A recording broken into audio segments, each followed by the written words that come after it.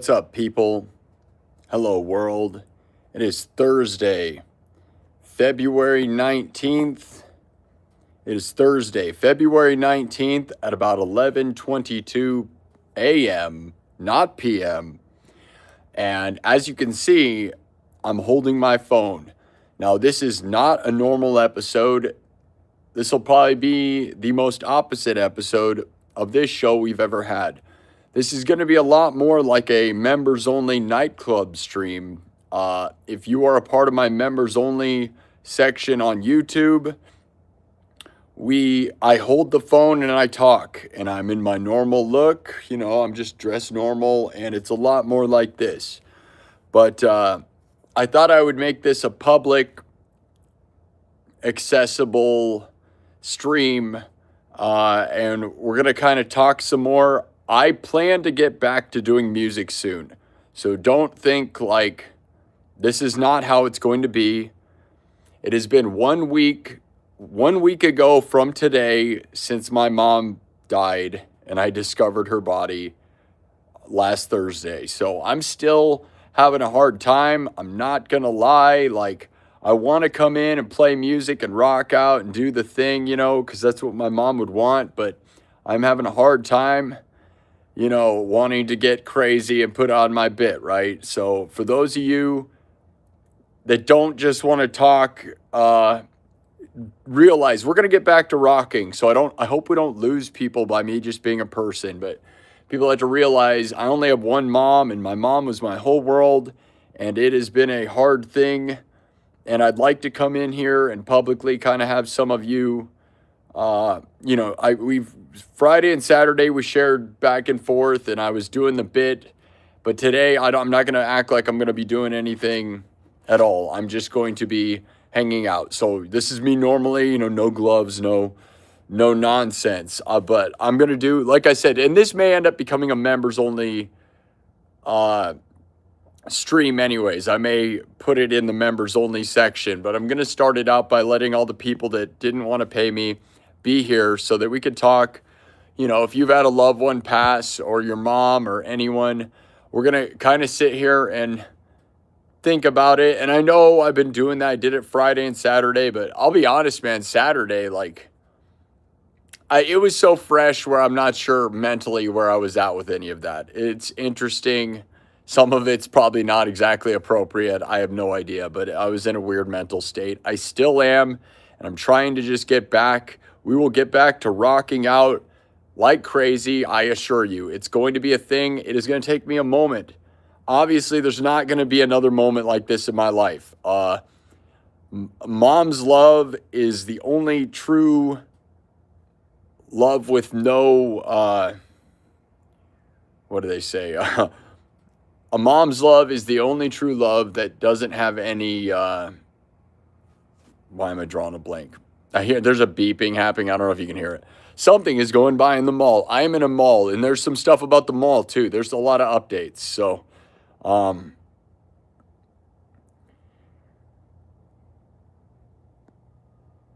we're going to try to stay, positive, and I may switch it to subs only mode. We're gonna leave it open for a second. Maybe we should just be subs only mode. We'll give you guys subs only mode. I don't really want to see psychos in here right now. It's weird because I'm never here at 11 in the morning usually, and so it's interesting to see if psycho people are gonna show up. There's gonna be no music. It's just me talking, and I just wanted to thank you, Manny. Yeah, if you guys have something to share, thank you, Strum Roblox. What's up, friend? Good to see you. Thank you. Manny, thank you. Yeah, if you guys can just say some real stuff. Tyler Janes, keep your head up, brother. Sending good vibes your way. Thank you. Yeah, it's been real intense, guys. Like, I normally do these for the nightclub members, so members only. I've seen this before, the behind the scenes, and this may end up being pushed into that. So, I don't want my members to feel like they're getting screwed by me doing this, but I wanted to talk. How's it been going? I mean, yesterday we made Or was it yesterday? I guess it was 2 days ago. 2 days ago, we made funeral arrangements. We picked out urns and we did like pick the flowers and all the stuff. Sunday, we're going to have the final like funeral thing. She's being cremated, right? So we're just going to have a gathering on Sunday, 1 to 4 p.m. And so like, you know, I don't think anybody's really done grieving or being sad until, you know, Sunday, right? Or till not Sunday. See, I'm all weird right now, right? But until the final thing, right? And even then, man, it's my mom, so there's a lot of processing happening right now. I mean, anybody ever had their mom die? Like, if you look it up, see, I Googled, you know, used AI to look up. It's obvious, right? But, you know, most people's parents do not die until they're 40 or 50 years old. And I'm in my 30s, so, like, you know, I am saddened by that, right? This is not, obviously we had warning signs with her heart problems. You know, she had 2 stents put in her heart. She had heart attacks and strokes. She went out on her own kind of like, she was still healthy, still happy, able to walk, talk, do the thing. She didn't end up in just a hospital bed. She would have hated that. So there's stuff like that. But it is hard to process and will always be hard to process. Like, yes, last night I wanted to come in and rock out. I also got sick, by the way. I'm feeling better now, but I got physically sick Monday. I don't know if I caught it from the groups of people I've been around and the funeral home and all the things we've been doing. Maybe. I may have also caught what my mom had because she had sniffles and coughs too. And if I caught what my mom had, if my mom had what I had that hit me on Monday, I could see how that would kill somebody who had bad health. I don't know what it is, if it's just a bad cold, because it's not the flu and it's not, you know, it's not COVID or whatever. It's just, I just feel bad. How did it happen? I told the story to the members. I've said it on the last couple streams. It's a long thing, but Thursday, it's this whole story, man. Essentially, though, I came home. I don't know. I don't know if I want to tell it again because it's a long story. I guess I could tell it again. I discovered my mom's body, essentially, okay? Like, she died from a heart attack, which was kind of expected because she had stents in her heart. And we kind of knew that's probably what was going to happen. But I think she was not taking her medication anymore, which is very sad, like, you know, because I don't know why she would stop doing that. I know she said it didn't make her feel good. Like, it was kind of making her feel bad. So I, you know, am sad that she might have made that decision. Nobody really knows, but she might have stopped taking her meds, which would have, you know, made her die, which is too bad. Her blood pressure meds. But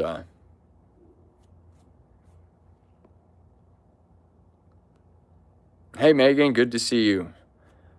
Just thinking about you working right now, but we'll try to remove garbage comments when I see them. I put it into subs only mode, so there shouldn't be too many garbage people here, you know. I would love to leave it open and have all these people saying stuff, you know. If you guys can share some stuff, we'll read stuff and talk back and forth. There's a chance I'll be here for a couple hours. There's not a whole lot of people here right now. I also changed all the regular tags for my stream because my stream normally has all these tags. So, you know, music tags, right? And we're not doing music right now, so I don't know what this will do, right? The thumbnail's stupid, the title's stupid. So I'm not really trying to get tons of people here, but, you know, I'd love to talk. Hey, thank you, Potato Punch. Potato Punch Kick. Says, rest in peace, Mom. Day, man. Sorry, Sparky. Hey, guys, thank you. Yeah, I mean, I can tell you guys the story again. I've told the story a few times. There's other things to talk about, though. The stream has already heard the story. But basically, guys, like, I mean, it can be rewound really far. There's a lot to the story. But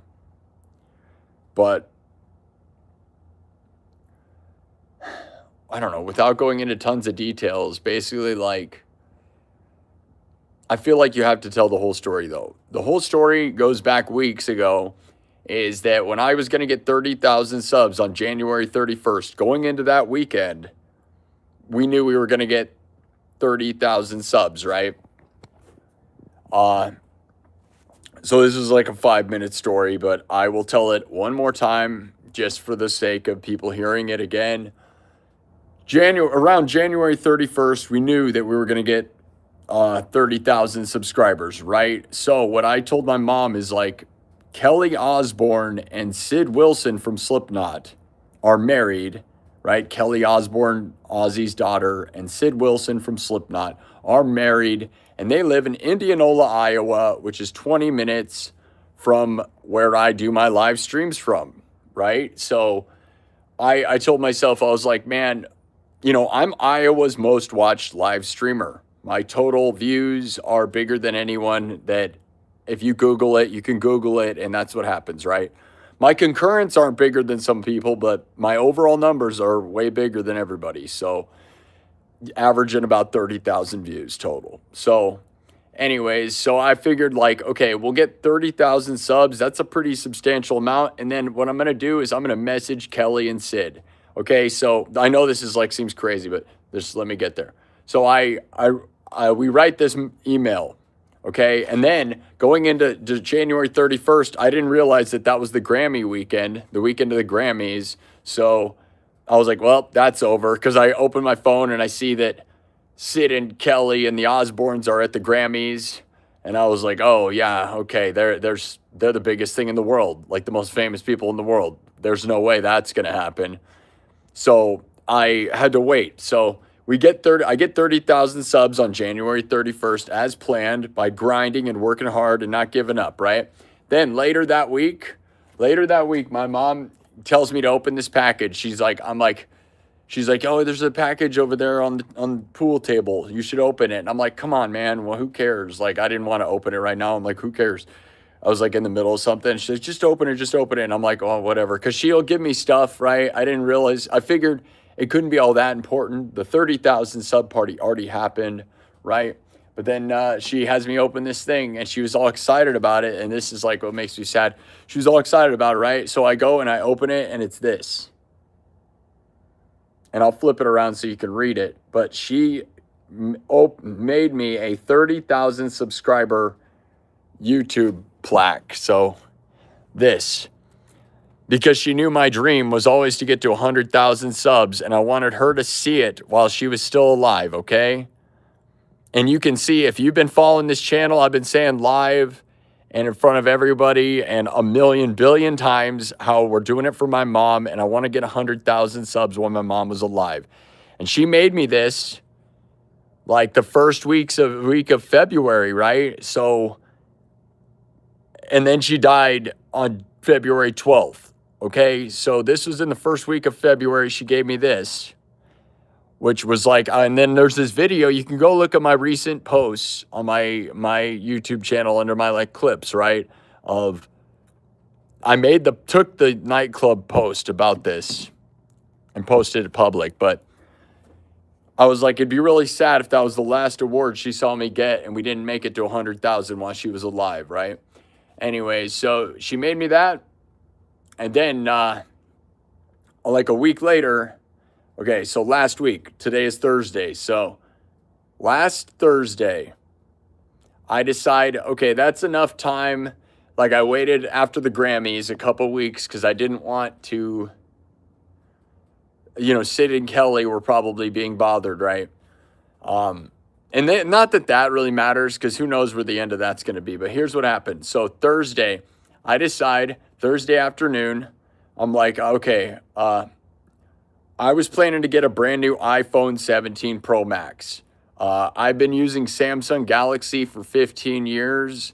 I have not used an iPhone in 15 years. But, the plan was always to switch to an iPhone because you can get a 2 terabyte one on AT&T, and you can only get 500 gigabytes on a Galaxy on AT&T, which is stupid. So I was like, I'm going to switch to iPhone, which is what you're watching me on right now.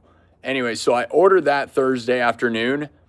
And then I also had this I did this first. I have an old debit card that I'd had for years, right? About 3 years. Its date was up this February, right? So I was going to have to switch it to a new debit card. I switched the debit card to the new card, then order the phone, right? So I know this stuff doesn't matter, but it all just lined up crazy. It's like I switched my card, ordered the new phone, and then I decided to send the email to Kelly and Sid. Well, Instagram, send it on Instagram, right?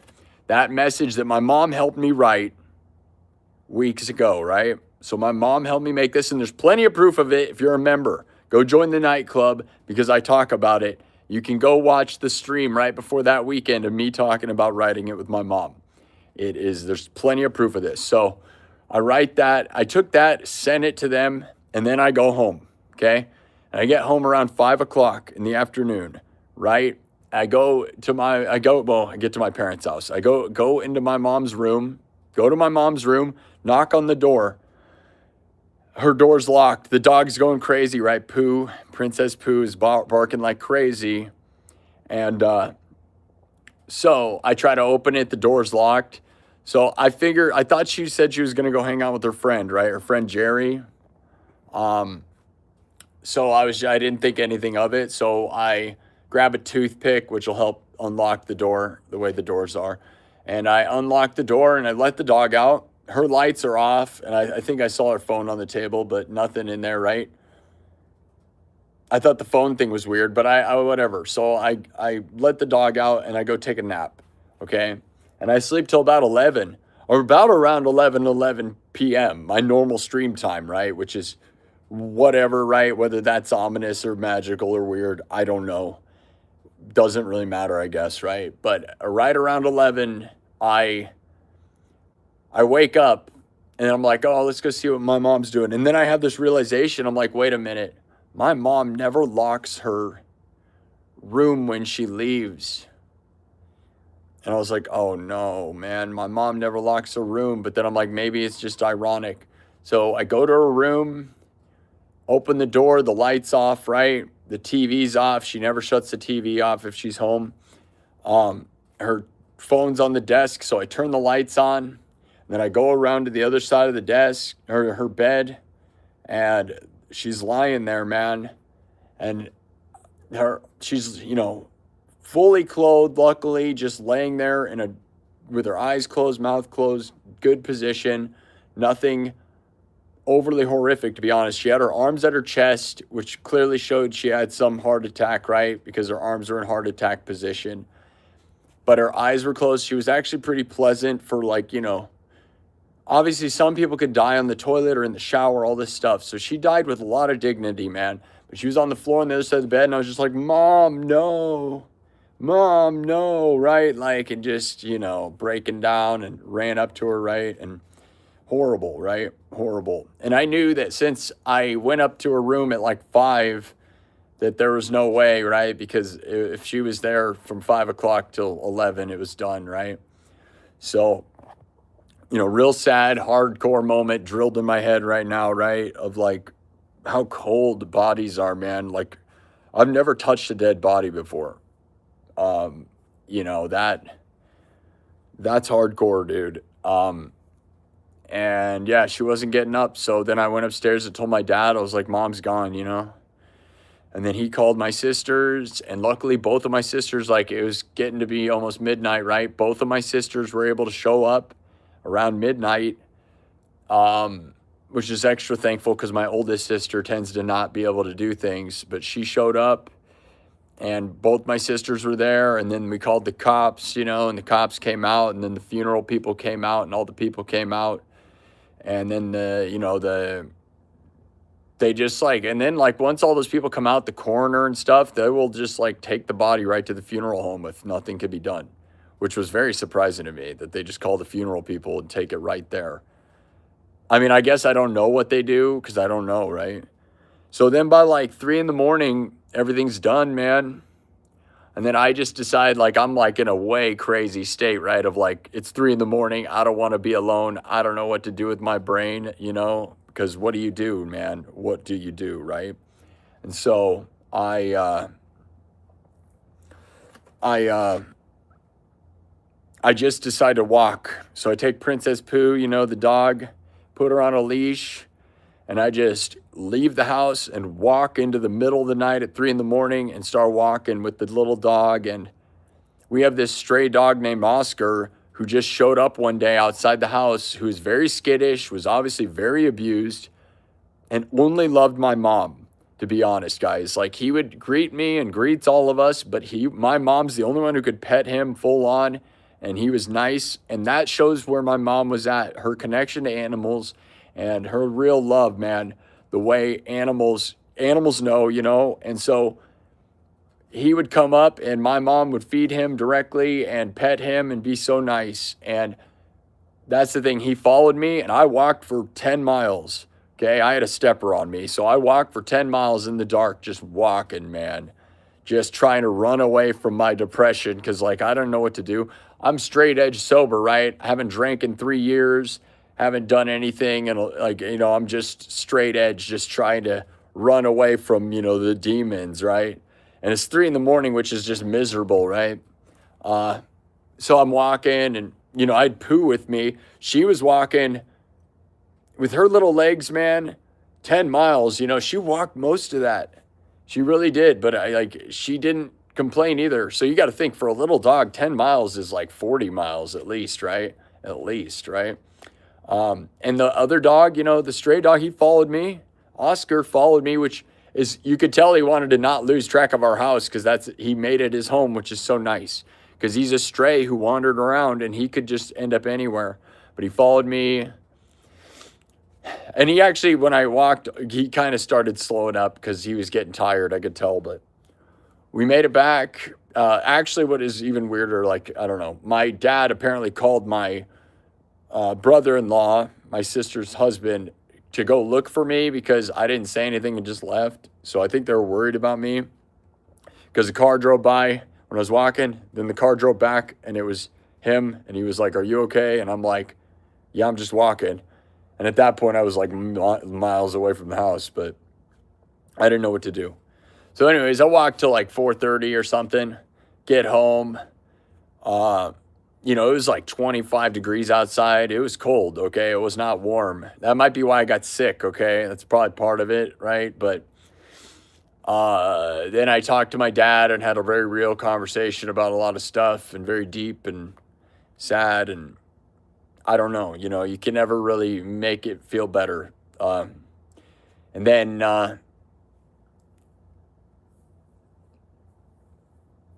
don't know. That's the story, though. Okay, no, that's not the story. That's not the story, because all that garbage at the beginning, right?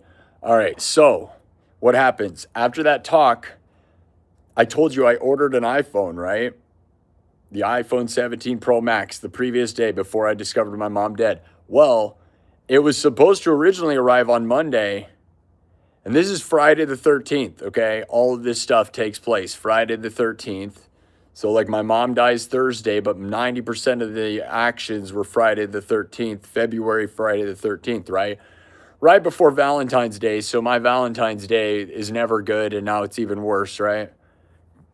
So because the last time I ever saw my mom's body was on Valentine's Day, which is insane. I've never had a good Valentine's Day, and now my mom's initials were TLC, and I'm just going to be even more like screwed up on Valentine's Day. Please love me, someone. Anyways, okay. So let me finish the story here. Then Friday the 13th. So I get back. I have that conversation with my dad. I'm never going to sleep again is my thought, right? So I take a long bath, you know, long hot bath. And then I knew, like, you know, sleeping's impossible when that happens, okay? And like, so the phone was supposed to be delivered Monday, switches to Friday the 13th. So I'm like, oh, all right. So I wait till the afternoon. The phone gets delivered around like noon or 1 o'clock. I've been using Galaxy for 15 years. My iPhone 17 Pro Max shows up in the afternoon. And so Friday the 13th, I switched to iPhone. And then And then I do a stream on Friday, which I don't know. I don't know. You guys can go watch that. That's questionable. I don't know. I was certainly in a mental psycho state for sure. I don't know how any of that. Friday and Saturday I did streams. Should not have even attempted to put the guitar on. It should have been what I'm doing right now, which is, I know no one wants this, okay? I get that. This is not what this show is.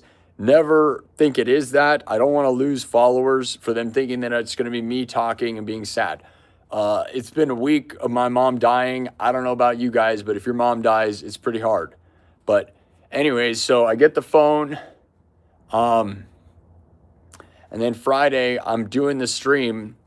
And, you know, it starts around 11:11, right? And I'm a mess. Terrible stream, right? Like, not terrible. It's probably the same as this, but just sadness. And I'm crying a lot more. That Friday one was a way messed up one. But about 11:40, still on Friday the 13th, Sid Wilson from Slipknot messaged me back. So that message that I made with my mom weeks prior, that I had sent right before discovering my mom, he messaged me back and said, that's pretty cool. Trying to invite him to come to the show, right? So that happened on Friday the 13th, which is epic, right? Because it was 11:40 at night. It was very close to midnight. So even Friday the 13th, if you're like a Slipknot person, you know how they're symbolic, right? So,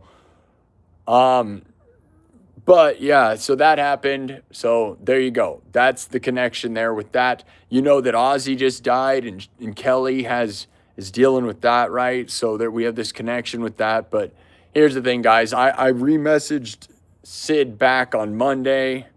I don't really know if I can expect anything else to come of that. I did not include my mom's sob story. So I went pro with it, right? I just tried to invite him out here and nail down a time for him to come on my show without mentioning how I sent him the message right before I found my mom dead, right? Because there is something really powerful about, like, me and my mom wrote that message together and then I sent it and then I found her dead. We were planning to send that weeks ago and I waited weeks, which makes me wish I didn't wait weeks so she could have saw the response, but his response, who knows if he actually really thought about it or not. I don't know. And they're world famous in a way. It doesn't matter. But I am technically Iowa's most watched live streamer. So, like, it'd be nice to get tapped on the head by Iowa's biggest band. But, I'm not looking for anything like that. And again, I didn't send him the sob story about my mom. There's a world where I might. I replied to him on Monday, okay? So I'll give him some time. And then maybe I'll say, like, I didn't tell him I would meet him at his house if he wanted me to do a stream. But I don't know if I should have to. I'm trying to stay pro. So even talking about it on here is pretty unprofessional. Like, I don't know. But it's all part of the story. So yeah, then that happens Friday the 13th. And then Valentine's Day, right? Saturday, Valentine's Day, February 14th. We go around 11 o'clock in the morning, which means around 11:11 a.m., we go see my mom's body for the final time. And you know what's crazy, guys? Is when we got to the funeral home, in the hallway of the funeral home is the song Free Bird. Okay? And that's whatever. Like, I wasn't thinking over much about it, but I thought it's weird there's music at all right there, right? And realistically, like, okay, how many songs do I know, right? I know a lot, but not like a lot of good funeral songs, So the fact that Freebird was playing in the room before we went to go see, before and after when I went and saw my mom, is kind of mind-blowing to me because, that's one of the songs that I do, right? So that's crazy, right? Like, again, most of the songs I do would never be a funeral song, let alone, like, the odds of that. That blew my mind, okay? So that's insane symbolism, right? Freebird's playing, and then I go in, and my mom's body's just in it's in a casket sitting there, and it was just me, my sister, her husband, my sister Megan, and her husband Ryan, okay? And then my dad. And my oldest sister didn't make it, which I think is a shame. She really should have been there. I don't know, she's off on Planet 10. She has substance problems, stupid choice. Anyways, so see my mom's body and, like on Valentine's Day, around 11 a.m., Like, that was hard, man. And then, like, I kissed her forehead for the last time, right? And it's like cold bodies, dead bodies are so cold and so, it's so hardcore, dude. That coldness is hardcore. Like, I've never touched a dead body, and I'm never going to not be able to, like, it kind of makes me want to throw up because it's just like the ultimate, like, it's all over, dude. And I didn't want to leave that room, dude, because it's like, no, mom, no. You know, like, where am I now, you know? And I feel like a lost puppy, dude. Just like Oscar, the dog that we have, who is a literal lost puppy because that dog, like I said, the stray that just showed up, you know what happens, man? It's very sad. He loved my mom, and all he did and still is doing is sitting outside my mom's window. Literally, his bed was made outside. His dog bed was made outside my mom's window, and all he would do is sit outside my mom's window and stare in the window. And then when she would go to the door, he'd go over there. But he'd stare in the window. So if you go there, even right now, I guarantee that's what he's doing, just staring in the window. Like, my mom was this angel to him. And, like, for a beaten dog who's very abused, like, he's scared, runs away. He's terrified, dude. I've never seen a more abused animal ever in my life. Like, the way he is skittish towards everyone's crazy. So, you know, you go in my mom's room, I'm sure he's just staring still. That's what's sad. So, like, you know, and I feel that same vibe. It's like being a lost puppy. Like, where are you, man? So that's what happened. I've told the story before, telling it again. I don't know. That's it with overly amount of details. Some of it doesn't matter, but there it is. So I saw my mom for the last time on Valentine's Day. And then Monday, we went in and went into the funeral home and made arrangements, picked the urn, picked the flowers, picked all the stuff at Hamilton's in Altoona, Iowa. So, not a lot of comments here. Thanks, guys. You know, if you want to share your sad stories, please let me know. That would make this better because that's part of why I'm here, guys, is I'm kind of just, I want to play music, guys, but then I don't feel appropriate. I'll be honest. I feel like the music's dead, right? It's like the day the music died. It's like hard for me to just be like, all right, bros, like my bit is so ridiculous, you know? Like my cyberpunk light up guitar, all this crap, right? Like, you ready to rock out? Like, it's too, I tried to do it Friday and Saturday. I kind of regret going about it that way, but I honestly was in such a state of shock.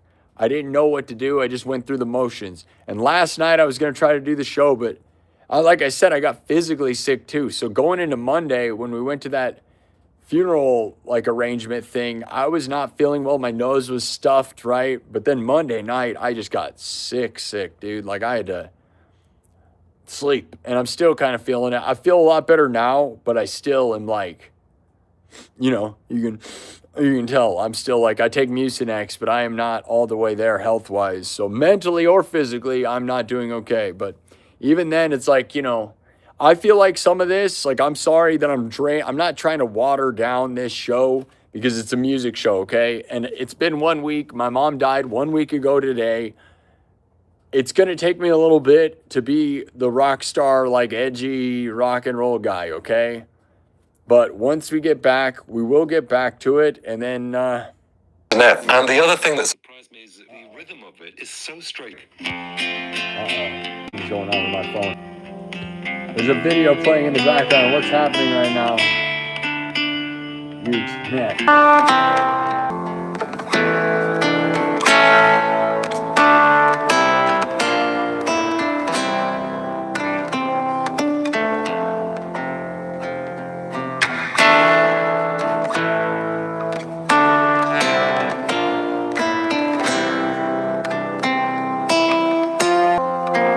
A lot of people play Yesterday and no one that I hang out with. No, but I mean, it's what surprised me. The one that's an F, and the other thing that surprised me is that the rhythm of it is so straightforward. It's like.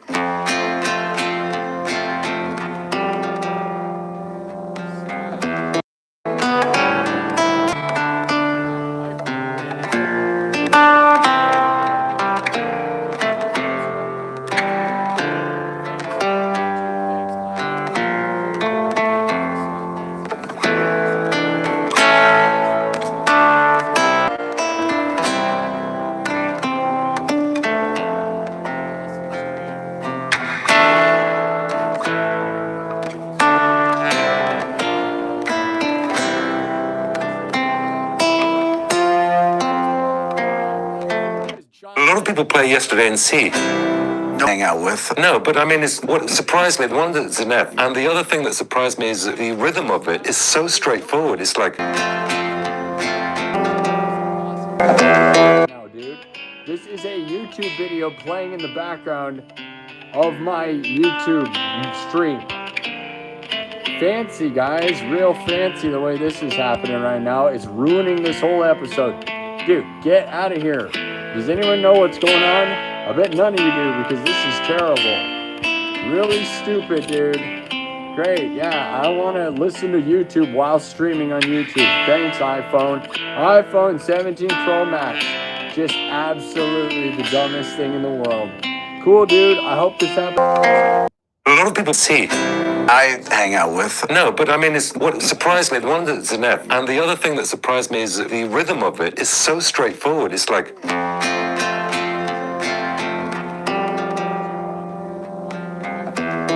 Oh, well, where you been? What are you doing? I don't know why we're dressed the same either. Oh, yeah. How about that? We're wearing the Tuesdays uniform. Let me see. Where have I been? What am I doing? What do you got, Fatty? A couple of Tuesdays.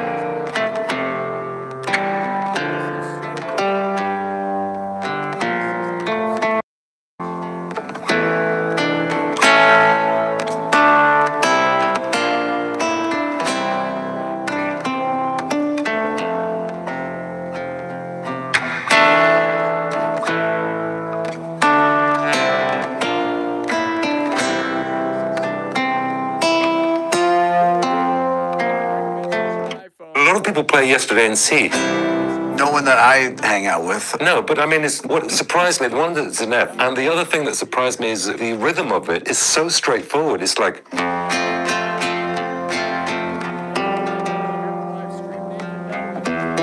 Right now.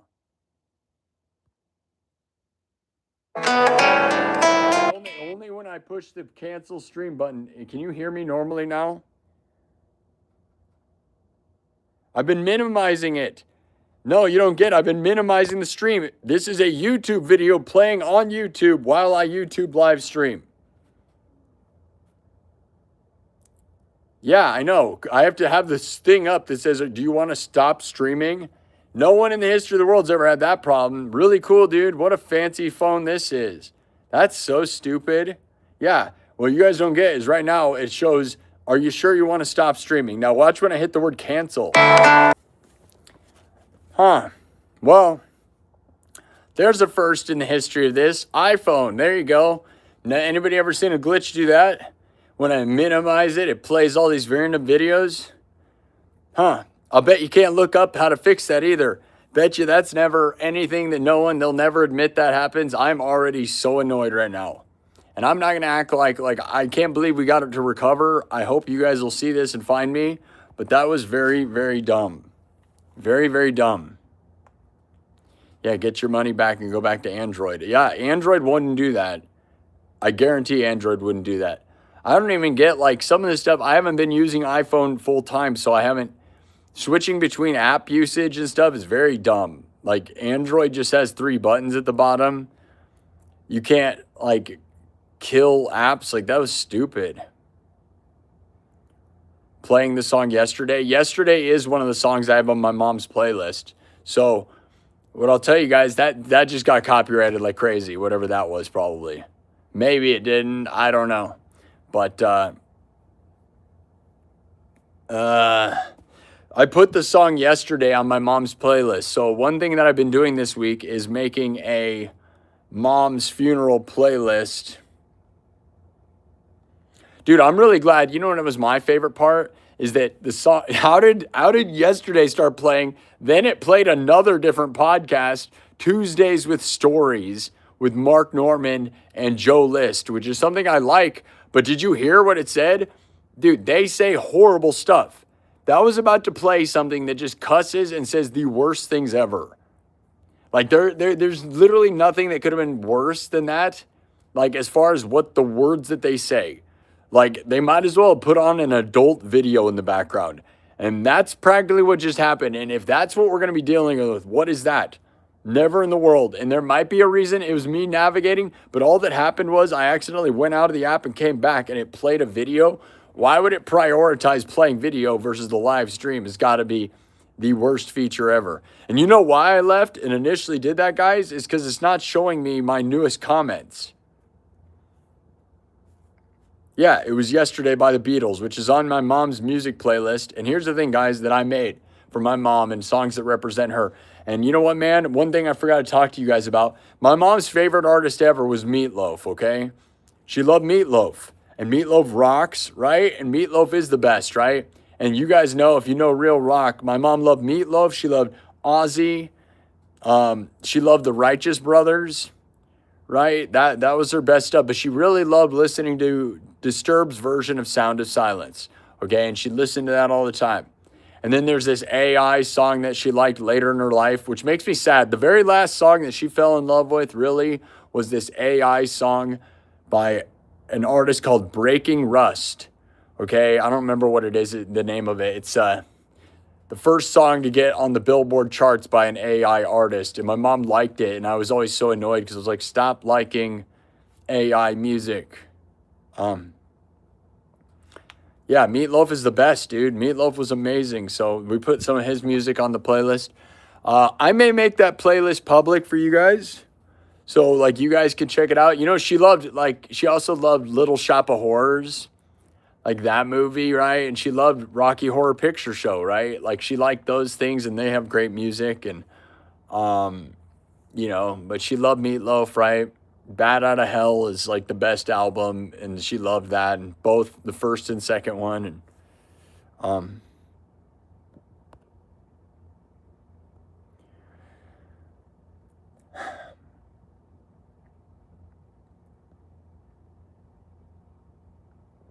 you're mad that you have hair and I'm about to be bald. If you're gonna be bald, don't be sad, just shave it, dude. Who cares? Nobody cares, you know. Sometimes I want to be bald because it'd be easier sometimes. And I'm going to be honest, man. You know, it's one thing that's kind of a blessing and a curse is I'll tell you, you know, you guys know, those of you that know, I almost got my hair cut. Well, I got my hair cut recently, like a few weeks ago, 2 or 3 weeks ago, right? Those of you, like I had not cut my hair in years, okay? Literally years. And I got my hair cut for the first time few weeks ago.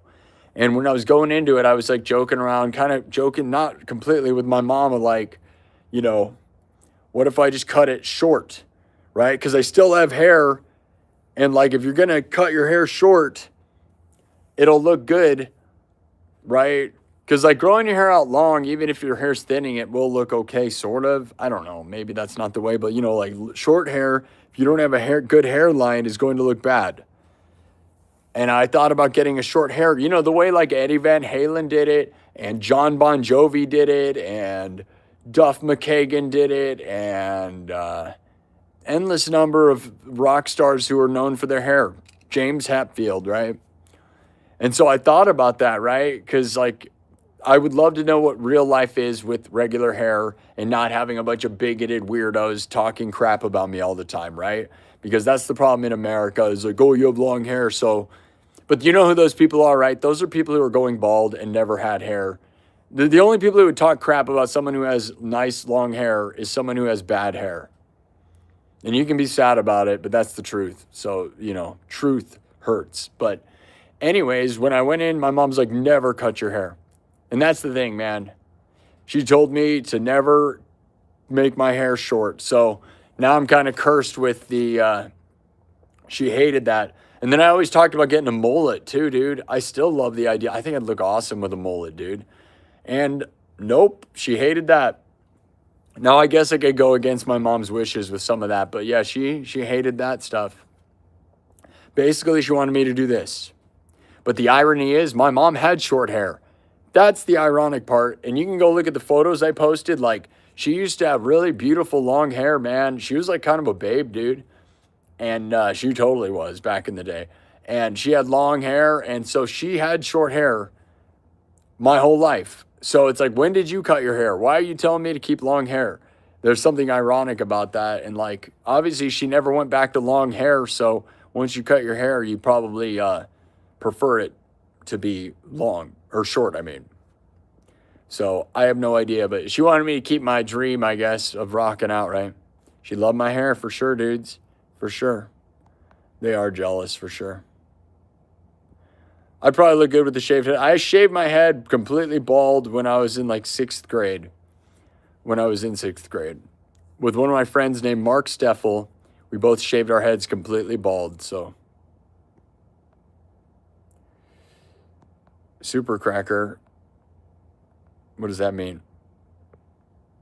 Super Cracker loves you, bro? I don't know what that means. Who's Super Cracker?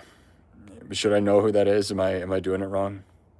She was 75. She was born in 1950. So she had this exact number thing, right? Born in 1950, turned 75, right? Because 2025, and then she would have been, you know, into 26, she would have been turning 76. iPhone's trying to multitask while ruining my life. Yep. Yeah. Are you 20 or 40? Somewhere in between, probably, right? 20 or 40. Somewhere in between. And the sad part is that everything tells you that your parents, most people's parents die when they're 40 or 50 years old. And so I'm sadly in my 30s and whatever. I usually don't talk about it. I don't care. I'm 36. Normally I don't care to mention my age, but I don't care. That's what it is, so. Yeah, very serious 6th grade move. I know, right? Especially because it's such a weird age. But we were still in elementary school, and we weren't quite headed to junior high, so it's all good because we were in elementary school in a little school called Runnels, which is so small that we were kind of the kings of the school, so it didn't matter. But yeah, going into junior high, I would never have, dude. But I hate junior high is like the worst. That is like evil. They shouldn't even do that to people. It's like weird Hunger Games. Like everybody's trying to pretend they're cool. Everybody wants to be cool. And it's like everybody's trying too hard. And it's almost pathetic and embarrassing. It is pathetic and embarrassing.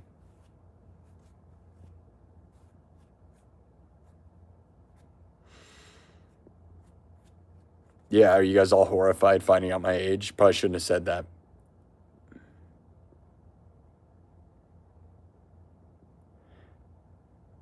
Yeah, it's hard to be different, dude. Yeah. I will tell you, I've never had short hair my entire adult life. So I'd love to know, you know, now that you know my age, think about that. I'm double being an adult, right? So technically, it's weird to have never experienced like short hair life. So I don't know what it would be like if I just cut my hair. I thought about going Billy Idol with it, dude. I would love to do that. Just like spike up my hair, you know, or a mullet. I love a mullet because like if I'm already crazy, dude, and doing this show, like I would go full blown, you know, mullet status, dude. But yeah, I don't know. You think iPhone's getting worse? Thanks, Hollywood. See you later. Thanks, guys. Anybody else have any sad stories? Scott says, stay strong, brother. I've been through it with both my parents. It's hard. Time will heal. Don't stop playing. Thanks. Yeah, I don't want to stop playing. I'm just having a hard time, dude. It is very hard. I want to get back in the mode of music, right? We got to get back into like, that's why this isn't what it's supposed to be. This is not what this stream is supposed to be. So those of you realize this is not what we do. And I'm not trying to water down my channel by doing this because I do not want it to be a talking channel. It is a music show, okay? So those of you that are new to here, I'm sure this is stupid and it's not what it's supposed to be.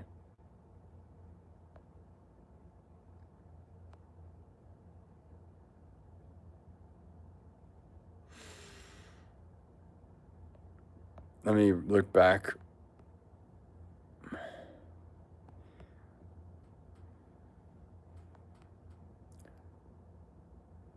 Okay, I'm trying to read if anybody said anything. My chat wasn't showing up. So if you wonder why the initial crazy YouTube glitch happened, I left the app to bring it up because it wasn't showing the chat. And I'm glad I left because it does show the chat now. So there's another issue. So I can tell that iOS is not going to run YouTube as well as Android, which makes sense, but I don't know. I bought this literally to just stream on YouTube, so I'm kind of wondering.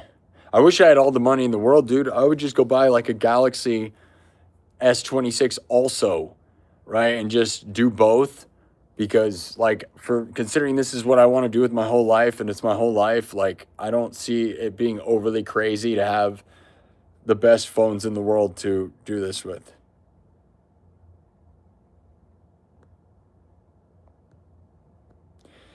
Yeah, you mentioned 10-year-olds in the chat. Do you realize how little I care about little kid prodigies? I'm the opposite. I'm actually unimpressed. Cool, bro. You can memorize the patterns and do the thing. Until you write your own music, I don't care. And even if you do write your own music, I do not care about a kid who is gifted. Okay? For a person who has grinded for my whole life, I'm not impressed and I'm not excited. I would take some guy who's run his whole life to the ground versus any little kid prodigy garbage. But obviously that's because of my opinion and where I am, right? No interest in little kid prodigies.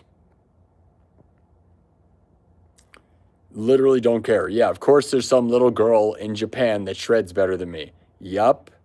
Don't care. I can write better compositions than them all day. And also, like, I don't care.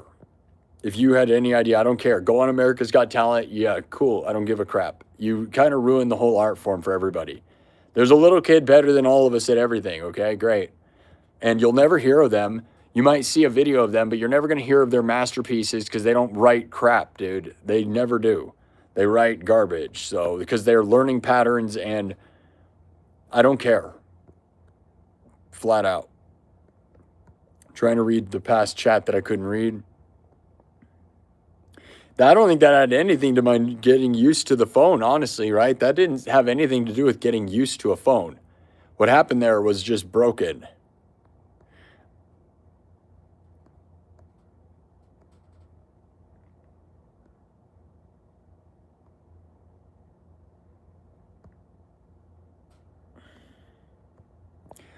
Dakota says, sorry for your loss. Mine had an overdose when I was 19. She wasn't a good mother, though. Very abusive and had a heroin addiction. Didn't have a father either. Wow.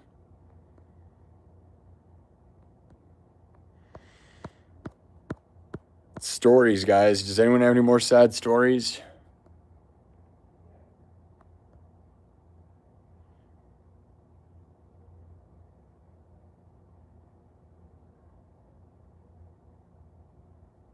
Yeah, I use my phone for everything. I don't have any interest in using it for a phone.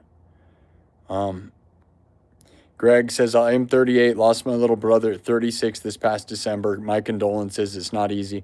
Been watching you for like 6 months now. Love the show. Thank you.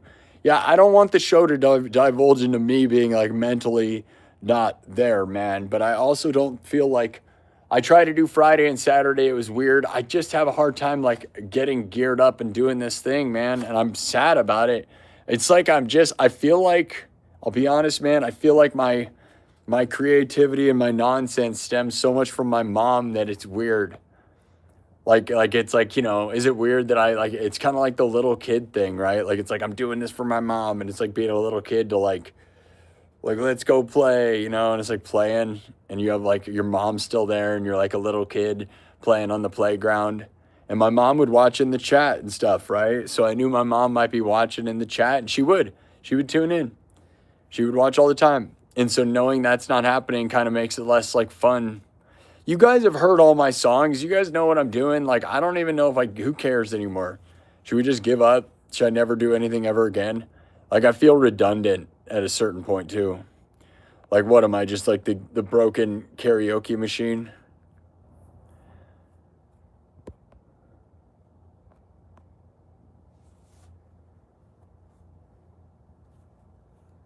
Gary Newman at a petrol station in Ryle. Ryle is a sad place, to be honest. I don't know who Gary Newman is. That, to me, since I don't know who that is, that just sounds like a random like guy.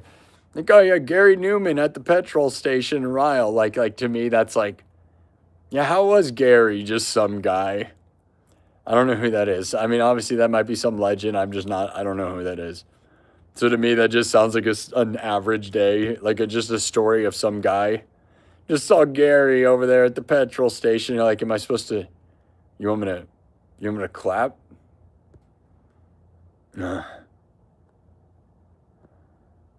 It's in between the personalities. Yeah, it's in between the personalities. Yeah, I don't really know, man. Thanks, says Bazagi says, hey, dude, sorry to hear about your mom. Yeah, I'm just trying to talk to you guys and deal with whatever. I don't know what to do. I want to entertain you guys, but I feel like I don't know. It feels pointless. It's starting to feel pointless to me. Like, I know the goal was to get to 100,000 subs, but that was for my mom and when my mom was alive, and now it feels weird. I got more I got to talk about. See, I hate that I kind of side tangent because there was more interesting information to reveal here, and I'm going to say it. Really windy and your transformer exploded. That's crazy, Onyx.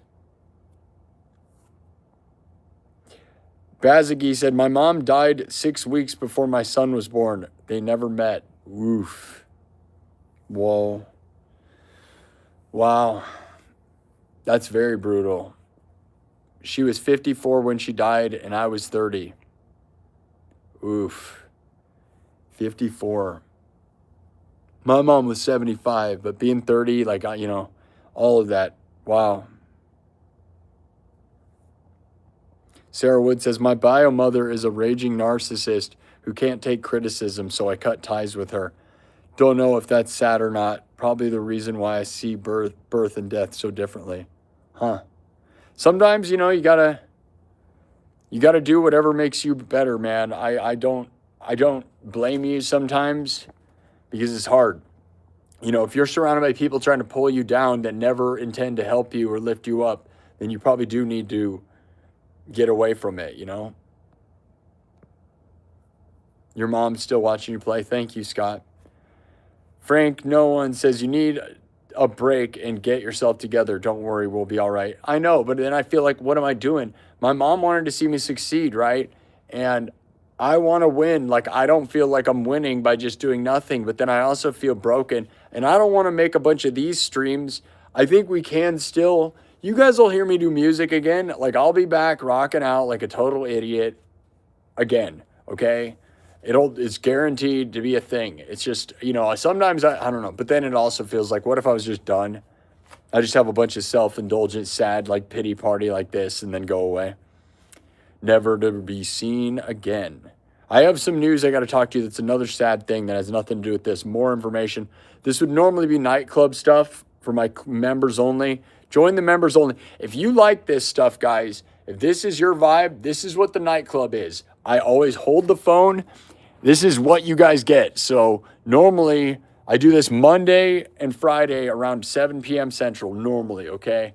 Obviously, my schedule's all weird right now because I'm not feeling normal. So, but that's what it usually has been. And then I hold the phone and you get this same vibe.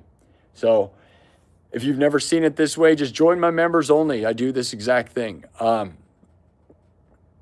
do probably need some break, but I can't. I feel like I don't, and I do. Because then when I look at stuff, all I think about is my dream of like, I want to be a rock star, dude. Like, I want to be as big as anybody or next to all the biggest people that have ever lived, man. I want to be, like, when I look at someone famous, I'm like, I should be in that room.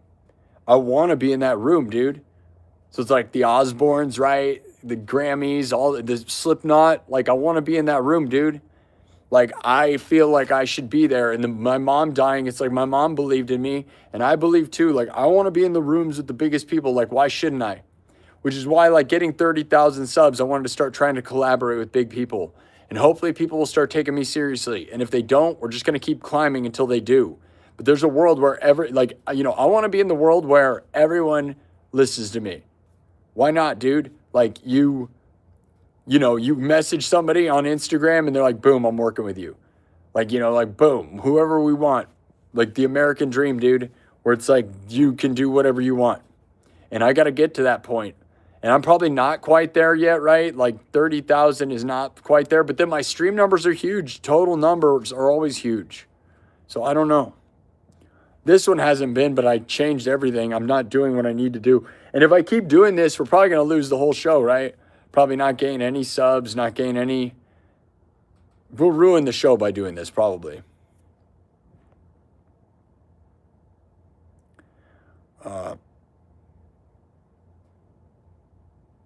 Wesley says, you were on adrenaline, Sparky. I know that it gets you later on. Just normal, by the way. Yeah. Yeah, totally manic adrenaline like was happening on Friday and Saturday. And now I'm still like, I'm in a depressed state of like, what's the point in the music? Like, because I'll be honest, guys, I can play and people are like, oh, your emotion will come out in songs. And yeah, it does. But it's like when you practice songs over and over again, you can play them so many ways, but it does just feel like it's like, okay, I've done this a billion times. You guys have seen all my songs, and I have a lot of songs. I'm not going to act like I don't, but at a certain point, it's like, okay, it's almost like I'm avoiding the issue. And the issue is that my mom's dead, and I don't know what to do. And there's bigger things coming on. I'll tell you in a second. I'm going to keep Gary Newman saying Cars from the 80s. Okay. Right on. Well, you saw Gary at the petrol station. Gary Newman at the petrol station. That, I don't know why it makes me laugh because it just sounds so funny. Just saw Gary Newman at the petrol station. Yeah, how was Gary? Was he getting good gas? What kind of gas did Gary get? Gary got gas at the Gary got gas at, I don't know. Is that one of his songs? You said Cars. So he made a song named Cars and you saw him at a petrol station. Does that make you feel like the irony of that? Does he just hang out next to gas stations waiting for approval? Like he plays this song in his car. He's like, I wrote that. I'm at a car place with cars. Petrol station. I love knowing that you're British or UK. Because my last name is Churchill. And, we call things gas. Israel says, my condolences, brother. Don't worry. We support your journey. Nah, no broken machine. Just cool, bro. We like to see. Mostly doing okay. Right on. Nathan Bell. Yeah, it's funny. Your mom's, Scott says, your mom's still there watching you from heaven. She'll see you hit 100,000 subs. Yeah, man. You know what? Everybody tells me my mom's watching, right? Do you guys really think that? Like, I think about that. I tried to talk to my dad about, like, so you think my mom is just right here, huh? Like, watching me? That's crazy to me. I don't know. Really? Like, it's a fun sentiment, but, like, in reality, like, what, you think we can get her energy? Like, if we had an antenna, can we get her? Can we really get her? Like, she's watching me? Is that what you do when you die? You just stare at everybody alive? That's kind of horrible too, right? Like, now that you're dead, you're just going to watch other people, like, do other things. And is that what happens? That sucks. I don't know if I like that. I don't really know. I like the sentiment that she's with me all the time, but if she's actually with me all the time, then that's also a whole different thing, right? Like, is she right here? Is she right there? I love the sentiment. And she's in me, right? My energy. Like when somebody dies, if you're electricity, I don't know. Do you think like some of that goes into your brain? Like if it's a flowing consciousness that's connected between all of us, do you ever think that it returns to you? Like obviously it's contained within me, her energy and her thoughts, right? But then there's this thing where I think like, there's a common thought that consciousness flows between all of us and that we're connected consciousness, right? Like that we're all one energy and that certain people are connected closer to you. So it's like if somebody dies, do you think you sort of absorb that? And maybe that's when people say they're still with you? Or are you made up of that same energy? And that's just how she's still with me. Or is she just with me because I am her and I'm a representation of her? Or do you really think that we can track her down? Like if you had some fancy technology, we could get her. I think about that all the time. Like, it's crazy. Because everybody's like, she's watching me. And I appreciate the sentiment. Don't get me wrong, okay? I'll take that for what it is. But, like, if people literally think she's watching me, it's like, okay. Then let's get her back, dude. Let's go get her. I don't know. That's crazy to me. Do it. You got to keep going for her legacy. I know, man. But then I sometimes think, like, maybe we're all just pointless, right? Like music is kind of dumb and dead and like all of it's dumb. Like I get 100,000 subs. Okay. Whatever, dude. Even if I got $1 million, like what is that? Who cares? Like it's kind of dumb. Like doing it for her, even like everybody's kind of pointless ultimately, right? So like my mom's legacy, my legacy, we're all dumb and gonna die. Like it's kind of dumb, dude.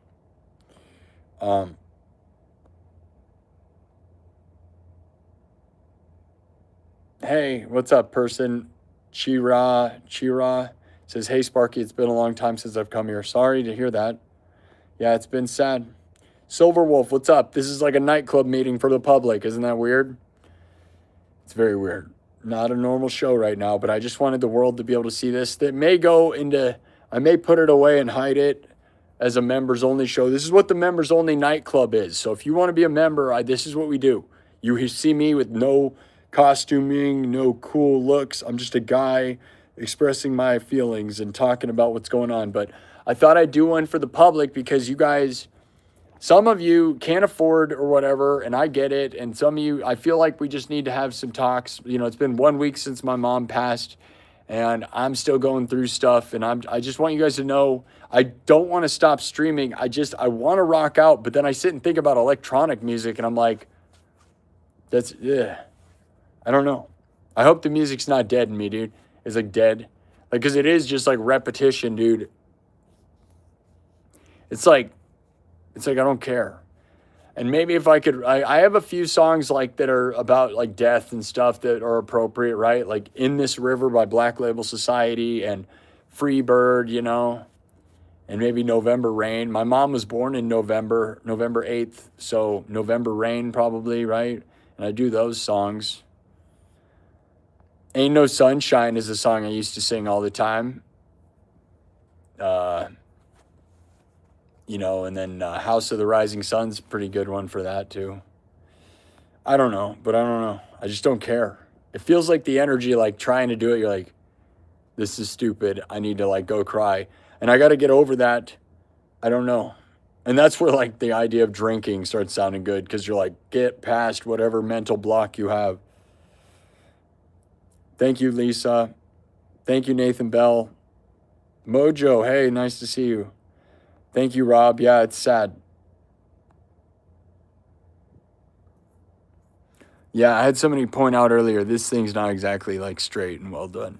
My bad, I did shave my face dumb. You want to deal with it? This is human. I'm not a robot. That's how you know. Or maybe because it's imperfect, you know that maybe I am AI, but not really. Not yet. The whole world's about to swallow us. So be human. Talk about your mom because AI's mom is not his mom.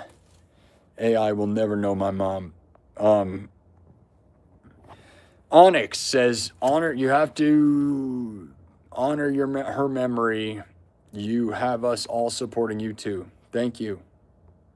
Silverwolf says, you have to fix that. Need more update info.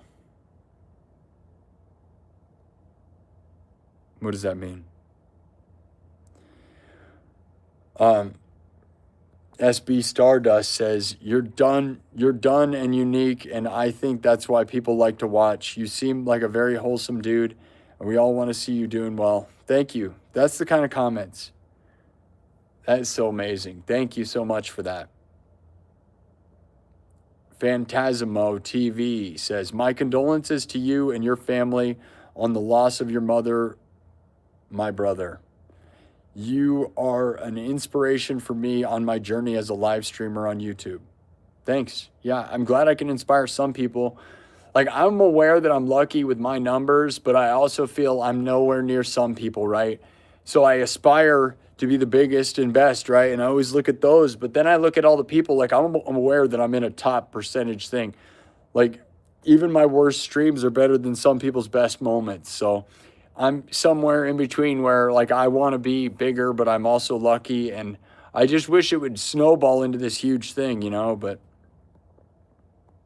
yeah, you got to laugh, Nathan Bell, for sure. Like what I did Saturday was goofy, weird. I don't know if Saturday was appropriate. I'll be honest, man. I did an 8-hour stream and most of it was like a psycho meltdown, but I think I was in a state of shock where I was just trying to escape reality.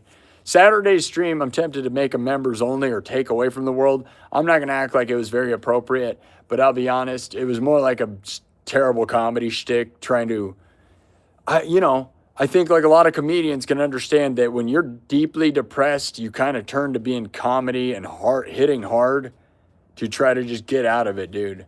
And that's the truth, dude, is like sometimes you got to say terrible stuff because it makes you feel better, dude. That is like, I'll be honest, I've written comedy my whole life, right? Well, no, I have like jokes that I've been writing for about 6 years. Hundreds of them written in my phone of good jokes, dude. Solid jokes. I've been a joke writer for years, never used them, never done stand-up. S. Fleischer says, condolences, sending love, brother, $2 super chat. Thank you, S. Fleischer. Anyways, yeah, dude, and I think like part of it is like edgy jokes feel good, and it's like, you know, my mom's dead. Like punk rock, you know?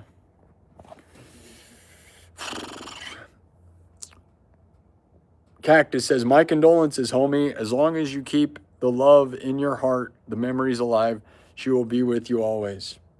Thank you. Yeah, exactly. Yeah, that's true for sure. Mesa Sky. You know what movie's the best? Coco. I'll bet if I watch Coco right now, I'd cry forever, right? That movie is the deepest, most amazing movie. It's one of the best movies ever. If you have not seen the movie Coco, you need to. And the mom is losing her memory, and then they realize like that people in the afterlife are only alive if you remember them in real time, and like if you don't keep photos of your loved ones, you die off in the afterlife, and that like the mom losing her memory and stuff, all of that, man. It's a story about moms, and it's one of the deepest things I've ever seen. I'm forced my parents to watch that, by the way. I made my mom and dad watch that. Neither of them had interest, and I was like, you have to watch this movie. It's the most important movie ever, and I really do think it's very, very important. If you have not seen the movie Coco, you have no idea. Like, you wouldn't think a Disney movie could go so deep, dude, and it goes so, so deep, dude. So deep. It's the deepest movie. It's like the deepest movie ever. It really is crazy. Mesa Sky says, my mother died too in 2007, and you never stop missing, brother, but you continue the way she would want you to. Yeah, I hate when I read comments like that. It makes me want to disappear from the world, dude, because you're like, oh, it's never going to get better. It's never going to get better. It's just never going to get better. Like, what's the point then? I'm never going to be better. I hate thinking that, and it's true, and it's like, okay. And then if you look up how long grief takes, which I know these things are obvious, right? But you kind of need substantial stuff, right? AI tells you, if you look up how long grief will take you, it's 3 years. So the first year, you're getting, like, trying to figure things out and totally lost. Second year, you're doing everything you did the previous year, but trying to relearn how to do it, right? And then the third year, you kind of have a new pattern, which totally makes sense, right? Because like all the holidays, the first time are extra hard. Second time, you maybe have an idea, and then third time. So 3 years, dude, which is crazy hardcore, which is about as long as I thought it was going to take me to get a little less than that to get 100,000 subs.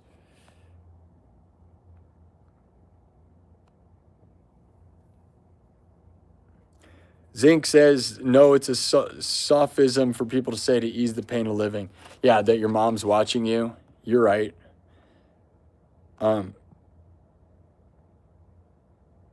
Mesa Sky says, you carry your energy, brother. You do.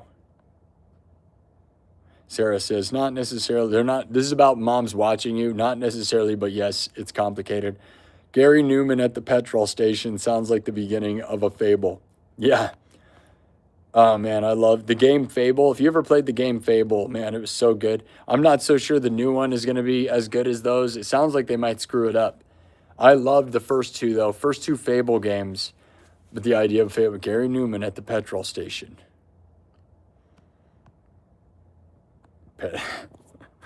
Oh, God. Cactus says, her essence is known, and I lost... her essence is, I know, I lost my parents when I was 2 years old, and I think that it sounds hokey, but there's something to it. Right on. I mean, I certainly feel like I'm seeing signs, but does that mean we're all insane, right? If you think everything's your mom doing everything, does that make you a psycho? It has to, right? It also kind of makes you a narcissist. You're like, that was my mom doing that, dude. Like, you're like, dude, that your mom did not make that pie taste better. Nah, man, this pie is good because my mom, dude. Like, right? I mean, it's not like that, though, right? I get it because I've been having signs. Like, just earlier, I was at my parents' house, and then the wind chime went off, right? Which, whatever, right? But it only went off when I walked past. And then I walk back and the chime's not chiming anymore and there's nothing going on and you can't help but think like the wind chime thing, right? Which is something you see all the time and it's a stupid movie thing, right? And it's like, but you can't help it, right? You said my mom's in heaven. Yeah. I don't think my mom really believed in that, I'll be honest. It's a nice thought though. You think she's just hanging out with a bunch of people right now? She'd probably hate that. I guess heaven's whatever you want. You think she's up on a cloud staring at me? I guess. I don't know. She didn't really think of that stuff like that, like, right? So I don't know. I don't know. That's nice, though. I know you mean well, so that's all that matters. All that matters is nice stuff, guys. So the niceties, I'm not going to overthink it. I guess it could be a mean, like, oh, that's what you think? Like, we still have the funeral thing on Sunday when everybody's going to be there 1 to 4. So what should I, every time somebody's like, oh, your mom's watching over, you be like, oh, that's what you think? I'll just rip apart everything everybody says about it. Oh, you think she's in heaven, huh? Oh, okay. I'll just be real pessimistic about it. No. But really. MECHS guy says, the soul is electricity, the animating force. Yeah. MECHS guy, everything is good. So was your awesome mom. Totally. We're just all good here, Wesley. Everybody has a soul. The immortal part of you from God. She is upstairs in heaven, Sparky. Just say hello to her. I guess. And if that's a thing, maybe that's a nice, happy, fun, magical thing, I guess. I know. I mean, I'm not going to act like I'm religious either way. I like the nicety of getting in a room and believing we're doing better for everybody. I'm all for that. I think some of the literal translations of some of that stuff is bad for society in a way. Right? I think some of these religions people take so literally that they're losing their minds. And I don't think that's supposed to happen either. I think you got to take it in small doses and take the real positive, happy parts and be happy. But when you take it for word, like it is only what it is, that's when things get dangerous. And I think they can be dangerous. Shiraj says, Sparky, I have one piece of advice. One small piece of advice for you. In short videos, make videos of music making tutorials, quite interactive and all that kind of content. I appreciate you thinking that. I'd like to do that, but then it's another one. He's like, I don't want to be a depressed depressed pessimist with the concept. But it's like, hasn't everything been done? Everybody knows how to make music, dude. Like, every tutorial that'll ever need to be made is already done. You could never make another guitar teaching class in the world and you'd be fine. Everything exists already. I will never be able to teach you any better than something that already exists. So like, I'm not sure. I like that people want to hear it from me. That's the only thing you could do is hear it from me. But am I a good teacher? I don't know. I certainly have a unique style for sure. But does that mean that I need to teach that? Like the actual music theory and music behind it is just stuff that already exists by much smarter and more talented people than me. So I feel like me teaching guitar would be pointless. But I like the idea that you guys think that's something you'd like to hear from me, and that you like. I'm flattered that you think that I should be doing that. Maybe, I mean, I feel like that. I wish that would be something that would get a lot of views, but I feel like there's so many legends that do that. What's the point? Sarah Wood says, we don't actually die. We transform onto other planes. I'll take that. I'd agree. I could take that for sure. You go to a different existence. Totally. For sure. I'll take that one. That's one I'll take for sure. You go to a good or a worse, or better or worse scenario, similar but worse or better. Like maybe I'll be reborn from my same mom in a different light or something is an interesting thought that I think could be true. You know, like maybe my mom's just reliving the scenario again, but different.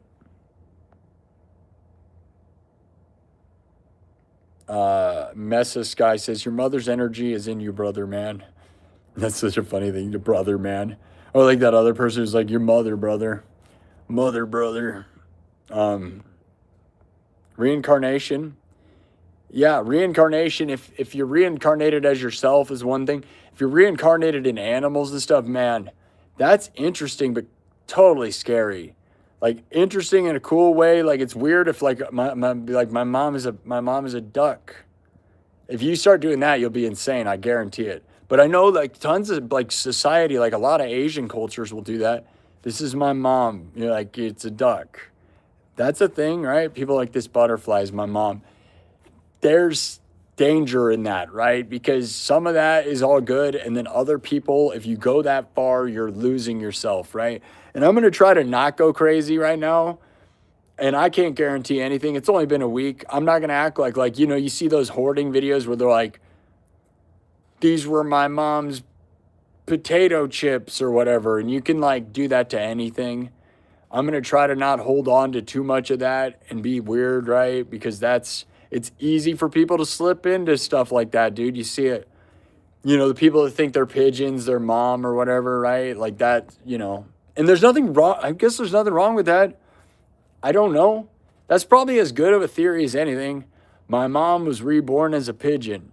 Now, me joking about that, am I going to end up that way? Like a pigeon just flies into this room right now? If that happened, I would full-blown take it exactly as that. If I see a pigeon in the next week that tries to be my friend, then I'll take that as the sign. I don't want to make my own history here, though, so let's not do that. Let's not make me crazy. Thanks, Mom. If you're watching, Mom, please don't make me insane. That'd be good, yeah. Showing me signs is one thing, but making me a psycho is not okay.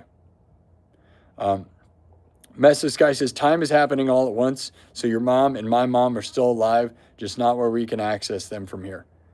I don't hate that either. I don't hate that idea either. Yeah, I get what you're saying. You're saying that time all exists as a fluid concept. I fully agree and believe, and I think physics say that. Like if we could figure out a way to crack in between, like, and actually travel back in time, right? You might be able to touch and talk to your mom. There might be a way to communicate backwards and past. You might not be able to travel back, but there's probably certainly a way we could send messages in the past. I don't doubt that at all. Like if we crack the way everything works, there may be a way to talk to past versions of ourselves. I don't know if we could send our physical selves there, but I think there might be a way to code messages backwards. If you've looked into what's happening with quantum physics right now, they did like travel back in time with quantum like computing, okay? Quantum computing was able to travel, I think it was backwards and forwards, sending messages. There's going to be something like that potentially. So yeah, time is a physical thing that exists that you might be able to get back to if you can figure out how to rip a hole in it. Looking backwards says, it's all pointless till you hear a killer riff, then it makes sense again. Totally, dude. Bikinis, Lamborghinis, righteous, gnarly guitar shredding, bro. Go hit the waves, get some sun. You know what I'm saying, my dudes? I love that. Yeah, and I want to get back to that, dude, because it is like that. Like, you got to get brain dead and not care, bro. Once you hear that rockin' crunchy riff, bro, you know you're back in it. It'll happen. See, there you go. Thank you, Looking Backwards. That, for a name called Looking Backwards, which seems like you would have had some deep thought on looking back at time and people dying, you threw me out the most gnarly, radical, brain dead, awesome thing that actually helps more than anybody even realizes, because that's what it is.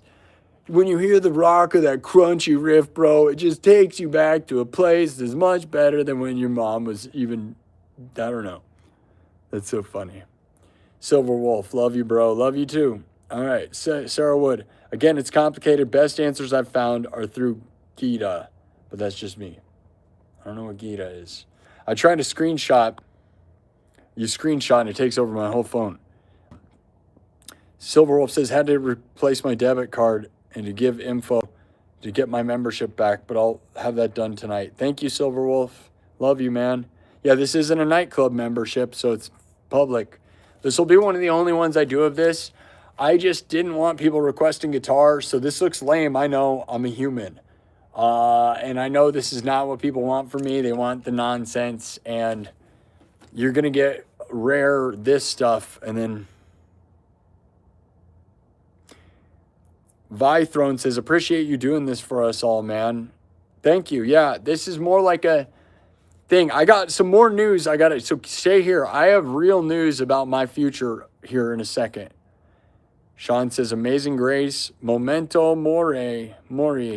Memento Mori is a really cool word. I don't know what that means, but it sounds good. Nathan Bell, going on the road may be the way to go, my man. I think so too, man. Like, it'll help.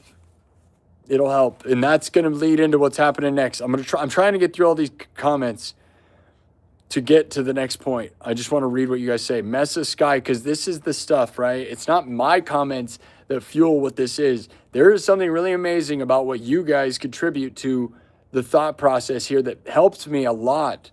It helps me. It makes me feel like this is really magical, what we're creating here. Like, right? I could rock out, and rocking out's fun, and that's what I bring to the people in the magic, right? But this is not, this is a different experience, and I think is powerful in the moment. This is not going to be forever. I don't plan to wallow in sadness forever, and I won't, okay? I will be a crazy, joking, rocking out idiot here soon, okay? It'll be fine, but it'll be back to what my mom loved. My mom loved me being a radical, gnarly dude with hot babes and bikinis and Lamborghinis, my dudes, okay? Mesa Sky said, since Einstein said all of time is happening all at once, when you see a video of your mom, she's still there and still alive. A video is like a wormhole in that effect, and you know she still loves you. Thank you, Mesa Sky. You're on my page with that stuff, because, yeah, I've studied, I like physics, man, and I study the way the universe works, so I like your talk, because religion's great and stuff, but then there is how does the universe work, and if you can hear what I was saying, like most physicists say that energy doesn't leave the universe, right? There was some recent stuff that say it might through black holes, but energy doesn't leave the universe. So you got to think, like, if the electricity exists in your brain and is dispersed, where does it go? Where does it go? Where does it go? Is a real thought. Where does it go? If you die and have electricity in your brain and it does not leave this universe, then it's somewhere.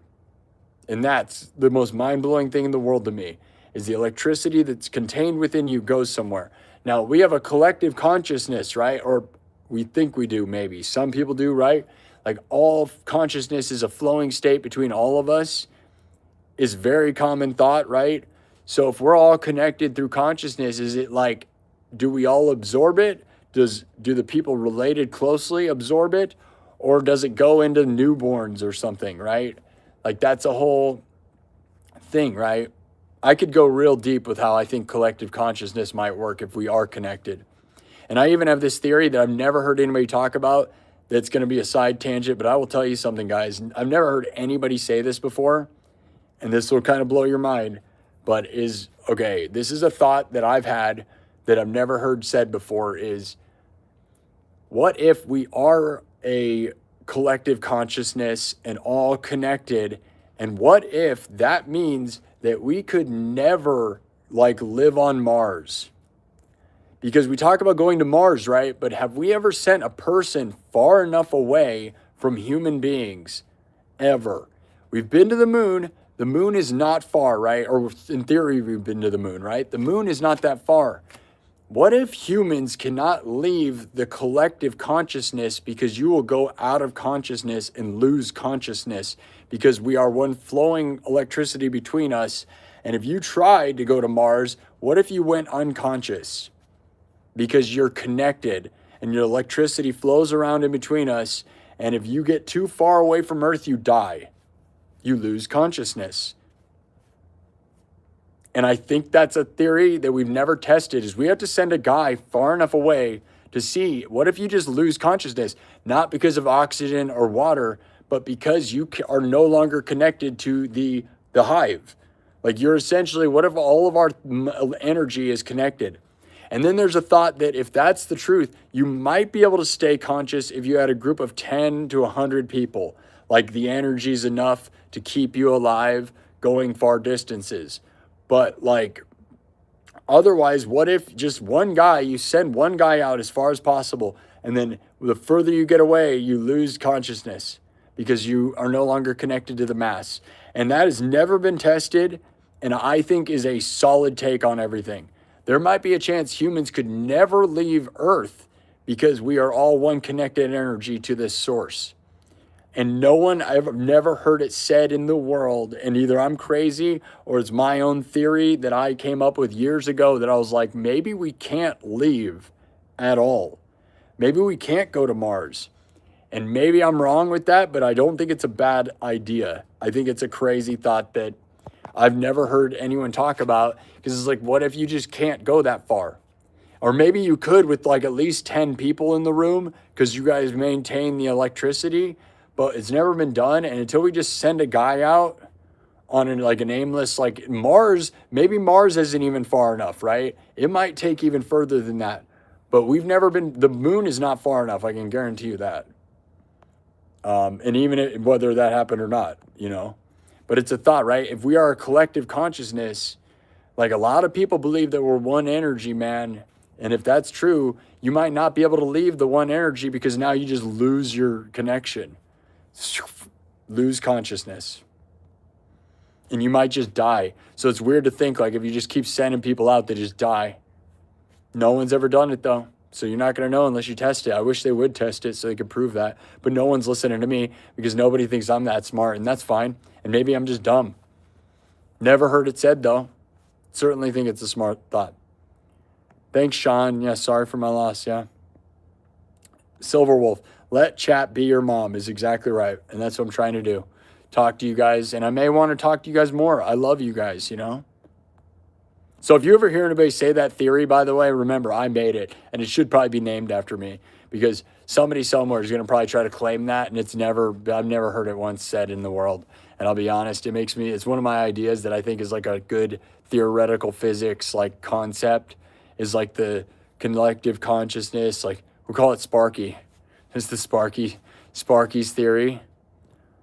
Sparky's theory of consciousness. Nathan Bell says, it took me a minute to deal with my mom's death. Eventually you'll cope and your vision of the future will begin to take shape. I've been side tangenting like crazy. We're an hour and a half in. I have really big news about the mall that I have to get to. Sean says, your originality is amazing. Keep it up. Thank you. Here for ham. Here for ham. Here for ham. What is that? Some people's names, dude. Here for ham says, my condolences, brother. Take the time you need and don't feel ashamed about it. You're a good dude. Thank you. I feel the need to document my feelings in real time to show people who are grieving what it feels like, and for myself and for everybody. I also am it's eating me alive not doing the streams. Like last night, Wednesday, I didn't say anything and I should have been streaming. And I feel like I'm not doing my job and not building my future for my mom and for everything. But I will be honest, it makes me sick. I feel sick. I'm physically sick. I'm not going to lie. Also, though, I'm physically sick, but mentally I also feel this blockage of like, oh, cool. I'm just going to like, oh, cool. We're going to play AC/DC now. Like it feels like what it does is makes me think of being in high school, rocking out like, Mom, are you proud of me? Mom, are you proud of me? Like everything was a thing of my mom, like being a kid, man. Playing music is like playing like in a park. It's like, are you proud of me, Mom? It was so much of this. You guys know that when I was like, I love you, Mom. I was here to make my mom proud. So it's weird to play music feeling like a little kid, right? It makes me feel like a little kid, right? Because it is. Like playing music is like youthful garbage, right? And then it's weird to be like, Mom, watch me, Mom, watch me. And then Mom is not watching me. And it makes me sad. It's like, I'm not going to let it die or whatever, you know, but it does feel a lot harder. Gotta laugh with the Gary comments, yeah. Sarah says, I cry at Coco anyways. I haven't really lost anyone like that. No, you don't have to lose anyone. I wasn't losing anyone. Coco is the most powerful movie. If you've not seen the movie Coco, you are very lucky because you're going to get to see, go watch it. It is so deep, dude. In a way, I don't think you've ever thought the way that movie makes you think. It makes you think about things in a way you've never thought of before. Coco. will change your life. And if you've lost people, like, I bet if I watched it right now, I'd cry the whole time. I can't watch that movie right now because it's about mom losing her. It's about his mom's losing her memory. And then they play a song to bring her memory back, dude. I guess I'm ruining it. I don't care. Whatever, dude. There you go. Just ruin the movie. What a bad guy I am. Please go watch the movie. Here's what happens. It doesn't matter, dude. It is the most powerful movie no matter how you approach it. There you go, watch anything. It's not going to ruin it. It's so good. Such a good, perfect movie. The definition of what a movie is all about. It's so deep, dude. It's deeper than, it's the deepest movie. I would argue it's like the deepest movie ever. It's insane. I did not expect it to be that deep. Scott says, take care of yourself, brother. You know people love and support you. Thank you, Scott. Yeah. Onyx, such a good movie. Yeah, makes you cry, dude. It will, yeah.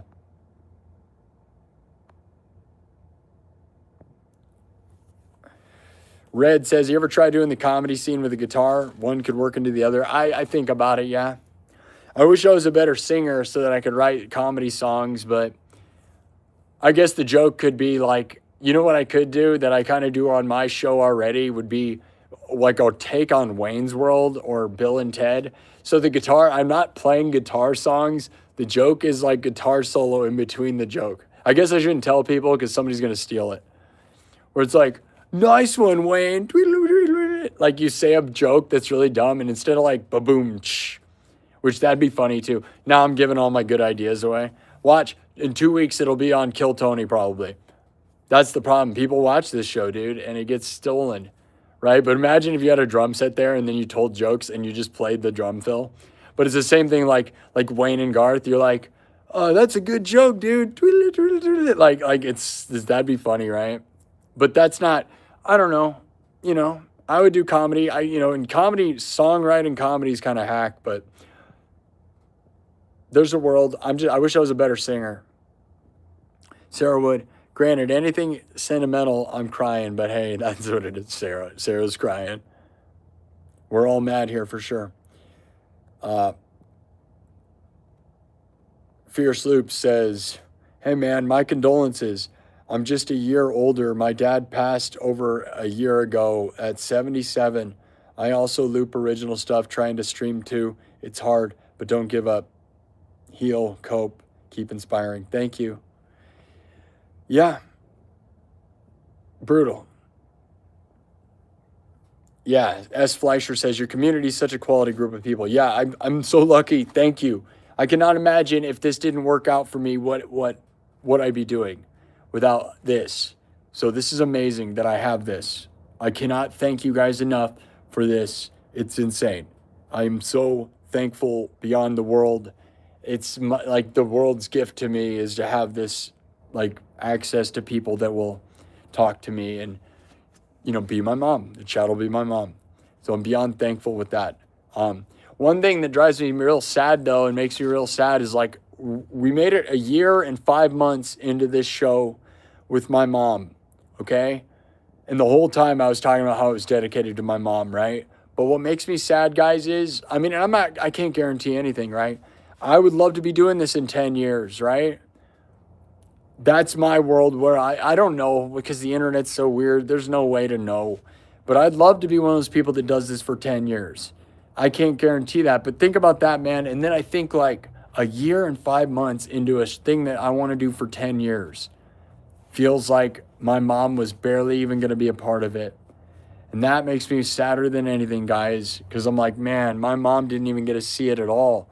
Because you think about some of these things that are huge. All the biggest things in the world, like podcasts and stuff, took 10 years, dude.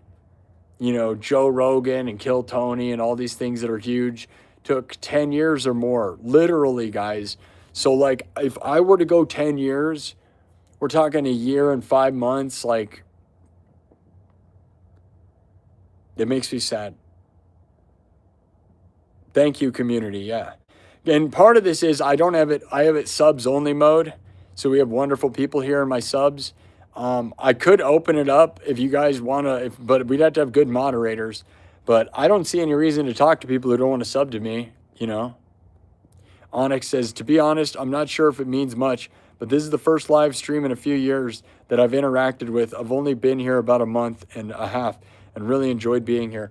Well, Onyx, I bet you've seen some powerful stuff, right? You got to see me in my heyday rocking like an idiot into this, and you're going to see whatever this becomes. So hopefully I don't spiral into a crazy lunatic loser.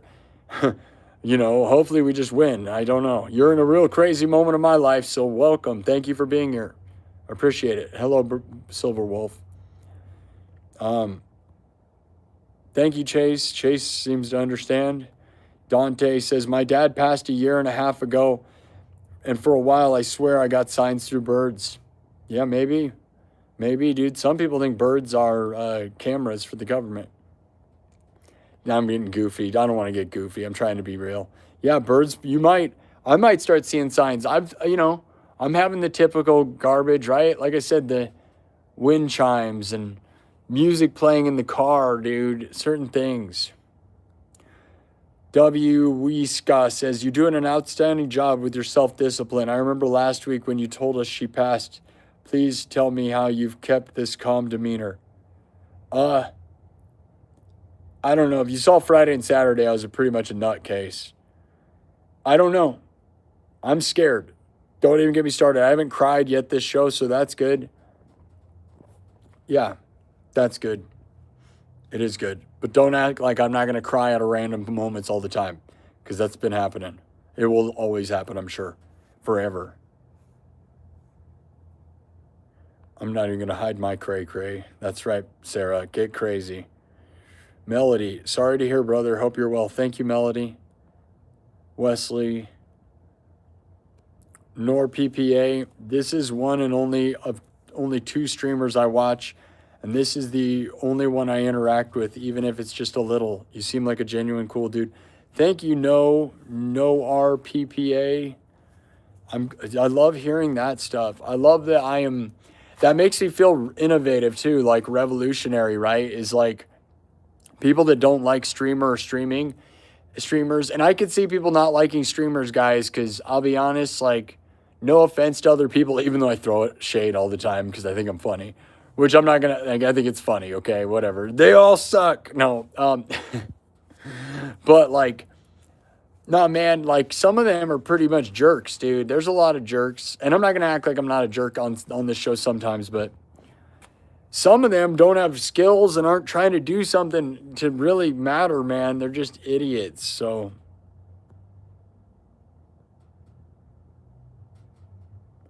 What did you say? Agreed ringed seal. What does that mean? Ringed seal. Ringed seal? I don't know what that means. Your Chihuahua comment got deleted. It shouldn't have. No one's deleting comments, man. There's nothing deleted. No one deleted your comment. Sarah? Red says, bro, not going to lie, I'm kind of interested in what kind of comedy you have written. That pigeon scenario, reincarnation scenario was pretty funny on the fly. Pun intended. I'm glad you like that. Yeah. I'm not going to lie, dude. I have page after page. I don't even know. At least 10 pages, very least, of jokes. Jokes. Like, you could read them and get the joke. Like, I've been doing it at least 6 years, at least. It might even be 10, dude. I've been writing jokes in my phone for so many years, dude. I write them when I do what a normal comedian does. So when I think something's funny, I write it down. I don't let it lose it. So I write it down.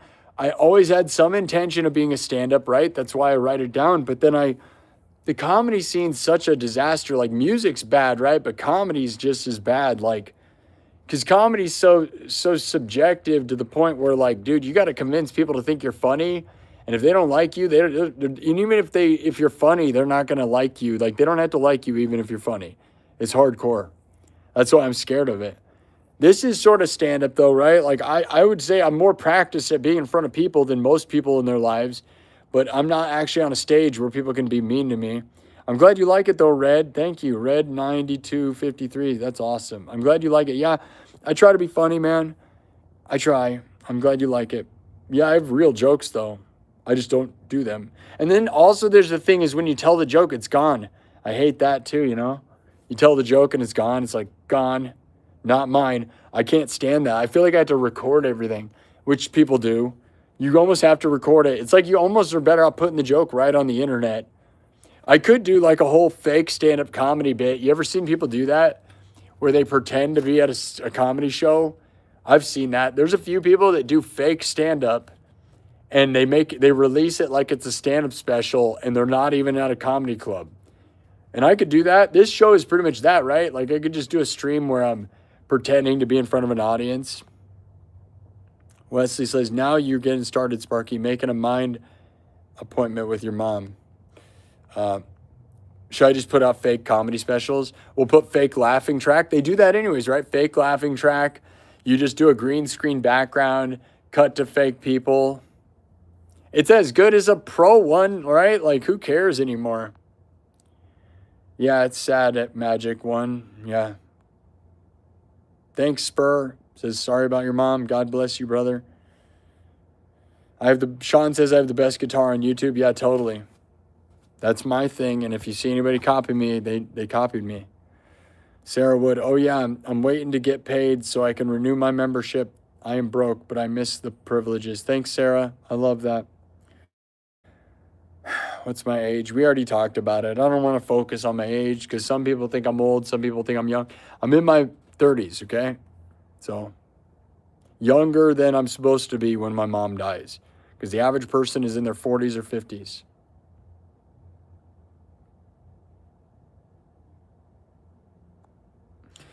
Go spiritual. You think I need to get spiritual? I thought about it. I don't want to get too much with that. My mom was not into that. And like, I think about it, dude. I look at churches and I go, that's a nice place to be, you know?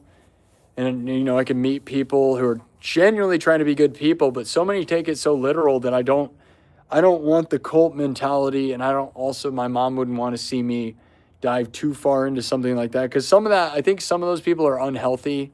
Some of it's healthy, and then other people are doing it cultish and too literal to the point where it's unhealthy for everyone. And some of those people are also kind of bigoted in that way, right? If you're not us, then you're against us, which is wrong. Anyone who thinks you're going to burn forever for not agreeing with what you believe is not a good person, guys. I got to be honest. If you're one of those people that thinks, if you don't listen to my thoughts or what I believe and you'll burn forever, you might be a bad person, and you might want to think about that because that's really weird. I used to joke on this show, be like, if you don't like my show and my music, you're going to burn forever. Dude, you don't agree with me and what I'm doing? Oh, you don't like my music and my thoughts? You'll burn forever. That's what I heard. You're going to burn forever, dude. You're going to burn forever. You're not scared into liking me? I didn't scare you into liking me? Crazy thought with that. Not okay. Nathan Bell says, is God a scientist and we actually are part of something like a program or the Matrix? Yeah, I tend to lean that way, man. I think of the computer code thing that we're just like in a computer program simulation, right? Simulation theory is probably one of the most solid things going on. I kind of agree. Because if we can make video games that are so enhanced and so complicated where each character is running through their daily life, right? Like, I don't see how we're any different, dude. Like, everybody runs through their same crap over and over again. Most people are not mixing it up that much. And most decisions that you make in every moment are not that complicated. Like, how many decisions can you really make in any given moment? Like, right now, look around your room. You might be able to knock stuff over in the room or whatever, but you really can't impact the world at all, right? Like a video game, like until you leave the room, what you can immediately do is very limited. Not much more than a video game can already do right now. Like most video games can do basically everything that you can do. And you're not able to do all those things. You think you can do anything, you can't, and you're not going to. You think you can. That's what I think's funny is I think there's this thought that you think you can do anything, and I don't think you actually can either. You're not going to. Like the most psychotic thing you're thinking of, you will never do. You can't. That means you probably can't. There's a limit, and it's very limited. It's probably way more limited than you think. You really only ultimately have a few decisions in front of you at all times. At all times. Even if you're in a car, you're like, oh, in this car, I could go on a rampage. It's like, yeah, that rampage would not get you that far and would ultimately only impact certain things in front of you, not like the whole earth. Definitely simulation theory. I love that because I think of that all the time. It explains glitches and all sorts of stuff. We all have paramatma, super soul in our hearts. I don't know what that means, Sarah. NORPPA says, who would be the first volunteer? Haha, that is indeed something I have never heard or thought about for anyone. Yeah, who would be the first one you cast out? I know, I would almost do it, dude, because I really do believe until we send a guy the furthest distance possible, not the furthest distance possible, just far, send him to Mars. The first person that goes to Mars will probably prove what I'm saying. I don't know if a person can go that far away from the collective consciousness without losing consciousness. It is something I fully believe is possible and could be true that I've never once heard anyone in science or religion or anything say. That if we're a collective consciousness, you may need the other consciousness to keep you alive, and that it's all one flowing electricity that you're an antenna receiving. And if you just try to send people to Mars, they may just lose consciousness and die. But Mars might not be far enough to prove it, but it probably is. It probably is. We've never sent a guy that far. But if you send a guy out there, you may lose connection to the collective consciousness and go unconscious and die. And then the same thing goes with, it may not be that far enough. If you send it, Mars is not that far in the scale of everything, right? So it might need to be further. And then the only way humans might ever be able to leave the Earth is in a group bigger than 10 or maybe 100. That might be it, is you have to collect the consciousness to keep that energy, to keep people alive. And then, so the reality of that is, what if humans could never leave Earth, is what I'm saying. There's this world where we might not ever be able to leave Earth because consciousness might be a collective energy transferred between us. And if you send people away, they are no longer connected to the main source of the energy and they die. Because everybody's like, we're going to get on a spaceship and do Star Trek. Yeah, dude, maybe. Maybe you need 100 people in that spaceship to keep that energy there. Or what if you can't ever leave Earth because this is where the energy comes from? And that is also a thing that I think we need to test really bad by sending a guy out. Just Elon Musk should just send a guy out. But no one's listening to me, and I've never heard anyone think these thoughts.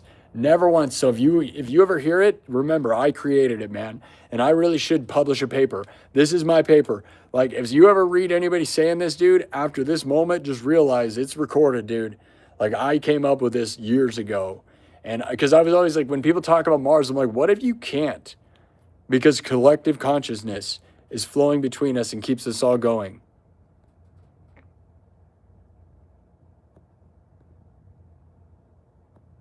Nathan Bell says that's a radical, cool thought.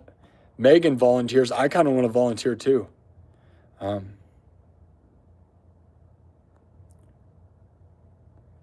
Yeah, Nathan says you can't leave. That's a tough thought. Yeah.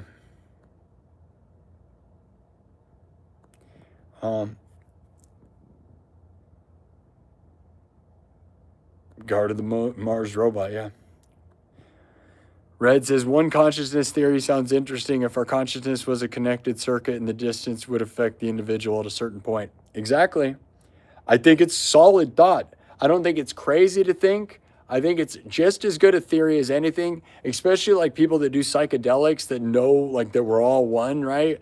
Like if we're all one and we have flowing consciousness, which is proven all the time, right? People have the same thoughts on the other side of the world at all times. Like they've proven that we're somewhat connected. Our brain waves are somewhere, right? Our frequency is connected. Now, are we completely reliant on that? Is a whole crazy thing. Yes, Spark is a theory. This is a theory for sure. Mesa Sky is still here. Yeah, you're the one who wanted to hear that. You seem to know what's going on.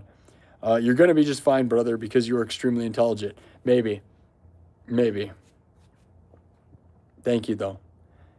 Heart and mind matter. Hey, I love you. See you, bunch. You only have one mother. It hurts so much to grieve. Let it run its course. It will get better. Lost my mom recently, too. She will. Thank you, Heart and Mind Matter. That's such a, your name is so that. Dominic Nappy. Love you, Dominic. Dominic Nappy with $100 super chat says, treat yourself. in your time of reflection. Thank you, Dominic. $100 from Dominic. I love you, buddy. You're one of the most hardcore people here. You've always been here, man. You're the best. That means the world. Anyone that supports this show right now, guys, where I'm in questioning my entire future is crazy. So you are the best, Dominic. Thank you for that. That means the world, dude. Anyone, because I'm trying to, like I said, I'm trying to buy a van and do all these things. Those that know the story of me trying to get the next steps of this are going to be expensive.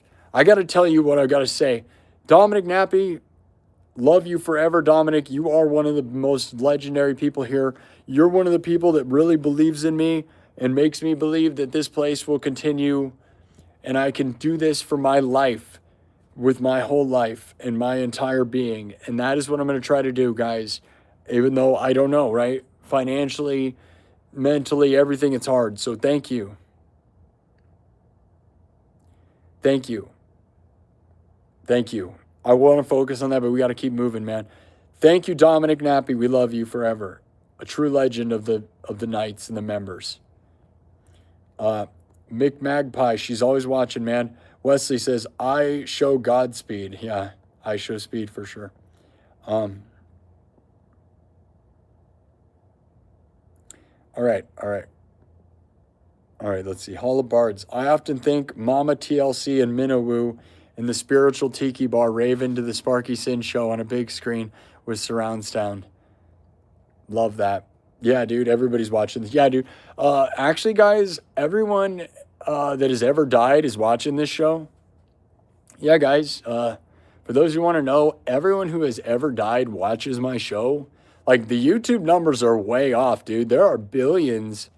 There are billions, dude. At least 100 billion are watching this show. The numbers are wrong. Yeah, do you know that? So, like, you guys should subscribe because, like, billions, like, everybody that you knew that died, like, loves this show. That's right. That's right. Dimebag Daryl is watching right now. So you better subscribe. Dominic Nappy says, I was there for the first TED Talk, and it was most excellent. Most excellent TED Talk indeed, my dudes. Most excellent TED Talk indeed, my dudes. Like Bill and Ted. The Bill and Ted Talk, dude. Righteous, gnarly, righteous. That's what I'll be giving. I'll be giving Bill and Ted Talks. All right, dudes. Here's how you end up with bikinis and Lamborghinis, my dudes.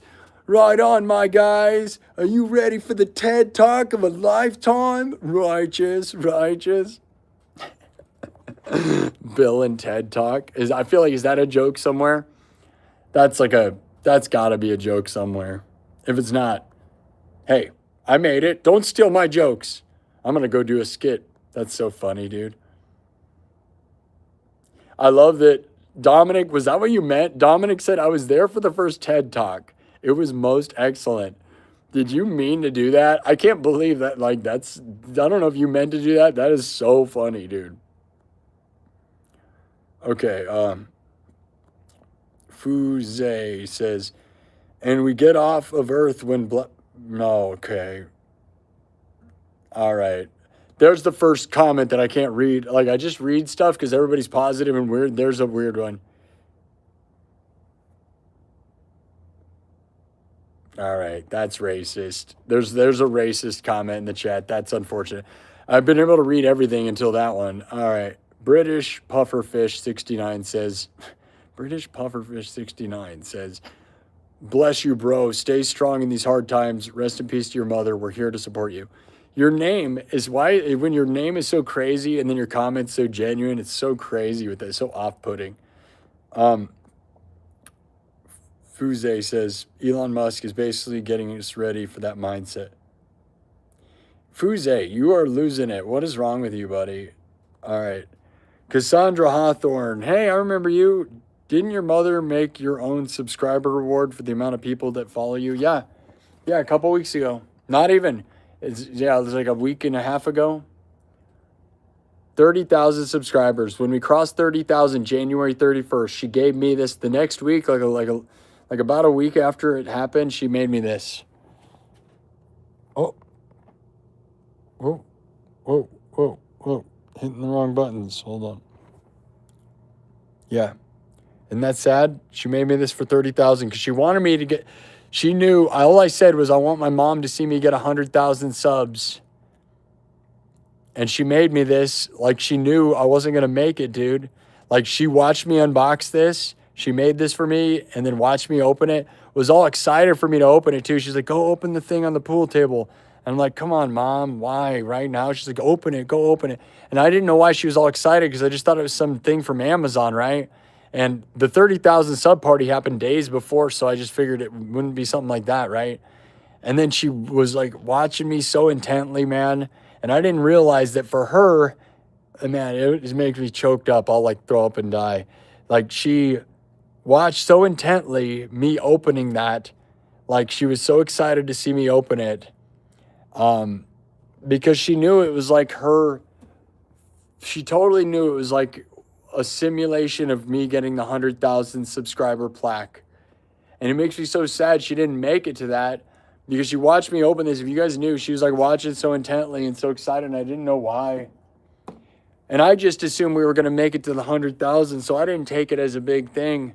I was actually not all that nice about it because I kind of pointed out the cursive S, and I was like, oh, the cursive S is kind of weird. But I didn't realize how homemade this really was, right? Like, this is very homemade with stickers and stuff. And I wanted to, like, you know, and now I know that, like, for her, that was her simulating 100,000 sub party because she knew she wasn't going to make it, dude. That's what makes me sad. Like, she knew we weren't going to make it.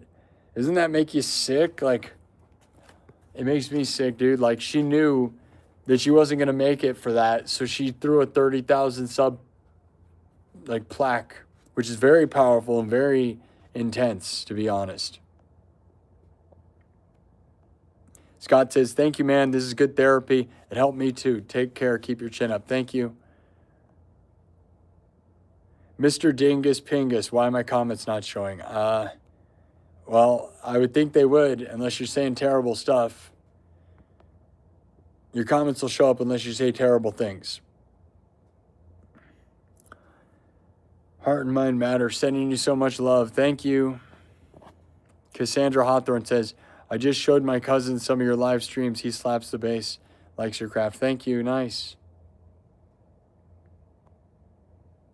Non-subs watching right now, like, yeah, well, non-subs don't need to be here, you know? 6DRK, love randomly coming across your lives. Always brighten my day, man. I'll keep you in my thoughts and prayers, brother. Keep your head up, King. Rest in paradise, Mama Sparky. All the love from this side. Thank you. I love how a lot of people call her Mama Sparky. That's so funny. People are doing that, though. Mama Sparky. It's funny. Megan, what's up? Megan says, one of two lives I participate in.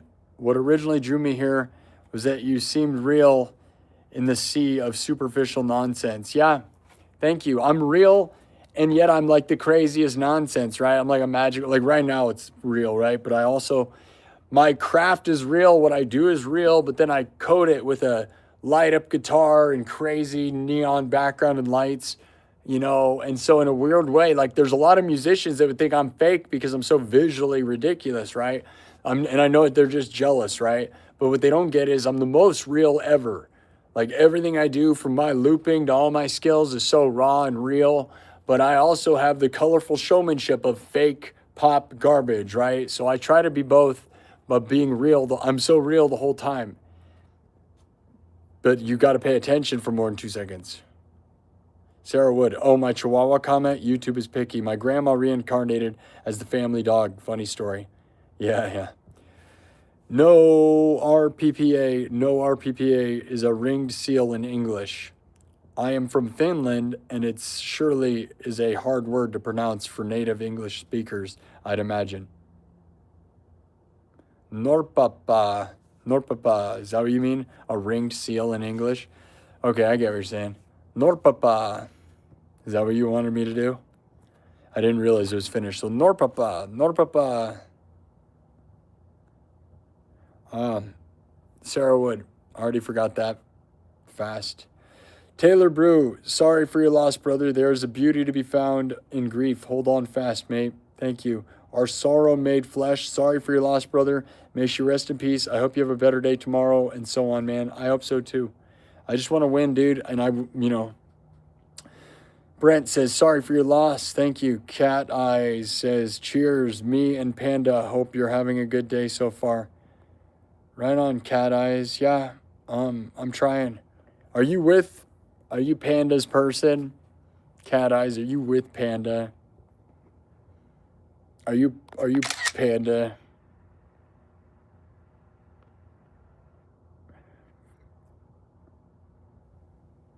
Cassandra Hawthorne says, I eat, play music, and draw all at the same time. That must be a real big mess. You play music, eat, and draw all at the same time? You got a huge mess there. Like you must be terrible at everything. You're either like really talented or a huge mess. I eat, play music, draw at the same time. So you're like, I try to imagine somebody doing that. Like, how do you eat and play? Like, if you have an apple in your mouth, you'll have to send me a video of how you play music and eat and draw at the same time. I assume you're playing music on a radio or on the stream, but you mean you like play piano or guitar at the same time? It's a whole different skill altogether.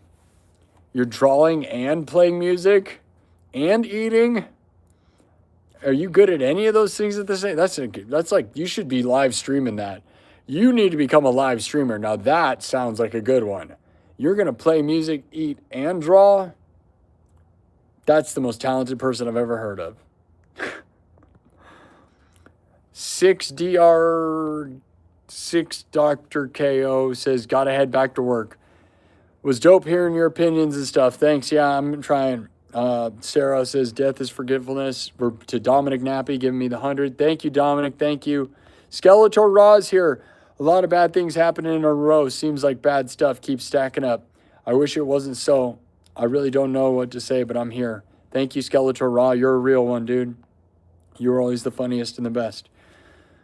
Strawberry Aardvark says, if the connected mind theory is correct, we still may never find out, which we get to a point where it happens. Scientists might think it's some kind of radiation we're incapable of measuring. Yeah, dude, you're right. I love people thinking about it. Isn't it mind-blowing when me saying that? I almost should have published it in a paper. I almost should have published it in a paper before putting it out. But yeah, dude, if we sent a guy out far enough, they would assume they died from something else and not the connected energy, right? The one consciousness theory, like, is not something they're talking about. So my guess is if NASA sent someone to Mars and they died, they just think it was from something else, and they would think they got poisoned or something, or died of oxygen poison or radiation or something, and they wouldn't think what I'm thinking. Jason Carrico says, collective consciousness. If there are aliens, do they have it too? Have they visited Earth? That would give the idea of range of consciousness. I have no idea.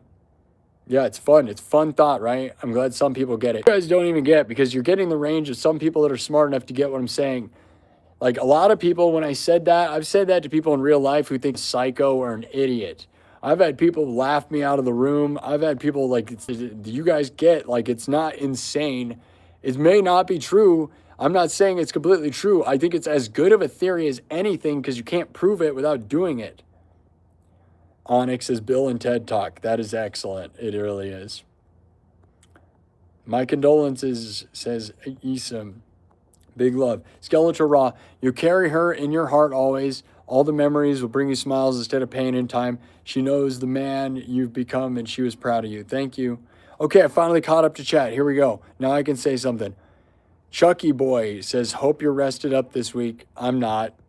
I've been sleeping, but I don't know if I'm getting good sleep. I feel like, as I said, I got real sick on Monday, physically. So I'm physically sick and mentally sick, and it's not easy. CB Game says, wish you a great day, man. We love you, dude. Thank you. Dominic Nappy says, Tom Green did it in a movie. Which part of this are we talking about in the movie? I love Tom Green, so I don't know which part you're saying was done and Tom Green did. Something with a dead moose.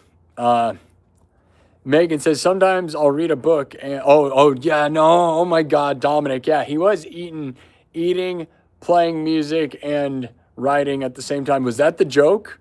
Oh my God, was that the joke you were making? Was that what he was doing in that scene with, Daddy, would you like some sausage? That was totally what you were doing. Was that what you were doing? Were you really referencing Tom Green, or was that just happened to be what happened here? You said you eat while playing music and writing at the same time. Was that what what just happened here? Everything about that was hilarious if that's not what was actually happening in Freddy Got Fingered. But I think that was what he was doing, wasn't it? That sounds right. Super funny, dude. Megan says, sometimes I'll read a book and knit at the same time while walking on the treadmill. Definitely just a mess over here. That's fancy. Skeletor Ross says, I've heard about this guru called the Grief Walker, and he helps people deal with loss. It is a pain that never really leaves, but can be carried, and over time, its burden gets lighter. I've heard about this guru called the Grief Walker that helps people deal with loss. It is a pain that never really leaves, but can be carried, and over time, its burden gets lighter. Skeletor Ra, and I'm over here looking at hooves.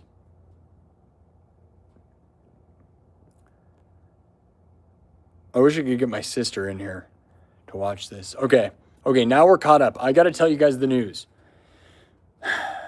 130 minutes into the stream. All right, now, talking to you is what this is all about, though, guys. So thank you for that. I'll show you guys Princess Pooh. She is just a miserable, sad little ball. Here's the next update. I made a post here on my YouTube channel about this, so you can go look. Okay? Riley Song says, sorry you're going through a rough time. Love you, Sparky. Love you too, Riley Song. Thank you. I just made a post about this. I'd been telling you guys this for months and been telling you guys getting real. So right at the same time of all this going on with my mom, the mall. I am currently streaming inside of a mall at Merle Hay Mall in Des Moines, Iowa. As many of you may know, right? My haunted house, which is where we're at, is also is where I started streaming from, okay? So I took my haunted house called Future Nightmares, which has about 6,000 followers on Facebook, and started streaming from it a little over, like almost a year and 5 months ago, September 18th, okay? So, which would be almost exactly a year and 5 months ago today, because today is February 19th, 2026, okay? Well, I told you guys in March, they're going to start rolling everything around. I had a 1-year contract re-upped in January that I was aware of, that in March, they're going to start moving towards putting in a hockey rink. They're going to put in an ice hockey rink and kick me out, okay? Along with a lot of other people who have had a long time here. I just made a post, if you want to go look at it, here on my Facebook, or on YouTube. Okay, under my posts on my page, I posted this. In March, they're going to be kicking out all the food people, the food court, okay, which is a lot of mom and pop businesses. And there is a place called the Vietnamese Cafe, and they have been there since 2010. They came straight from Vietnam. So it's a family-owned Vietnamese restaurant that came straight from Vietnam. And they're going to have to move out of the mall. And they don't have enough money to move. So they're doing a GoFundMe right now. But in March, things are getting real because they're going to kick out that family-owned business that's been there, right? Think about that, 16 years. And they're going to have to find a new location, but they don't have enough money to move because it's been hard, right? And so things are getting real, guys. When I talk about having to find a new location for my stream and where I'm going to be, it is getting real now. Because go look at that post I made. They did their whole rundown, and they're doing a GoFundMe to get a new location because they're going to have to leave. And that means I'm going to have to leave soon. Now, they gave me a 1-year contract because I'm not in that same area, but they said if things start happening quick, then I'll have to leave. So, and also with finances and stuff, I'm not so sure if I can really afford to even pay for this space with the way my mom like going out and stuff. I'm going to have to negotiate and do some like business stuff and find out, but everything in my life is about to happen fast. So my mom dying and then the mall happening at the same time is brutal, dude. But basically, guys, I hope some of you are here to help me because like I talked about getting a van being my next venture is we move my studio into a van. So we build this thing out, you know, my regular setup in a back of a high roofed van, either a Ram ProMaster high roofed van or a Ford high roofed van from 2019. A 2019 is what I'm looking at. And now things have got to move. Like you got to go look at the post. It's very sad from the Vietnamese cafe. They made a really long post and it links to their Facebook page and their GoFundMe. And so that makes things feel very real. So right after my mom died, this is like a real thing is like, I've got to start figuring this out. So the van is not going to be a good permanent solution, by the way. I had this thought of getting a toy hauler to haul behind it so that I have a better living situation and then can continue to travel, towing the toy hauler trailer with the studio built in the back of the toy hauler trailer. That's my thought right now. But also yelling in a van or in a toy hauler means you can't be like overly loud. Really, a better scenario would be to have a warehouse, right? But I don't have a warehouse and I don't have my own house. I don't have any of this stuff. Really, right now, the stream is at a risk of just going away. So I've been looking at stuff. The plan is to get mobile Starlink so that I'll have satellite internet and I can stream from anywhere and then get a van. So worst case scenario, man, is I'll be streaming from a high roofed van from Starlink and at least I won't, like it may be a sweaty hot box, which it's going to be. It's going to be a miserable box, but at least I will not be stopped. And I could go park somewhere where I can yell and hopefully be okay, you know? But that's not a fully permanent situation. Now, I wish I had a house or had a warehouse, and I don't.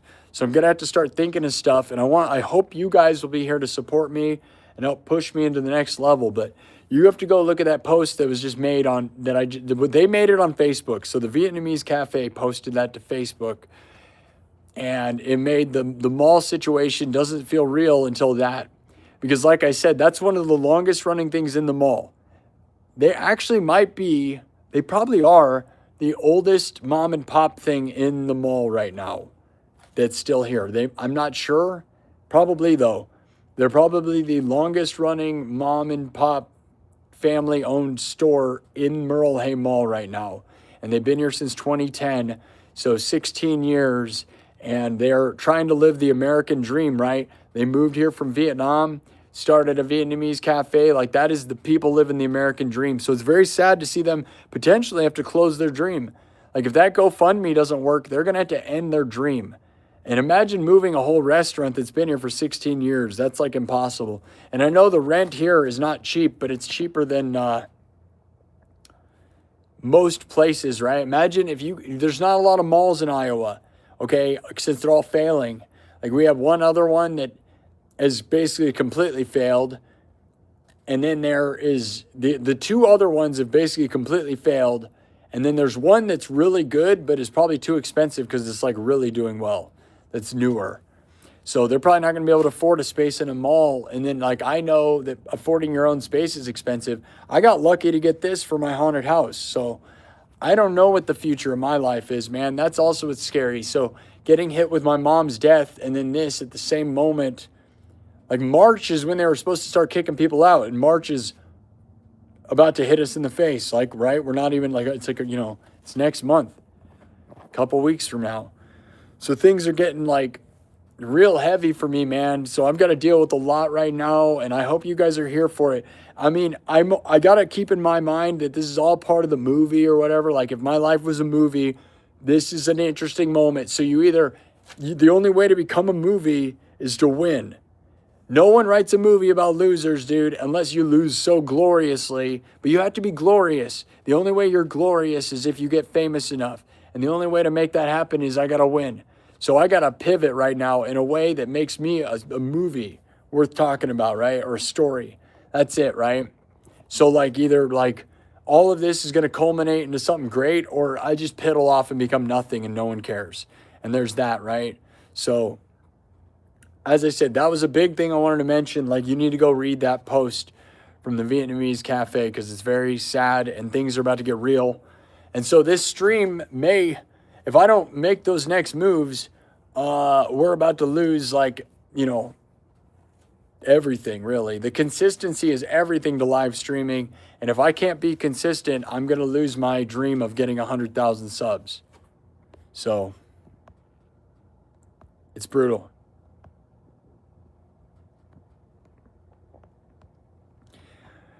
All right, I'm going to read some of your comments. So that's where you guys know. So now you're updated. I'm not going to go too much longer, maybe 15 more minutes. This was really great, guys. Made me feel good. I'll show you Princess Pooh. This is what we do in the nightclub. So those of you that have never been a member, you're getting basically a nightclub meeting. My members only show. If you don't know what it is, I carry the phone around and I talk. This is the first time in this whole history of this show that it's been this way. Now, I did some live streams out in real life, so I'm not going to say I didn't, but I was playing music. Everything's a music show. So if you're watching this, do not think that this is what we're going to be doing, because this is still a music show. Trust me. We've done 326 shows. All of them were music. I think we can have like 3 episodes where I'm talking about my mom who just died. You know what I mean? Like, I think we can, this is more important to me because I could be in here rocking out and we're going to play, you know, AC/DC and Lava Chicken again, you know, and that's fun. We have a good time, but you know, this feels like it's going to have a bigger resonance than like me playing a song correctly. Manifest the best with one of my mugs. I know it's backwards. Dude, it's banana flavored coffee. It's called I Peel Good. I Peel Good. I'd recommend it. It's so good, dude. Banana flavored coffee. I Peel Good. It's a K-cup, and it is unbelievable. It is so good, dude. I Peel Good. They need to sponsor me, but it is freaking good, dude. You wouldn't think banana coffee, dude, is it. And I would not, never in a million years. Then you know what? It totally is it. We'll go over here for a second. No fancy light. Do I look stupid now? What do you think of me with no lighting? All right, let me keep going.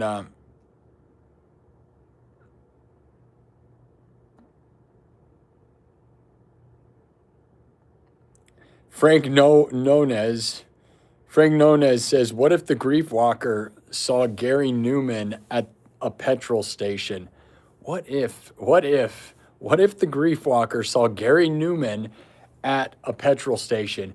I think somebody would write a song about it, probably. I mean, it's a whole bunch of stuff. I have no idea what any of you guys are talking about. So it sounds like a Dr. Seuss to me. Is that a Dr. Seuss book? Probably. Santo says, hey, Sparky, my girlfriend's mom passed almost 3 years ago. She is still very sad. But as they say, time heals all wounds. Grief lasts forever, but how it affects you changes with time. You got this, man. Thank you. I hope so. It's hard. I'm not going to act like guys, I've done a pretty good job in this episode, but like the darkness, man, certainly swallows me pretty hard, dude. You know, because there is this, like, what's the point in life? What's the point in anything? And like, you know, should we just disappear forever? Is like a thought all the time. Right? Into the magical hyper tunnel of death. Is that what that is? Like, what is the point of everything, dude? Like, what? It just feels like, okay, I could get 1 million subs. I could be at the Grammys. I could go play the Super Bowl. It's all like, are we all dumb? Is all of that stuff dumb? Just because everybody gathers around and looks at it, does that make it good? Because we seem to gather around really dumb stuff. Like, I'll be honest, the things that are mostly worshipped in pop culture, I kind of hate. You know, like there's a lot of things that I'm like, that's garbage. Why is that on the biggest stage in the world? All the time, dude. So I don't know, right? Are we all just dumb? It's like, there's certainly people with more skill and talent in spots that they don't deserve to be. So it says not everything is what it should be, but I don't know. How do you create magnetism enough to make the whole world look at you is everything, right? Because it's not talent. It's not anything to do with that. It's some sort of like, I don't know, magnetism energy. I don't know.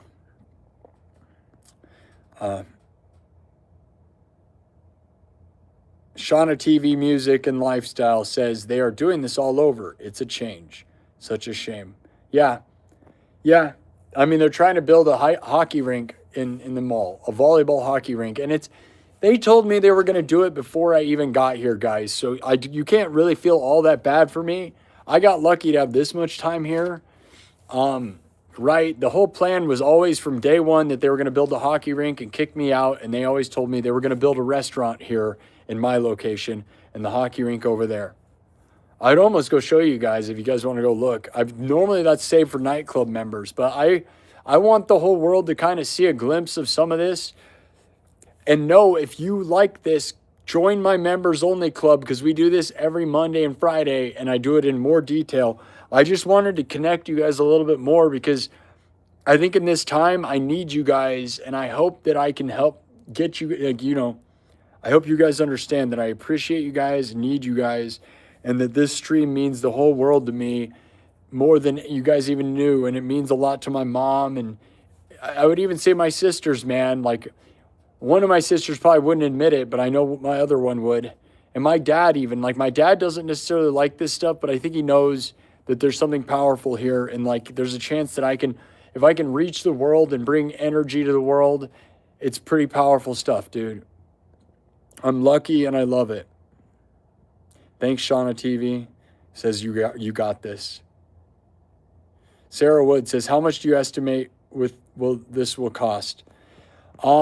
Okay, I'll give you real. I'll get real. Hold on, I'll tell you in a second. Vinasel says, I really hope you get through all of this right, man. Thank you. I'm going to catch up on the chat and then I'll tell you the price estimates. Moneget, some of these names are impossible. Moneget, get, sorry to hear it, brother. Vinacci, yeah, man, we're here for you, bro. Thank you. Yak says, glad you're still here, Sparky. Keep winning. Thank you. Sarah Wood, I'm sorry, 9 days away. Yeah, 9 days away from March. That's hardcore. Chucky Boy says, you are winning, Sparky. Hang in there, buddy. You will be consistent. Thank you. Have you ever been to Vegas? Yeah, I've been to Vegas a few times. And also, I lived in an RV for 3 years, nonstop. And I actually lived in Vegas for a little over a month. And it was miserable, dude. But go look. I have a channel on YouTube called RV Pirate, at RV Pirate. The best handle. And I traveled the United States for 3 years and did a bunch of live streams from my RV, from different RV parks. I did a bunch of stuff from Vegas too. So yeah, I've been to Vegas. I street performed in Vegas too. So if you want to see that, it's on my channel here. You can type in Sparky SINN Vegas and you will find me playing on Fremont Street. So I did that. I've done Vegas, dude. And I'll be honest, it's pretty miserable. I think it's very sad. Vegas does not give me the happy, fun vibes other people get. I feel like it's like a lot of depressed people using their money, and it's like a window of time with like, it makes me sad. I'm going to tell you guys the estimates of costs though. Megan, thank you. Yak says, make sure you're eating good as well, man. You're looking thinner than last week. No, man, I'm eating good. I'm doing exactly what I need to do. I have Ensure shakes, and I do Pedialyte stuff. If I'm looking thinner, I'm going to try to get shredded, my dudes. All I'm doing is eating meat. I am cutting out any carbs or anything fat, no sugar, no crap. You know what I'm going to do is this summer, I'm going to be the most shredded dude I've ever been. So like last summer, if you go watch the videos of me with my shirt off, I had abs, right? But I wasn't really even trying then, right? So we're going to do it because it seems like it's easier to not eat trash. So I'm not going to eat carbs and I'm not going to eat anything. You just got to eat meat, vegetables, and fruit, dude, and just be shredded, dude. I shouldn't look thinner, though. I should look just better. Obviously, I'm not going to look better. I mean, like, mentally, I'm going through, I've been sick all week, too. I got sick on Monday physically. Like, I'm still, like, stuffed up, sick, dude. Like, sick. Not just mentally, but lava chicken, yeah. Yak, you can always host a TED Talk. We are fans of you, not just the music. Definitely add to your content. If you had a weekly talk uplifting your followers and friends. Thanks, Yak. I do that. Join my members only club. That's what those are. Monday and Friday around 7 p.m. Central, the nightclub, my members only meetings happen on Monday and Friday. So the start of the week, we lift each other up. We talk about our dreams and goals. And then on Friday, we talk about what we did that week. And yeah, I've been doing that. I have over 100 episodes of that. I did it for a year consistently. So yeah, what you're watching right here is what happens in the nightclub. I hold the phone. I talk like a guy. This is what I do. I'm sure maybe you guys would like that in the regular world, right? The public might like this. I love to be this, trust me. But to me, I've had so much pride in the fact that my streams, 326 of them, have all been music. I'm very proud of that because it's easy to sway off the path and become a YouTuber, right? And not that I don't hate, I just want to be a big deal. I don't care, but I am trying to be more, I have a bunch of members only episodes because that's where I can be a human and talk about nonsense. This is the first time really where I'm not doing music anything for the public because I think there's a time to be this way. So we're doing it right now. But yeah, normally it's all music for you guys. Behind the scenes though, join the nightclub, my membership club, if you want to see me as a guy talking like this nonstop with no music. Because I do that a lot. I like to talk and stuff, right? But I am very proud of the fact that 30,000 subscribers have nothing to do with me being a guy. It's my music and my art. Because most people have to do some sort of, it's easier to get subs and stuff not doing music, I would say. Music is hard. Very, very hard. Raku the Epic says, banana coffee sounds good. It's way good, dude. I peel good K-cups on Amazon. Really, really awesome, dude. Will blow your mind. It's surprising. You think I look nice with no lighting? I like the lighting. I think it's magic, but I'm glad you think that. Skeletor Raw says, capitalism has priorities, all kinds of messed up. Yeah. Hi, bro. Hello, Eric Weidman. Hey, Eric. Haven't seen you in a while, Eric Weidman. It's been a long time, dude. Nice to see you, dude.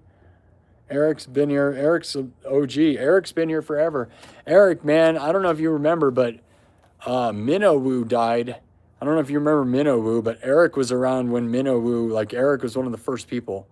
Minnowu died, dude. Eric was here before everybody. Eric's one of the first people ever. Raku the Epic. In a way, your mom will never truly die because her memory lives on with you and all you do. I know. I am my mom's creativity.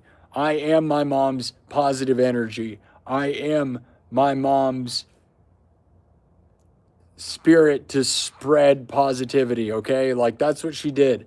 And she was like a happy, free-loving, wonderful, wonderful woman. And that, I will never be able to replace my mom's unconditional love, right? That's what I was trying to say earlier in the show. There is nothing more unconditional than a mom's love, and I'm going to have a hard time because I wish I could find a woman that would love me unconditionally, right? There'll never be anything as unconditional love as a mom. And it feels like I'll never find true love ever.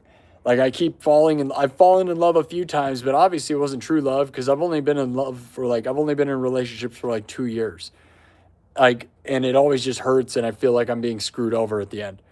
So it'll never be unconditional. I wish I could fall head over heels for somebody and know that it's never going to end and that they'll never screw me over, and I don't know if I'll ever be able to do that or not. I wish I could find somebody who just didn't have interest in screwing me over. Because it always feels like they have some evil background plan that screws me over. And it's dude, I just want to be in love, real love. And I don't know if I'll ever find that. It'd be nice though, wouldn't it? I wish I could find a real love and like maybe have a baby. I don't know if I care about doing any of that. I just like it'd be nice to have somebody that really loved me. But right now you guys love me and that's nice.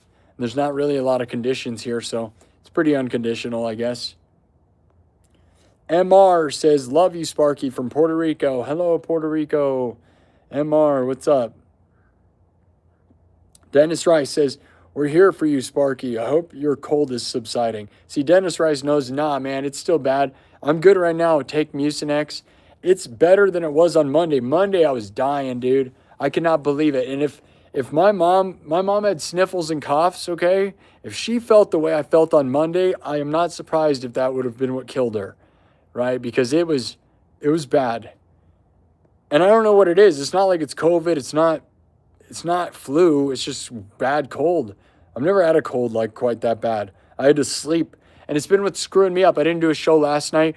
But I'm not going to lie. It's not just being sick, because sickness has made me tired. But I'm like, I don't know. The idea of running through my songs and being goofy, I want to talk. I'm still feeling grief and like, until like Sunday is when we're going to go through my final funeral stuff with my mom. I don't think I'm even going to be ready to do a show the way I should do it.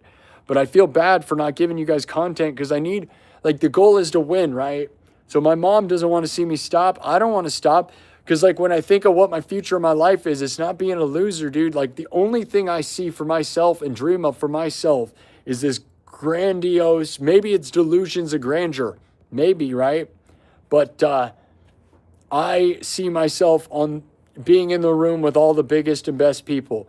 Like when you guys, anyone you've ever heard of, I'm going to be in that room. And I believe in it, man. It's like every time I see a big shot, I'm like, I'll stand next to them, right? Like in whatever scenario you think of, right? Like, because that's where I feel like I want that. I dream it, man. And maybe I'm delusional, or maybe I'm like, dude, I want to be one of the biggest things in America, where the people that everybody knows about know who I am. And then I can just be like in the room with them, right? I want that world. I want to make that happen. I don't know how. All I can do is work hard. And then maybe someday they'll be like, oh, that's Sparky. And you're like, yeah, dude, that's freaking Lady Gaga or whatever thing you like. I want that, dude. Stand next to Kelly Osbourne and Sharon. Yak says, music and wisdom streams are top notch. Thank you. Chuck Boy. Hello, everyone. Sparky's talent and tour energy is very inspirational. Stay enlightened, and you inspire me to pick up an electric guitar. Stay blessed, Sparky and fans. Thank you, Chuck. Love you, man. Chucky boy. Sparky, the dude, started it all with just music videos, and now he's just like every other YouTuber. But he's insanely successful. Yeah. I wouldn't say the dude started it all. The dude's a legend.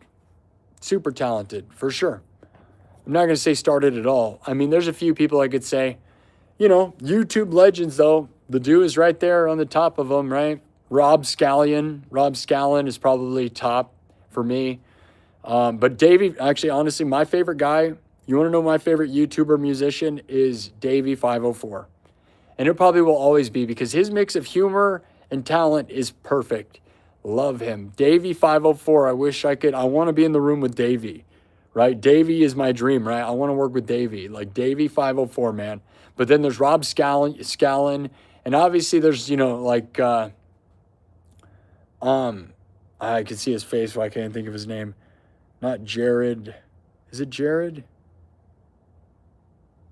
I don't know. There's a bunch of them, dude. I don't know. Who cares? Dennis Rice says, $20, says, the nightclub welcomes everybody. Dennis Rice with a $20. Thank you, Dennis Rice. It means the world. Love you, buddy. Thank you. Yeah, the nightclub welcomes everybody. This is not a nightclub meeting, just so you know. But we are trying to get more people so they can see this is what it looks like. This is what they are. So if you like this, please join the members only. I'm not going to be doing this for regular people. This is what I do behind the scenes to get, because it's my journal and my thoughts are really spewed into the nightclub, the members only meeting. I try to keep this a music show because that's what this is to me, is the music is public. My thoughts and my dreams are all made behind the scenes with the people who really care about me, who join the nightclub. Yeah, Eric Weidman. Yeah, Minna Wu died. She was in her 40s, and her daughter was 22. And Kazi, shout out to Kazi. I've been talking to her on Instagram. Go Kazi, man. Kazi is in the same boat as me. Her mom died January 1st. So we're very similar timelines. I'm going to get into the prices of what I'm talking about. So I don't know if those people left. I wanted to tell you. TLC was my mom's initials. It's crazy, right? Habitual 3 says, welcome everybody. Please like, share, subscribe, and activate the notification bell to watch more enjoyable content. Thank you, Habitual 3. Habitual 3, that's very nice of you to be like moderating. Thank you. Russell Taylor, we're all here for you. Jason Carrico says, gotta go. Still sending prayer and peaceful vibes your way. Thank you, Jason. You're great. Fahed says, great, keep going. All right, think in time. Hey, friend, Chicago. All right, thanks again to Dennis Rice and Dominic Nappy. Now, guys, I'm going to tell you guys the costs. I'll be real. I've said this on here before. This is the last thing I'm going to say before I go. This has been a 160-minute long stream. You know, do the math out. That's like, you know, almost 3 hours, which is a really long time of just doing this. But, oh, well. Now, I'm going to say the final stuff, the costs. So I talked about getting a high roof van as the first move, because now that the mall is about to kick me out here, getting real, I've got to get out of here, and I'm going to get a high roofed van to build this studio inside of, okay? So I'm either going to get a Ram Pro, I'm going to get an extended model of any of them, so it's got an extra long back with a high roof. Either a Ram Pro Master or a Ford Transit. You know, they're both utility vans, no windows in the back, extended cab, so they're extra long. 2019 is the newest one I'm going to get, because I don't want to go with the 2020, because everything AI tells me, and here's a piece of advice if you're not thinking, you may never have thought about this, do not buy a 2020. You don't want to buy a vehicle from 2020 through 2023, because manufacturing was cheaper and bad. Okay, so that's a good pro tip that I thought of, and I'm glad I did AI to fill that in. So basically, like with a van, I can't afford a brand new one. So 2023 or new, I can't afford. I want one that has less than 50,000 miles. I'd like to get one, the lower the mileage, the better. I wish I could get a newer one, because I want to drive the crap out of this thing, dude. I want to get at least 100,000 miles out of this, which most vans can go maybe 200,000 miles, okay? But I want to get basically I'm pinpointing it to a 2019 Ford high roof van or Ram Pro Master with less than 50,000 miles. Probably a gray one, okay? Because they seem to be a lot of gray ones, so it'll be gray. Basically, guys, those are about $20,000. Somewhere between 20 and 25,000 is how much they cost. I thought about going even higher and just get a nicer one, even though I don't have the money. I don't have the money, guys. I'm not going to act like I have the money. I do not have enough money for this at all, not even just the van.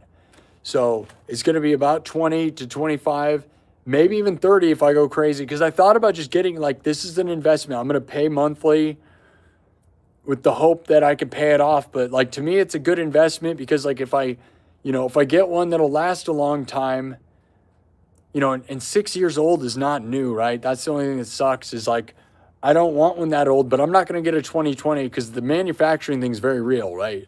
Like, things got weird in 2020 when people thought the world was over. So,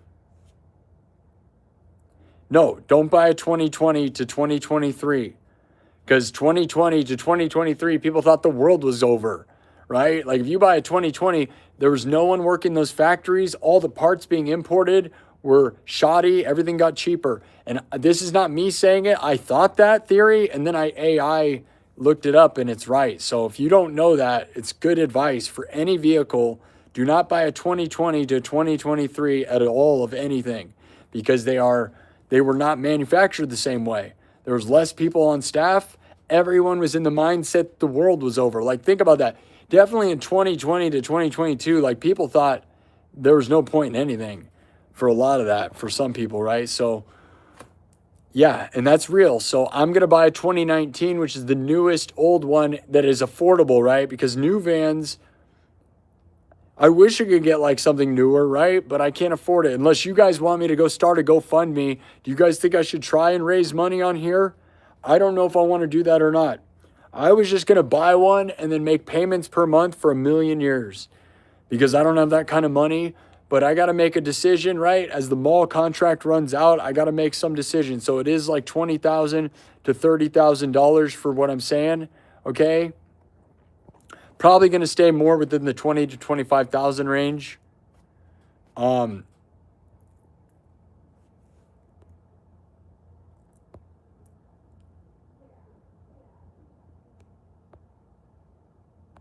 Mr. Dingus Pingus said the bank closed my account because I had too much money in it. Trust me. Oh, yeah, okay. What about a motorcycle? What about a motorcycle? Yeah. Here's somebody saying Slim Reaper doesn't know what's going on at all. What about a motorcycle? Are 2020 and up good to buy? You're saying a 2020 or new motorcycle? No, don't buy anything. Ask AI. I did not make this up. AI is your friend. It'll tell you anything. RVs, everything manufactured 2020 to 2023 was in a factory being built with cheaper parts and cheaper labor, or not just cheaper, but just questionable, right? Because everything had to change. So, yeah.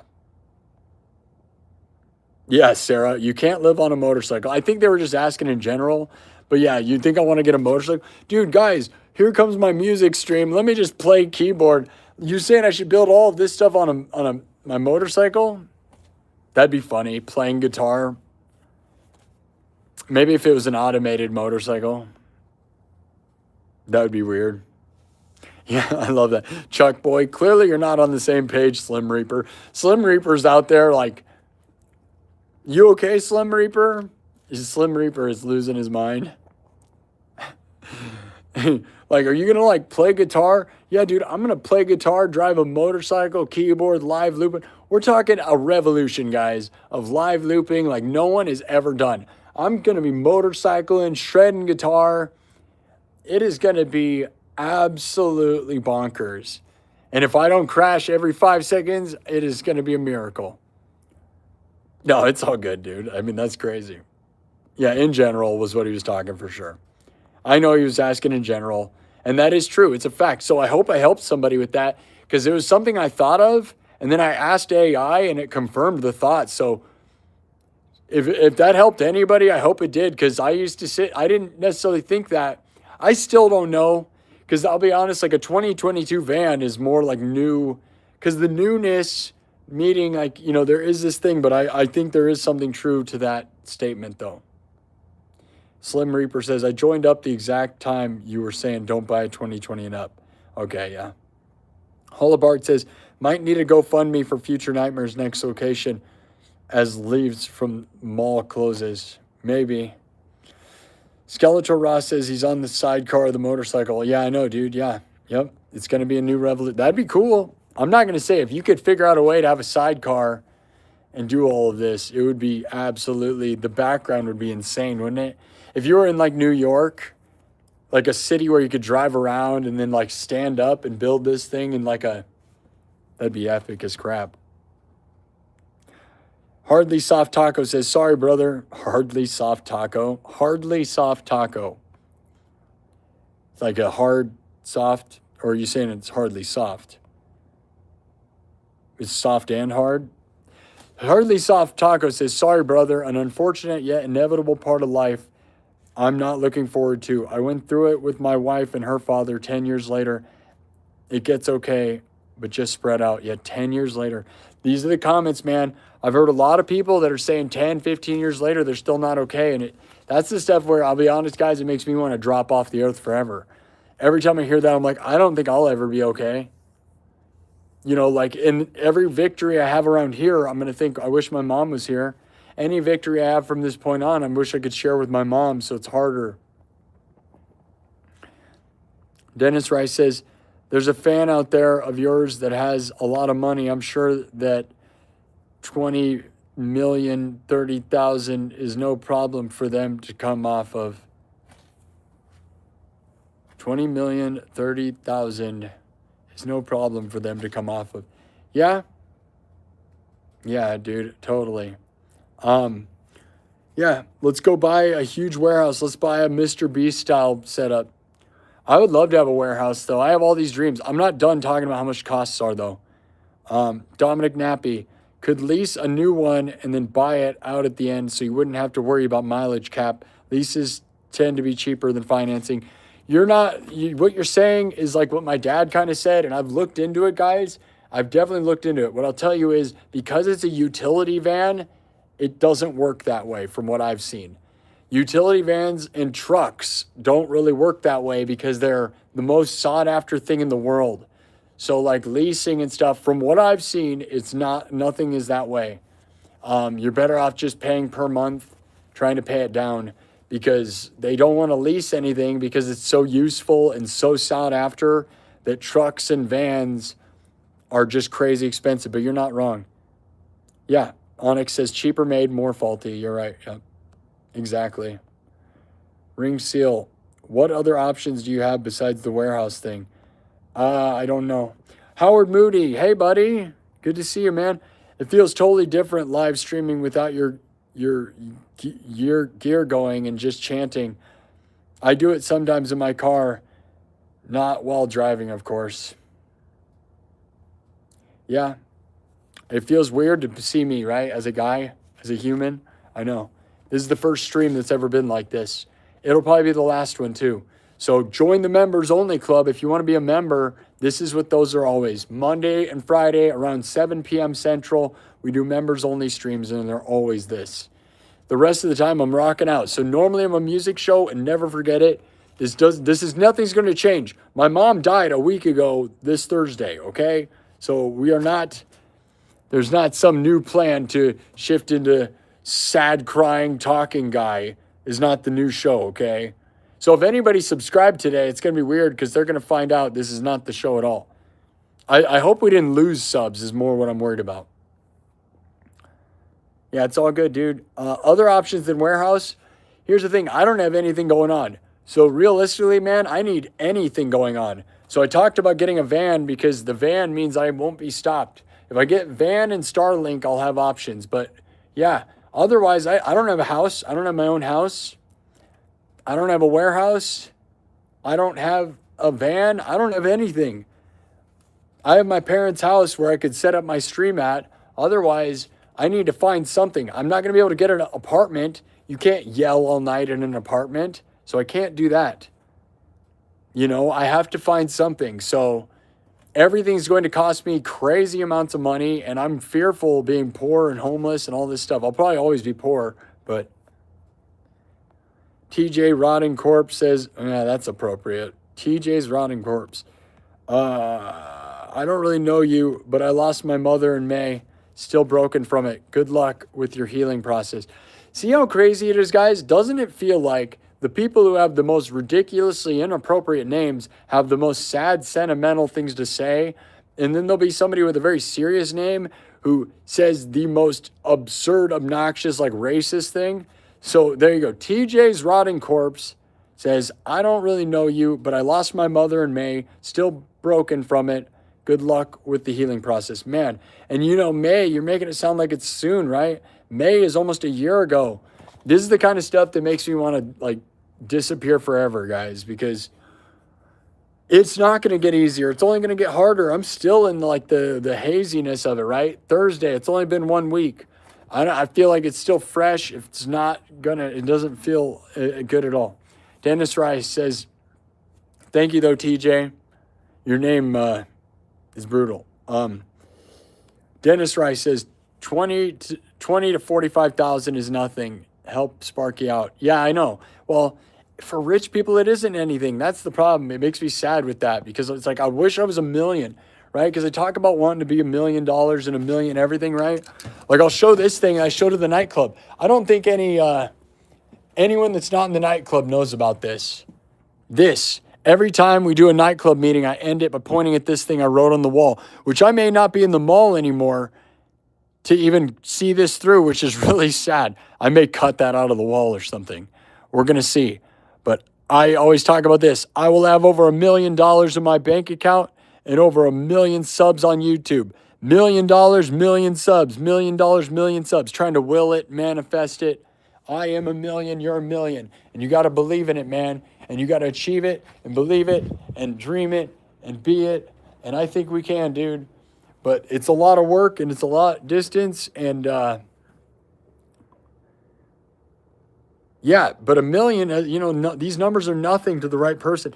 That's why we got to get a sponsor or someone rich, man. Someone's got to believe in this place. It's not like I'm some guy who hasn't proven myself, right? This show has the numbers and the grind behind it. And even my RV stuff. I've told you I'm trying to get a van. Even that, like, I have the RV Pirate. Go look it up on YouTube. RV Pirate, at RV Pirate. You can go see. I traveled the United States in an RV for 3 years, streaming from all over. I have done the life, dude. I am way legit. I've grinded without any attention. Now I have some. Hardly Soft Taco says, life goes on. Not much you can do about it. You just carry on her memory. I meant 10 years later, it's not better. Just still pop into life sporadically. Right on. Sarah Wood, no hostility, Slim Reaper. Maybe sarcasm, but it's all in good fun. Yeah, we're having fun, dude. We're just joking around, dude. My mom died. Leave me alone. I can say whatever I want. It's my party. I'll cry if I want to. Dennis Rice, sorry for the misspell, meant 20 to 30,000. Yeah, and that's what it is. But I will also point out more costs, so we're not done yet. I've got more I want to say. I'm trying to get through everybody's comments because it's about interaction, right? So, yeah, Howard Moody. I wish I had Mr. Beast resources. Can you imagine? Yeah. Come on, Howard Moody. We're on YouTube. Let's get ourselves in the room with Mr. Beast. Why not, right? We are in the same bubble as Mr. Beast. We just got to get ourselves in the room with him. And it's when I said, like, maybe I'm delusional and stuff, but as a YouTuber that has a stream that does pretty darn well, like, I feel like I'm a part of YouTube just as much as Mr. Beast is, right? And at some point, when you become valuable in the thing, why shouldn't I be in that room? Like, I'm obviously never him, but, like, I have my own little corner of YouTube that matters, right? So I sometimes think of that all the time. When I see Mr. Beast, I'm like, why shouldn't I stand next to that guy? Totally, right? I want to stand next to him. Get out of here with it. I don't think he's some god, like he's obviously an internet god in that sense, but it's also like, dude, I am here rocking the world, dude. Do you want to see Pooh? Want to see this sad face? Here we go. This is what she's been doing. Just squeeze. Oh, I shook her away. Never mind, she hates it. Okay. I got my new iPhone, and this is what it looks like. So she's probably terrified of, like, the alien. Like, it looks like an alien, right? Like, I got the new iPhone 17 Pro Max, so it's all like, that's like a scary thing to stick in a dog's face, right? Anyways,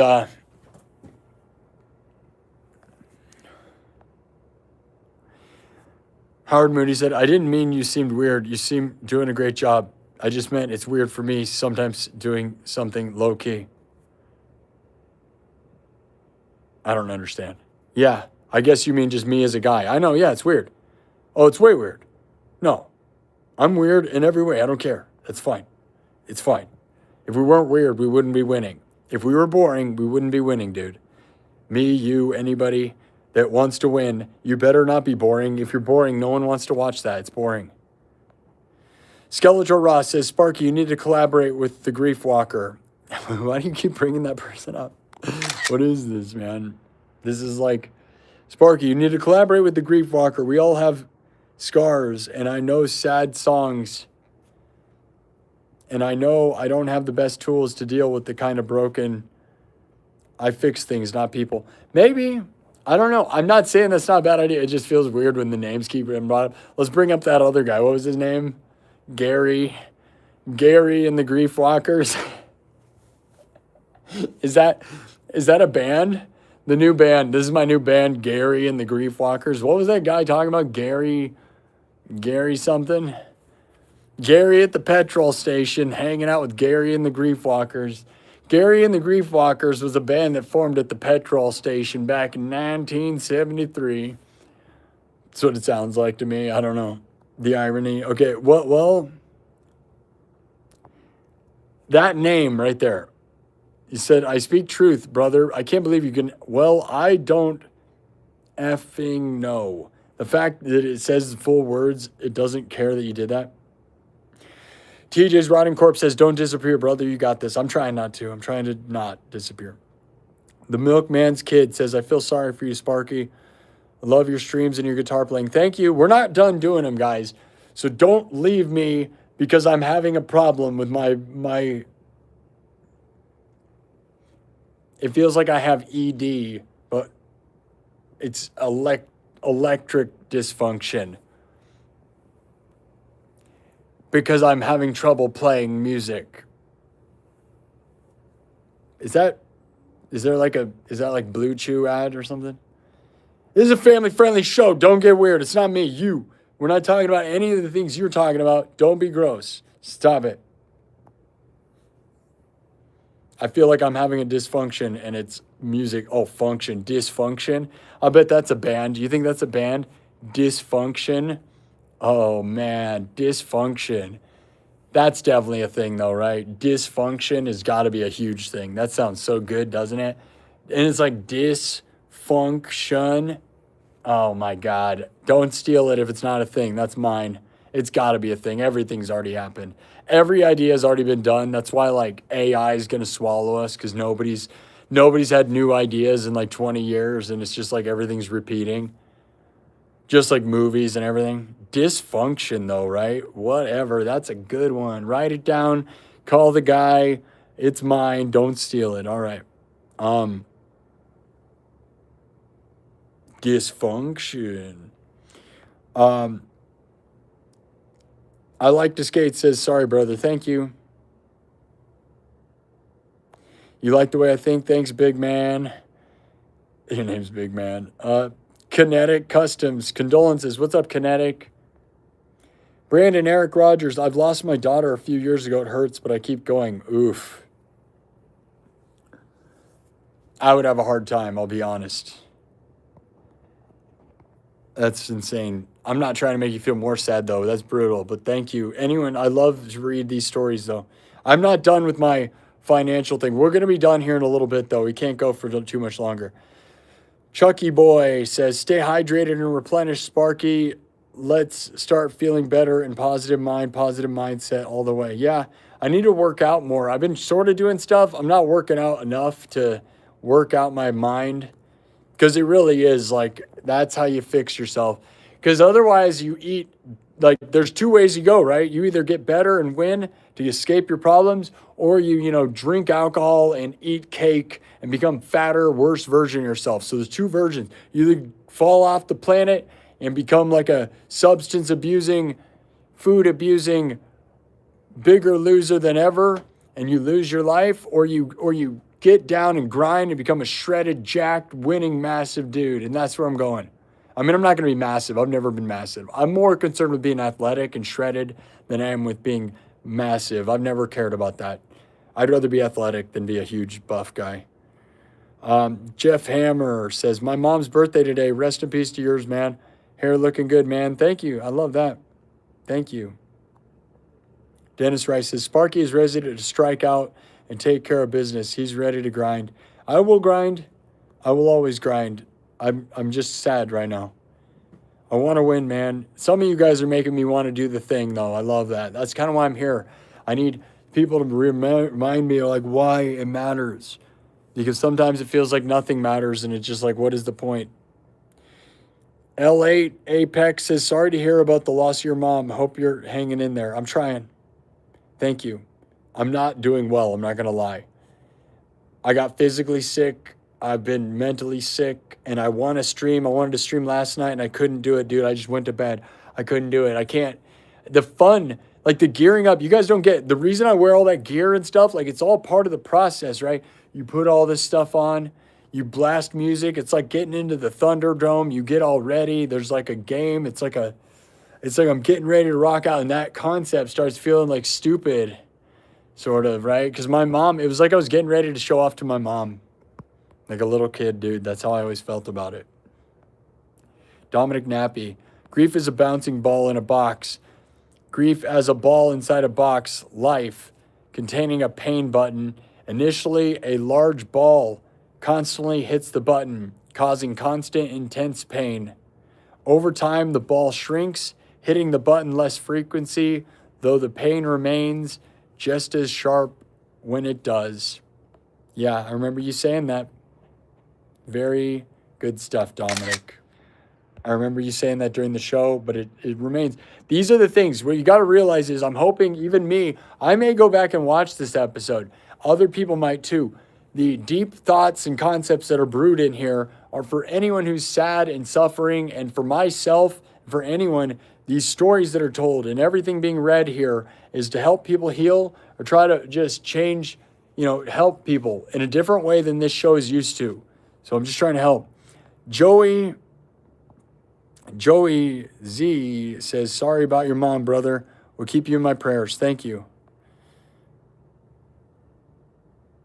Ranting Guy says, hard to get in the groove when you got heavy stuff going on. All emotions got to be felt to let them flow through. So feel them, let them flow, and don't cling to them. The groove will return. You're nailing it, Ranting Guy. See, these are the stuff. Thank you. Yeah, I'll be honest, man. I feel distracted. And a lot of people are like, let the emotion flow through in your music. But you guys got to realize, like, a lot of my music is not this. I mean, I play emotional music, right? But it's also like my best bits are electronic. And I'll be honest, man, a lot of music is rehearsed, right? So when you're playing something you played a lot, although it may mean more to you at certain times, it sort of sometimes it just feels like I'm like, I don't want to express my... I feel like talking is going to have more impact than a song I've played a million times. Because you guys have heard me do that song a million times, and I might do it differently. But you know what? These thoughts and what's happening right now feel more important or more emotionally resonant than anything I would do musically. Because although music can touch people in a way no one can even imagine, right? It is also a finite thing that is fixed. And although I improvise and stuff, even improvisation, I'm trying to just make a bigger statement by doing this. Thank you, though. I will get there. It pays his taxes. Says, big oof, bro. Mr. Fats. Dysfunction. No. Dysfunction spelled DISFUNKTION.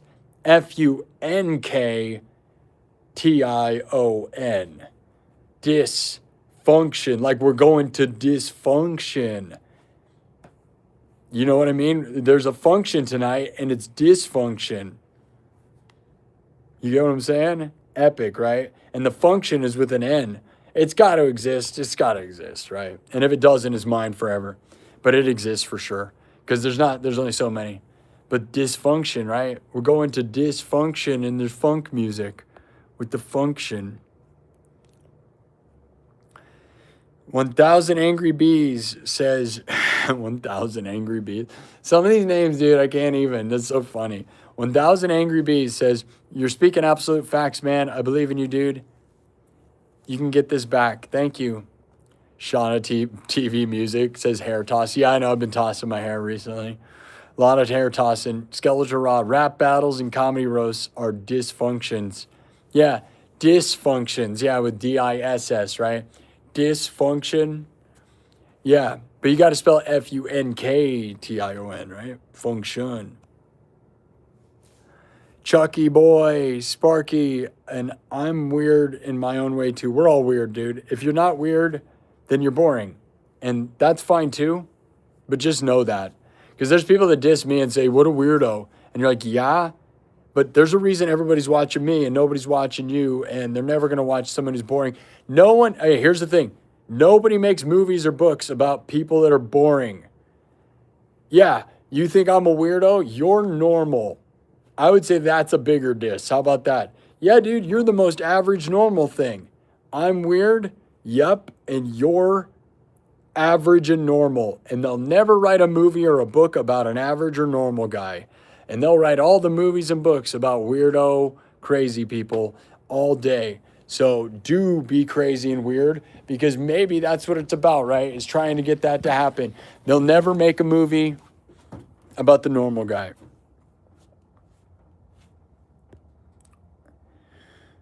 Chucky Boy says, cool phone, Sparky. I'm weird in my own way too. Nice. Mr. Fat says, you got the blues, brother man. You got the blues, brother man. Blues, brother man. I got the blues. I got them blues. I do have the blues. And I could sing about it, but it's weird because I get fourth wall about it. I hit this wall where it feels too ironic. It's weird to be like, I'm sad, so let me sing a sad song feels corny. You ever have that problem? Like, I'm so sad that I now see it as a guy being sad, playing a sad song in a fourth wall breaking, ironic, like, stupid way, where it feels not genuine, even though it's more genuine than genuine. Insidious says, in general, you have to feel it. It's sort of emotion. No, I know. No, I'm not saying my music's not pure emotion all day, but I feel distracted. I feel like I'm sad in a weird way. Insidious, seeing a music artist that looks like they aren't enjoying what they're doing is bad. Yeah. And I love what I'm doing. I always love it. I feel screwed up a little bit. Is that real? You know, thanks for the torch. Okay. Now I'm going to do one more joke, or not joke. What? Not a joke. Okay. One more thing, guys, before I get out of here, because this was too long. I want this to be long enough to be playbackable, but it's not going to be. So whatever. Cheers to everyone's moms, to my mom. Let me, banana coffee. Cheers.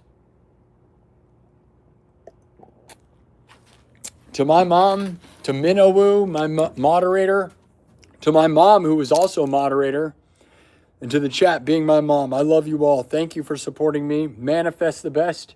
Buy one of my mugs.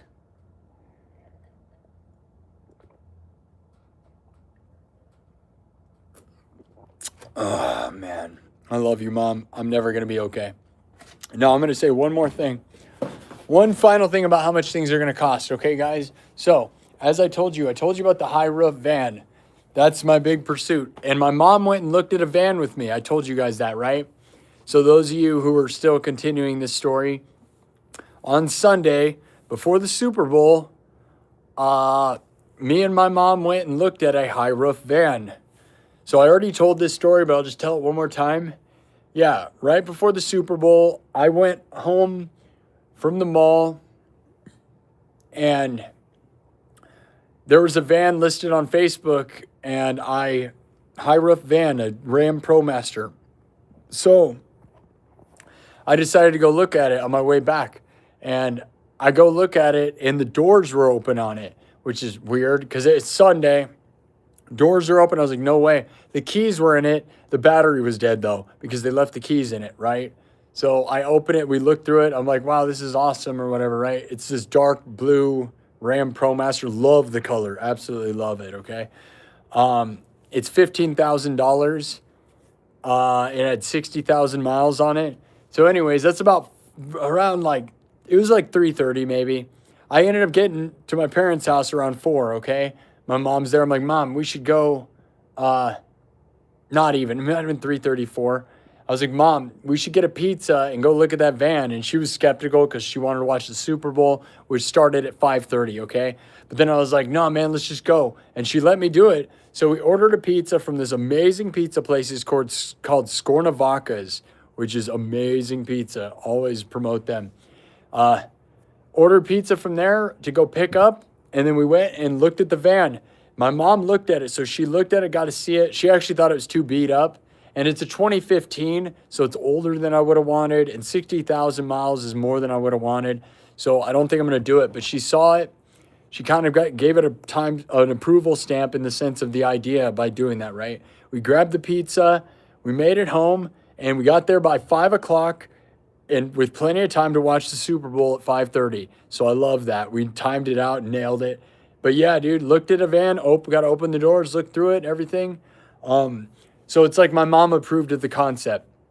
So anyways, guys, high roof ProMaster vans or Ford vans are about $20,000 to $30,000, looking in that range, right? For one that has less than 50,000 miles, is a 2019 extended cab, high roofed van with less than 50,000 miles. That's what I'm thinking, $20,000 to $30,000. More money than I have. I don't have enough money.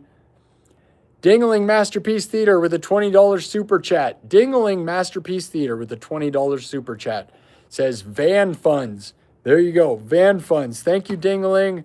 Love you. Love it. Love it. Love it. Okay. So that's the story for that. Now, let me add the next detail then. I do not want to live in a van full time all the time. The idea of that was a stint to go out as a stunt for driving the van around. I could collaborate with people. Like, think about who I could collaborate with that thing, right? We could go meet rappers, just go wherever and go to a rapper's house, and I have all the stuff. And we could go to drummers' houses and have a drummer stand outside the van, build the stuff outside the van. Also, I could just open the back of the van and show any location I'm in. So anywhere I go, we open the double door back doors, show the outside. So behind my stream would be whatever we want. But it will also open the doors for collaboration with rappers and drummers, which would be epic. Okay, so that's part of it, right? But obviously living in a van is going to be a hot, sweaty box and a miserable mess, honestly. Without a refrigerator, air conditioner, stove, microwave, all of that stuff's terrible. Shower, all the bathroom, all this stuff.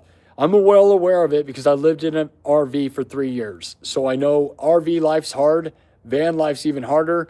There's a reason most people don't live in a van you never see van life people for more than 3 years.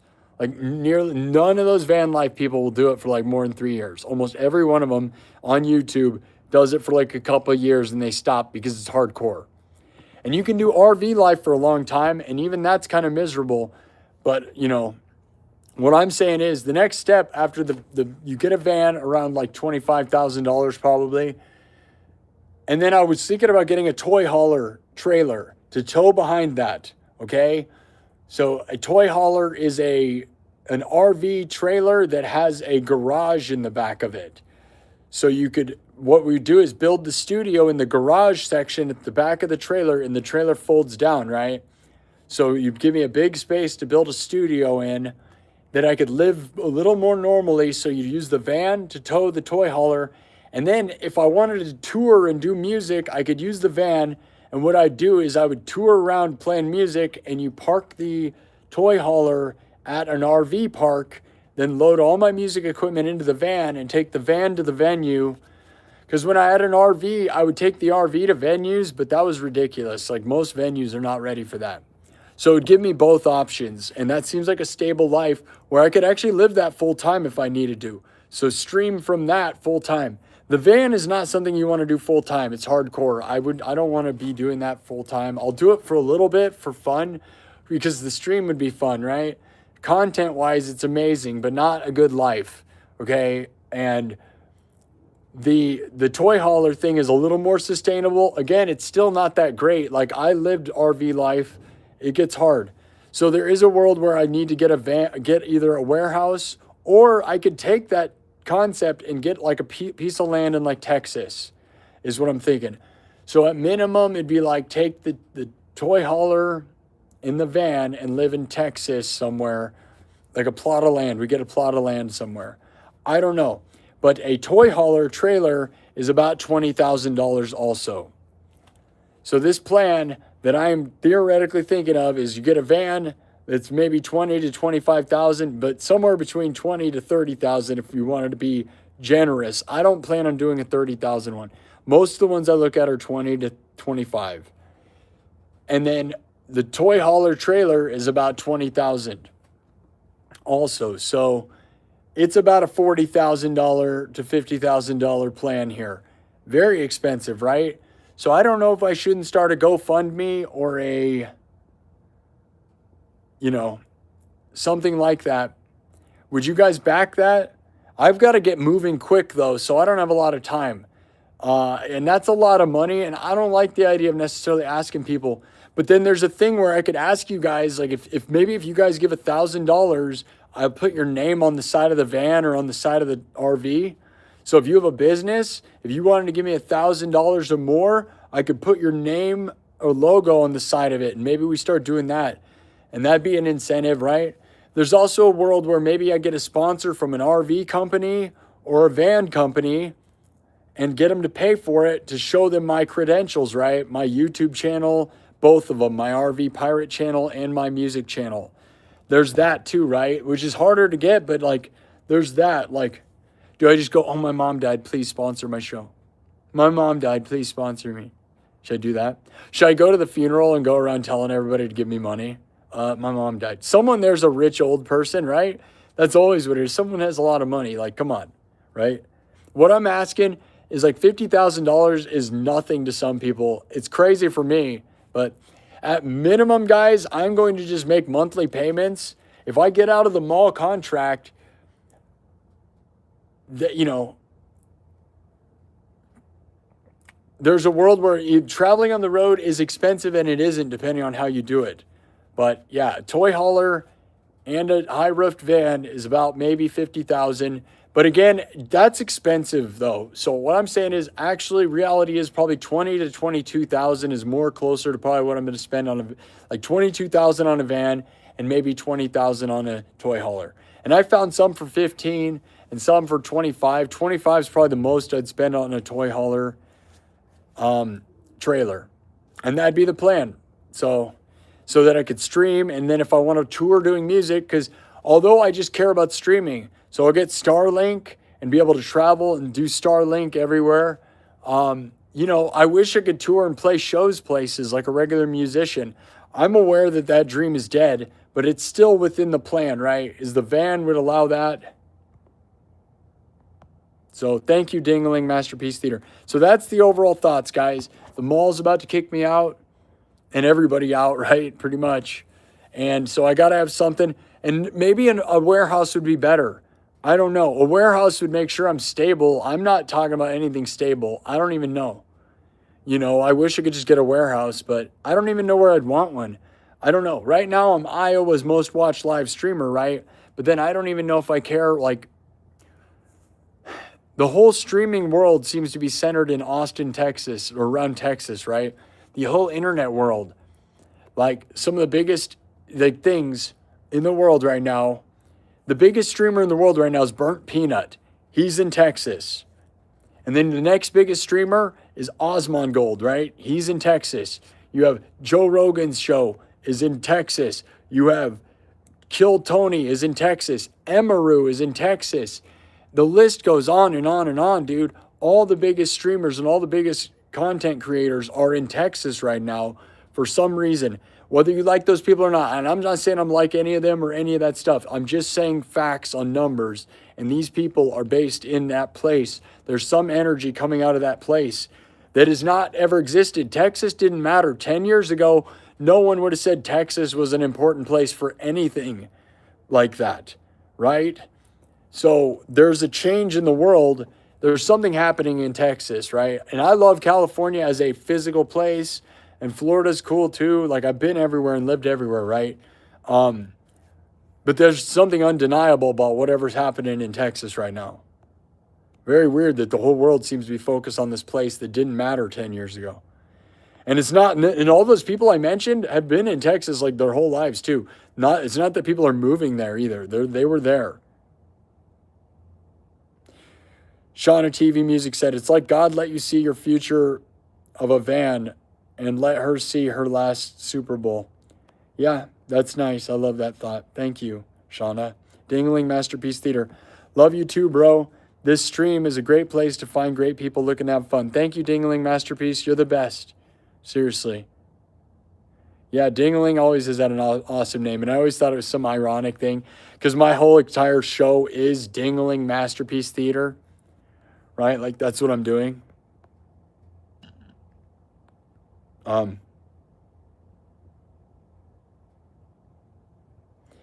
Sarah Wood says, absolutely gorgeous. I don't know what that means, but Ranting Guy says, life will get good. You have no other choice. Yeah, that's the way you got to look at it, I guess, right? Otherwise, you'll want to die, which I'm trying to avoid those thoughts. Suki the Fairy says, you look way better out of that getup. Yeah, I'll take that as a compliment. and I'll be offended at the same time. How about that? But people are so offended by everything that I'm over it. I'm glad you like that. If you like this, join the membership club here on YouTube. It's only $3 a month. Monday and Friday, I do this show this way. This is what the nightclub is. So if you guys have ever wondered what the members only nightclub streams that I've done over 100 episodes of are, it's this. Me as a guy holding the phone right up in my face, talking my thoughts, dreams, everything. It's more of a journal. It's this. It's very real. Oh, there you go, Dingling. Gift out the memberships. Show them what it's about. Dingling Masterpiece Theater gifted 5 memberships. So you guys will get to see it. It's this. This is the first public version of this I've ever done because I'm still emotionally all screwed up and I kind of want more connection with you guys. But you got to realize all my members, anyone who's ever been a member of the nightclub knows this version of me. This is what I do. I have an entirely private journal with people, so thank you. Dominic Nappy sent 5 gifted memberships. Thank you, Dominic. Yeah, bring them in, dude. Welcome to the nightclub, people. You've been knighted. Are you knighted? United as one. We gather night after night. We gather. United as one. Are you united? Join the nightclub. Heck yeah, guys. Memberships. Everybody's joining. Thank you so much, guys. Thanks, Duck. Duck on a quack. Duck on a quack. Some of these names, dude, I haven't seen you guys. It's so funny.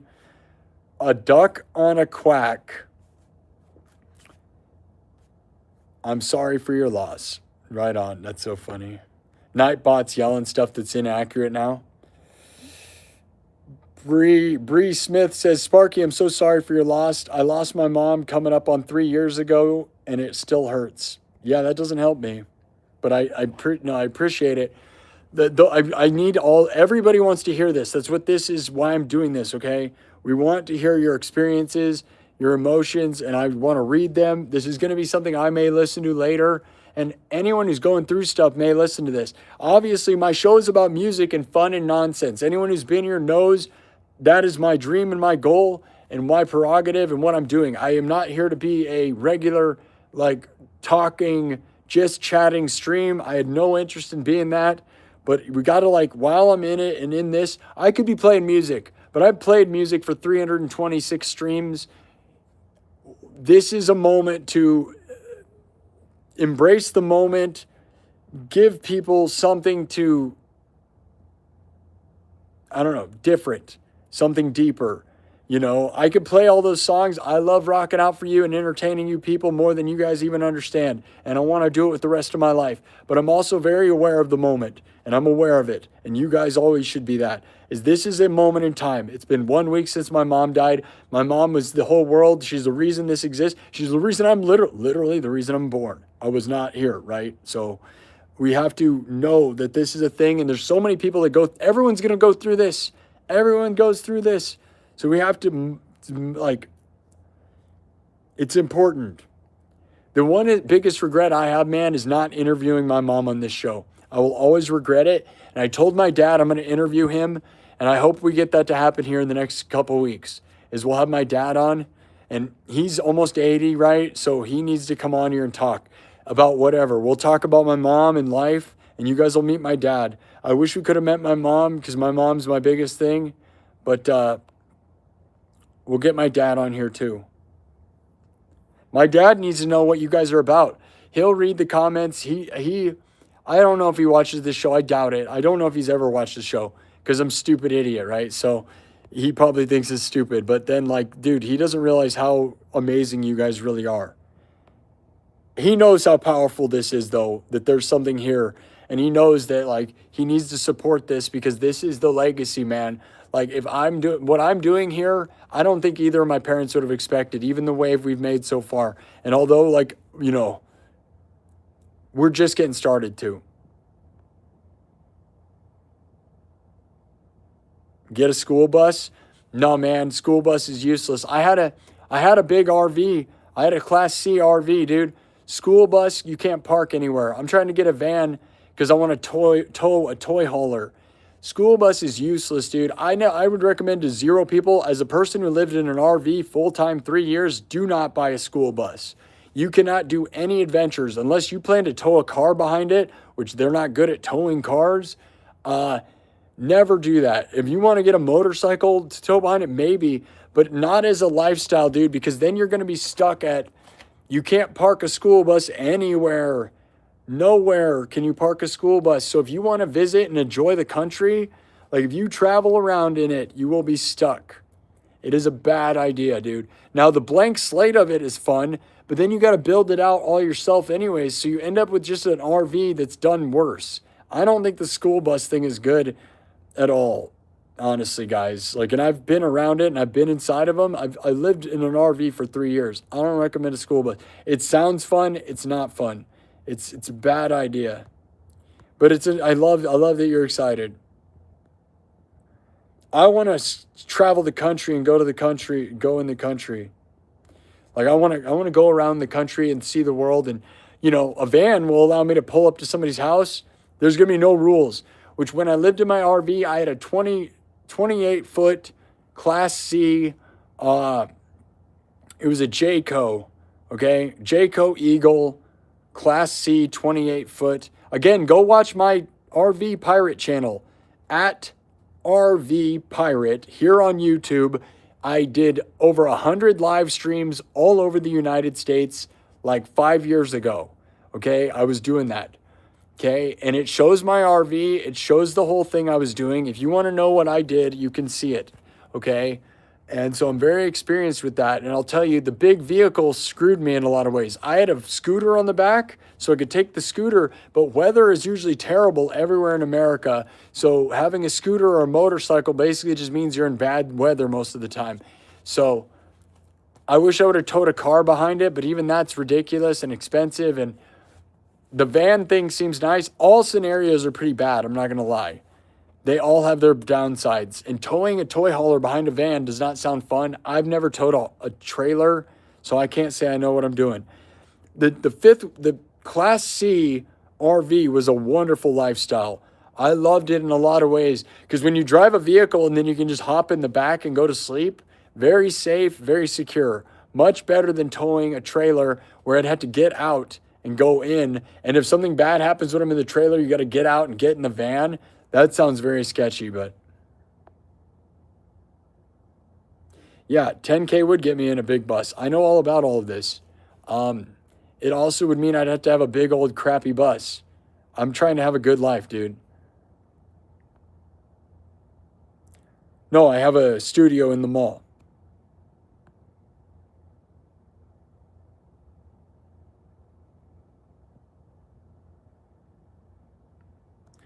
Because property is cheapish and regulations on employees' rights are low. I don't know what you mean by that. Outer Space Dollface, what's up? I've heard a lot of big streamers go to Florida too, or used to. Something about the internet. Much love. Thank you, Outer Space Dollface. Yeah, I'm just saying what's happening right now, and I know what's happening right now. And it really is Texas, guys. And it's just numbers, right? Like I said, whether you like them or not, I'm not saying I like them or whatever, okay? By the way, okay? Because I know everybody gets all mad about this stuff.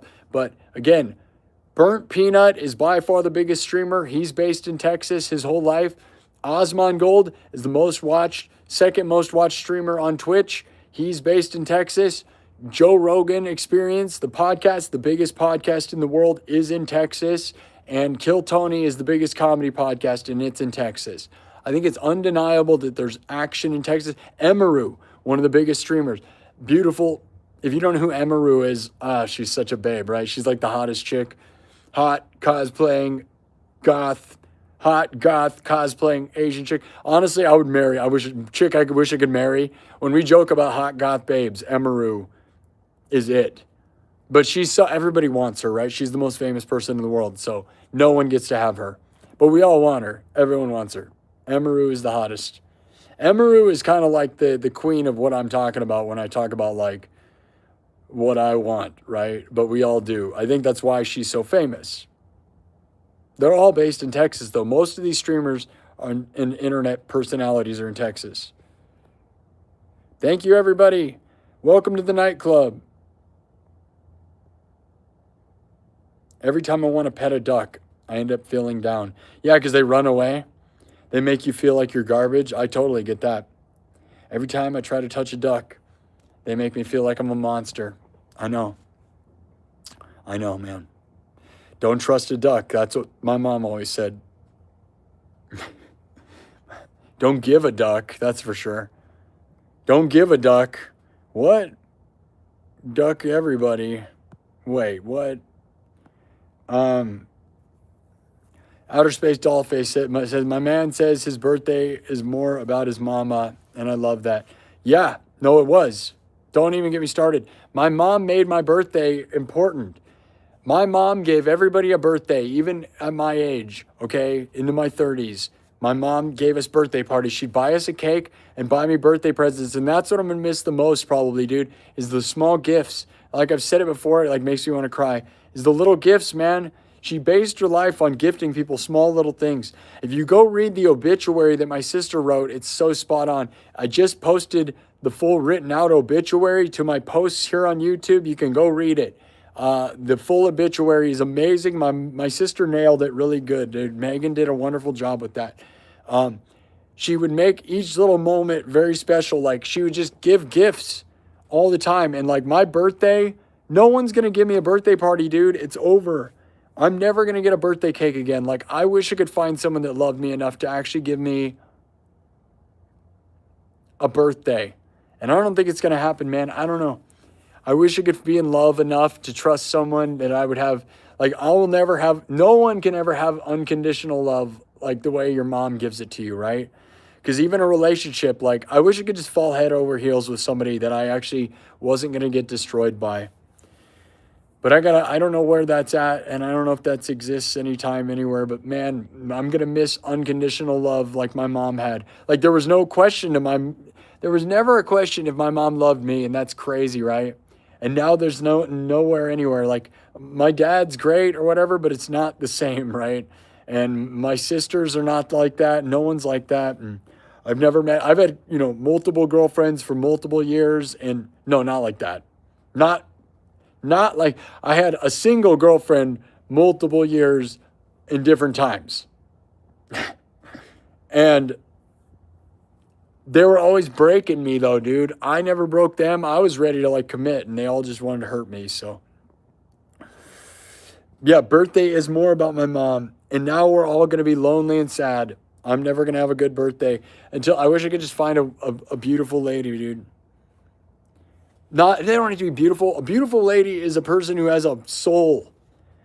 I joke about hot goth babes, dude, but like, can we be real? A lot of hot goth babes are kind of broken and mean, man. And that's not all of them for sure, right? But a lot of them tend to be mean. I've dated them. I know. And I'll probably still fall for the trick. And then I'll get destroyed by them being just destroying people. They destroy people because they think they can, and they can, and it makes me sad. I wish they wouldn't do that. Dingling Masterpiece Theater with the $10 super chat says, who's Emaru? Never heard of her. I know Sparky SINN, the #1 undisputed heavyweight champion of live interactive music on any social media. That's right. Emaru who? What? She should be calling my name out. Yeah, right. What? Emaru? More like, yes, Sparky Roo. You're right, dude. And that, I'm not going to lie, though, dude. I feel like I deserve to be in that room. It's like I said, there's a world where I meet these people. Yeah, dude, I don't feel like they're bigger than me. Why, dude, they're going to, like, what we're doing here, there's something here. And they're going to see it, and eventually everyone's going to know. And I want to be this American freaking legend, dude. How do we make it happen? We got to just do it. I don't care. Like, everybody that you guys think are cool, I want to be able to stand in the room, right? You're like, dude, freaking, I don't know. Name anybody, dude. I feel like you can't even name people. If you name people, they're like on like the list or whatever, right? Like everybody I think of that's famous is like, wait, did that person get canceled? Everyone I like or thought is famous is like, are they on a canceled list? Are they on the list? Were they on the island? Probably, I don't know. Was everybody canceled and on the island? Everybody that ever existed. Can't even reference famous people anymore. You're like, oh, that person was canceled. Like I can't even name a famous person that I don't. Do you know anybody who's a good guy? I feel like nobody's a good guy. Who's a famous person that isn't destroyed yet? I mean, we all say Keanu Reeves, I guess, right? But Keanu Reeves almost feels inaccessible, though. He's like, but then I do the Bill and Ted jokes all the time, right? Me, guys, imagine, and he plays bass, dude. Keanu Reeves plays bass. Imagine me and Keanu Reeves doing Bill and Ted jokes. Totally happening, dude. Totally happening. Thanks for that insight, though. Outer Space Dollface. My man says his birthday is more about his mom. And that is a hard truth. And if you don't know who Emaru is, go look her up. She's hot. She just does hot girl stuff, but she cosplay. Her cosplay is so awesome. Love it. She dresses like a goth, like she's like this Asian chick, and she's super hot, goth, cosplay, everything, dude. But she's on a whole different level than I am, right? She has 15,000 people in the room at all times. So it's not the same thing. Dingling Masterpiece Theater says, I'm blessed. I still have my mom. She told me growing up that she's going to live to 120. She's still got 40 plus years. That's amazing. Lucky you. Lucky you. Yeah, my mom was 75. Calling for you. What did your mom like to do? She was a pretty basic lady. I mean, honestly, I think her favorite thing was giving gifts, dude. You know, she's old, 75, so she was simple life, you know. She loved her animals. She loved Princess Pooh and feeding our stray dog and cats, and loved going out to eat with me, man. Simple life, right? She had her friend Jerry that they'd always go thrifting. So they'd go to the thrift shop and do what old people do, right? Antiquing and thrifting, right? Antiquing and thrifting, right? And she loved buying stuff on the internet and just like, and giving gifts. Antiquing, thrifting, and then we'd go out to eat. And that was like my favorite thing in the world, is taking my mom to restaurants or bringing Princess Pooh. I loved being able to go to fast food because we could bring the dog. So I love, like, when I wasn't streaming, like Tuesday and Thursday, you know, I stream Monday, Wednesday, Friday, Saturday, right? And Tuesdays and Thursdays usually were the day that I'd go out to eat with my mom. So we'd either go to a restaurant or we'd bring Pooh, so Princess Pooh, right? And we'd bring her in the car, and then we'd go get fast food and sit in the car. And I loved that, dude. I loved that. That was my favorite thing. That was my favorite thing, and I knew she loved it too. And now I'm real sad because that's where I need a girlfriend to have date nights, man. I need something, but I'm not going to get desperate to find someone who's going to hurt me either, because I have such bad experience with women right now where, like, I don't want to be hurt because I'm also in a part where I'm like, please love me, and I don't want to be destroyed. Right? So, don't know.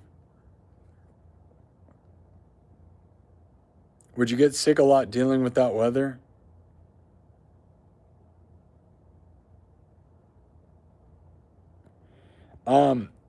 What weather?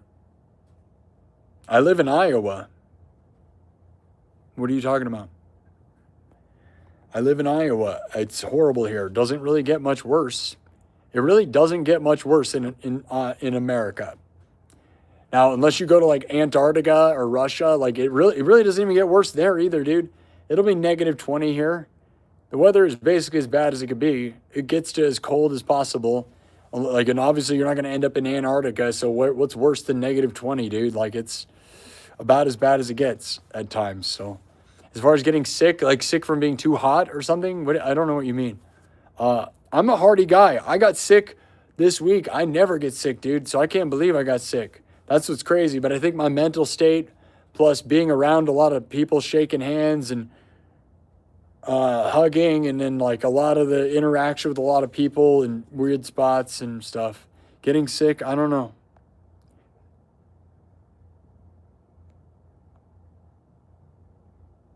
Hot. I don't know what you said, hot. Are you talking about Emaru? Who are you talking about? Dingling Masterpiece Theater says, hello, Silverwolf. First time seeing you in the stream. If you recall my name, understand I don't know. Dominic Nappy, if you go down to Texas and don't stream at Starbase, I will be upset. Starbase, you talking about where they launch like Houston? Are you talking about like Houston, we got a problem? You're talking about like the rocket launching, right? Or is that where Starlink comes from? I don't really know. I don't know. Got to get Starlink. Got a bunch of people who smoke too much. You never heard of Emaru? Go look her up. She's world famous. Dude, you know what I found out, guys? Is that what you find out is when you're a streamer, before I started streaming, I didn't know any streamers, okay? How many of you have never heard of iShowSpeed? iShowSpeed is actually, other than Burnt Peanut, is the biggest streamer. Have you heard of either of those people? Probably not, right? And I realized that before I started streaming, I'd never heard of any of these people. Then I started streaming and I heard of all of them. And I found out that streamers are only famous to other streamers, and that unless you're streaming, no one knows who you are. And that's a weird reality, is it's a bunch of people in the same industry kind of like sucking up to each other, but nobody knows of any of these people. But they're the most famous people in the world. Like iShowSpeed has almost 50 million YouTube subs. And yeah, I found that a lot of people don't know who he is. So like, it makes me feel like a loser because I realize like, oh, streamers don't matter. But that's what I also hope is, as a musician streamer, musicians tend to be hitting the bigger. So maybe I have a niche, but then like streamers seem to be the only ones who know about other streamers. Like, do you guys know who Osmongold is? I assume you know who that is. He has a YouTube channel that's huge though. And a lot of people hate him. I get it or whatever, right? So I'm not, again, I do not have political affiliation or any sort of attraction to any of the people I'm talking about necessarily in any of these things, okay? I am not saying positive or negative towards any of these people. They're just big deals in the world. So everybody's canceled and everybody hates everybody. I'm not political. I do not care either way. These are just people that are in the world who are big deals. Like, you know, you can say whatever you want. Like, I feel like I just have to reference stuff. So I get that people have issues with things like Joe Rogan and Kill Tony and Osmongold and Burnt Peanut or whatever you want. Those are just things that exist that are huge numbers. Say whatever you want. If you're offended, do not be mad at me. They exist. I get why you'd be offended by some of those things. It has nothing to do with me. You know, I'm just trying to be a guy. That duck riff was so funny. Thanks for that, Colin. Yeah, I got to clip out the funny parts. I don't know what's funny, right? I just say stupid stuff. Outer Space Dollface. My mom used to call and sing me a happy birthday song every year. She couldn't hold a note, which made it more special. Totally. That's sad. My mom would always get me gifts. Even when I was on the road doing my RV thing, she'd always send me stuff. Which, you know how hard it is to get stuff when you're on the road? It's very hard. You know what she'd usually do is like did you guys know? Here's a fun tip that you guys, I bet you don't know this. Did you guys know? You know how you receive packages when you live in an RV? This is a very exciting, fun tip because I feel like people don't know. You go to RV parks, like you have to go to a Campground of America, and then you have them ship it there. And almost every kind of campground, like Campgrounds of America, every campground will probably do it. But like if you go to one like the national chains, Campground of America or Thousand Lakes, I think is what it is. You can ship packages to those spots, and that's how you get packages. So if you ever wondered what it is, that's what you do. Is you go to a Campground of America, and then they address it to your camping location with your name, and then you go up to the office and pick it up. So that's a very interesting pro fact that a lot of people don't know, because you go like, oh, how do you get packages? What do you do? That's what you do. And if you're good, same thing with Amazon and stuff, or you get an Amazon Dropbox. You can also have stuff shipped to some truck stops, but I would say that's a little more sketchy.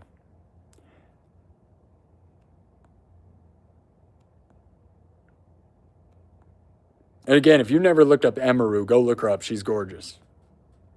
Trap,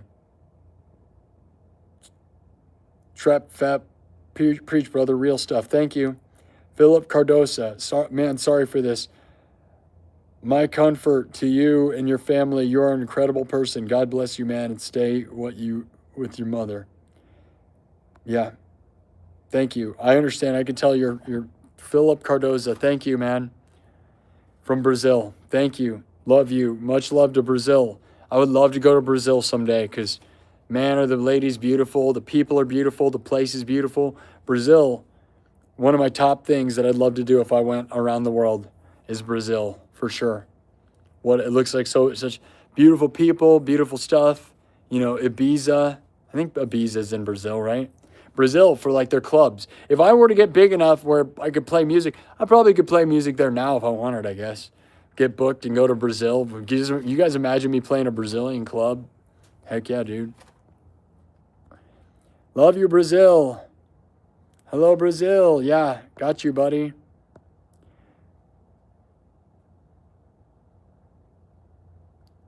Sarah Wood, people get bad karma for mistreating others deliberately. Yep, you have to believe that, right? Yep, you'll receive the energy you give off. So there's that.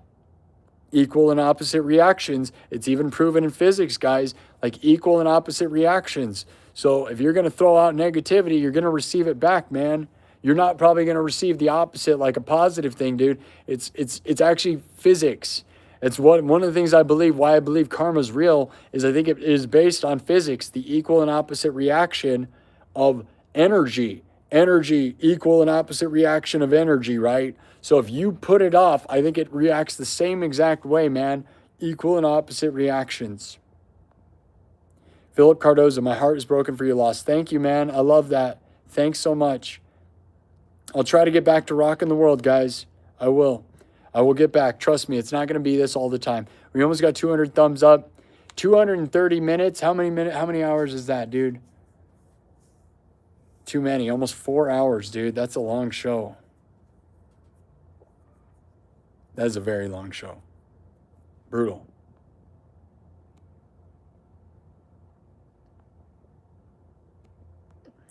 Dingling says, I've tried to gain karma on the positive side, following the steps of what was driven into my skull by growing up. Feed the hungry, clothe the naked, shelter the homeless, be a good human. Thanks, Dingling. Great. Love that.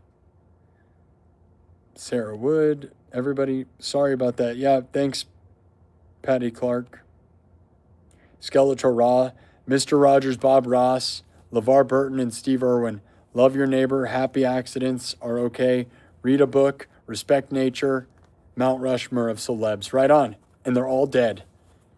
So you kind of listed a bunch of people. If I was going to reference celebrities that were alive that I'd want to be in the room with, I probably don't want to be in the room with dead people from what we were talking about earlier. You're like, here's a list of good people. Well, they're all dead. So all the good people are dead? Probably, right?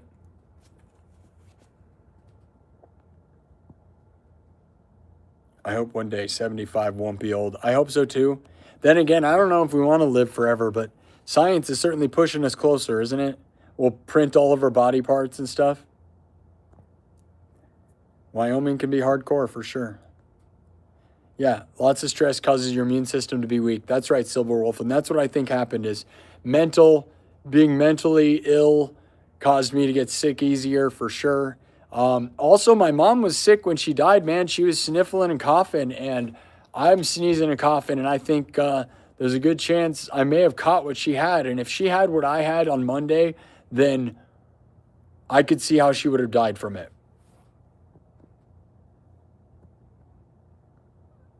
I'm a very healthy person, just so you know. Outer Space Dollface, as someone with an autoimmune disease, you are absolutely correct, yeah. Dingling Masterpiece Theater, a funeral and having to be around others is an easy way to get sick. I don't normally get sick either, but my uncle passed in October and I got ill. There were a lot of children around. Yep, that's totally what happened. I went to the funeral home. I was shaking hands and doing all this stuff. Yeah, and I'm around tons of kids and tons of people that I normally wouldn't be around. That's, it's definitely happening. Travis Guide, honestly, it took years for live streamers to show up on my feed, but now it's the only thing I will watch. Yeah, I love the liveness, man. I didn't always like it, and then sometimes I do. I like that you can interact, right? Because there's things I watch, and I'm like, you want to yell at them sometimes. You ever watch something, you're like, I want to tell this person, and you can't. So it's both. It's conversational for sure. Yeah, Dingling. I'm not saying, dude, yeah, people hate people. Dude, don't associate me with any of these people that I just said, okay? I have to say people because of their numbers. If you want to talk stats, unfortunately, guys, the guys with the biggest stats are a lot of people hate, and because they're political, right? But that's what it is, right? So you don't have to, I'm not associating politically with anybody. I'm just looking at the numbers. And the numbers are just certain people. And they certainly make people mad, right? So you could say Joe Rogan, right? And everybody gets mad. All these people get mad. But he is the number one podcast. Don't be mad at me because I'm trying to quote statistics. Okay? It has nothing to do with me. Facts are facts. Okay? It is what it is. I get it. I get why people can be mad. Totally. Shauna TV Music and Lifestyle. I said it before, and I'm saying more than I normally would about all this stuff, by the way. I'm just being real open right now, guys. Shauna TV Music and Lifestyle. I said it before. You need to find social media influence manager to help you find collabs, market your stuff when you're on the road. Yeah, I want to. It's one of my dreams. I need that. Yeah. I think the biggest thing I need is a booking manager, man. I want to go on the road and play shows at venues and have shows booked that I don't have to beg people for shows. So if you guys know a booking manager who can get me shows, who knows who's actually connected, that's the dream for me. And maybe a social media manager would be nice. I have somebody working on that on TikTok right now, but I don't know.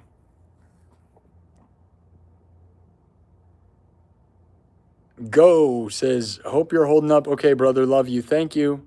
Love that. Dangling Master Priest. No, Emiroo. E-M-I-R-O-O. No, E-M-I-R-U.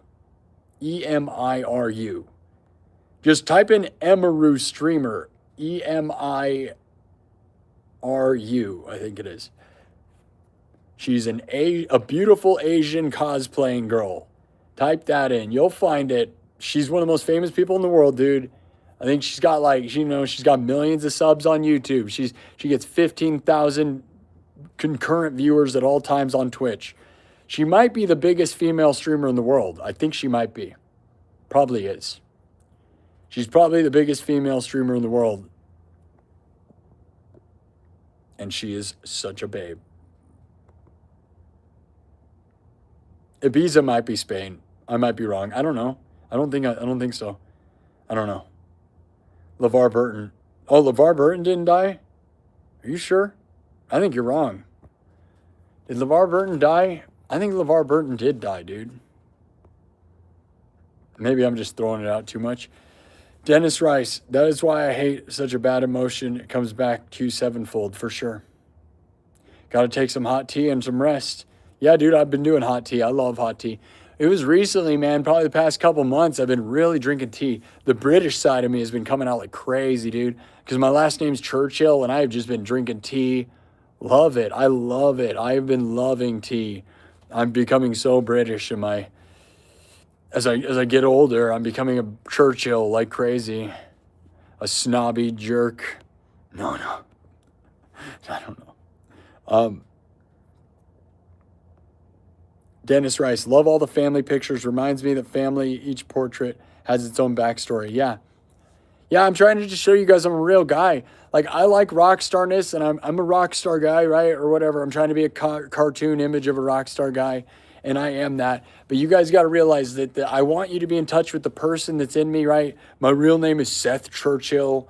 I normally don't want to throw that out there. I am Sparky SINN, but I am also a guy, and a guy with a family, and my mom is my world, and my family is my world, and I hope that will hopefully help you guys, as you guys are my support system and my thing, and you're going to help me move on and keep going. And so I want you to be in touch with, I'm going to share so much of my life, more than I probably should, in hopes that it will make you guys stay connected to me more than anyone. Because I'm not trying to be distanced, really. I don't care. I want you to be a part of my life. And as I go on the road, you're going to know everything, dude. Like, if I hit the road, you realize I'm going to be on the internet like nonstop. So if I live in a van or do whatever that, I'm not going to stop. Like, I'm going to be annoyingly on the internet. But I hope you guys enjoy that. It'll mostly be members only. I'm not going to do this. Okay, I'm going to be doing the members only. So what the streams are going to become on the road is I'll be doing the RV Pirate again. So the RV Pirate channel will get booted up, and it'll be that plus members only, and then I'll do music still on here. But I'm not going to water this down with stuff like this. This is a rare rare thing. Dingling Masterpiece Theater with the $10 saying, "You are the president of rock. Thank you." Yes. Yes. And that would mean everyone hates me, right? Because politics, if you're the president of anything, everybody hates that, right? Everybody just starts getting mad. Politics make everybody mad. No matter what you say about them, right? Can't ever win. There's no good take. Go says, you don't got to be political to be a good time to chill with. Nah, dude, being political is a bad time. Bottom line is, don't be political unless you want to be a bad time. Don't be political. I'm not political, dude. I'm just a good time. Don't ever think I care either way, dude. I'm here to be fun. I do not like politics. I think everybody, if you're too far either direction, you've lost your mind, dude. Everything's like a bunch of propaganda. It's real sad. People I know, I'm around, have bought into it like crazy. And if you buy into all the propaganda in either direction, you're very, very sad life. If you're deranged on either side of the line, and it is that, dude, it's like an illness where if you're like freaking out and every moment of your life becomes a freak out about any topic because you're so mad about either direction, I got to tell you, you got something wrong with you. Because you're not accomplishing anything. You're not going to convince anyone on the other side to be on your side either way. And maybe there's a civil war brewing, maybe, right? But in most situations, if you didn't talk about it and you ignored it, it's actually not there. Like, go to a coffee shop, dude. You're just chilling. Be happy. That stuff does not have to consume you if you don't want it to. And if you want it to, I guess, and maybe you think that's for the greater good, I don't think so. Not for your own health. Like, you're making yourself crazy, and I don't think you're accomplishing what you think you are. Those people think they're going to accomplish something, and I think they're not. They're just yelling into an echo chamber. Most of those people just want to hear their own opinion back to themselves, and that's stupid and useless. Silverworld, Sparky SINN, you're the second person this week I've heard that somebody needs a manager to get gigs. You're the second artist I've heard this week. Yeah, you need that. In order to get booked shows, you need a booking agent. You cannot, in the modern world, go on a tour successfully on your own. Anyone that says so, I do not believe you. What you have to do is, there's a few people, and there's still not very many of them, booking agents that know all the venues around the country. They're connected, and they know they already have bands in circulation who are on the tour that they have set up, that they've proven make money, because it's impossible. If you just make up your own random tour, you're probably not going to make money. If you just go around picking random bars and random stuff, in order to make money, you have to know that here to there you make gas money and you spend gas money and where you're staying. And there are booking agents who have figured out a circuit that they have bands touring already, and they're friends with all the venues across the country and get you in. Because the problem is, guys, you can be the biggest thing ever. Like, I have 30,000 subs on YouTube. That makes me bigger than most bands in the world. I know that's hard to believe or whatever, but 30,000 subs on YouTube puts me in the top 1 to 2% of YouTube, which would mean I am way bigger than most bands. That's top 1 to 2% of all of YouTube, dude. All of YouTube. That's millions of people, hundreds of millions. That makes me way bigger than bands. Now, does that mean I think I can get into any venue? No, because of the gatekeepers, okay? So in order to get through the gatekeeper, you have to have a booking manager who already knows the gatekeeper, and the gatekeeper will just take whatever the booking manager gives them, okay? Because you can email all the people you want, and they're not going to let you through that wall. So it's very real. That's how the industry works. And if you just go set up your own aimless tour, maybe there's a couple people that make that work, but most people either break even or lose money doing it. And there's only a couple people that have a science, and it's because they're in the industry and you need them. And I would love to meet them. I've thought about seeking them out myself. And I feel like I need to have 100,000 subs to really be on the level to where you're going to get an agent that's going to figure it out. Put the feelers out. I put feelers out. I do social stuff, and it's a gotcha. Yeah. Yeah, Silverwolf, I wish you were a manager too. But again, there's a lot of people that'll say, I'll be your manager. You don't want them either. You know how many, I've been in the music industry my whole life, right? For a very long time. A lot of people are going to pretend to be your manager, and they don't have any connections. You cannot work with someone who's not connected.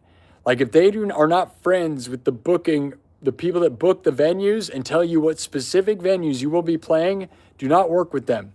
Because maybe they'll want to send out the thousands of emails to fight your way into the door.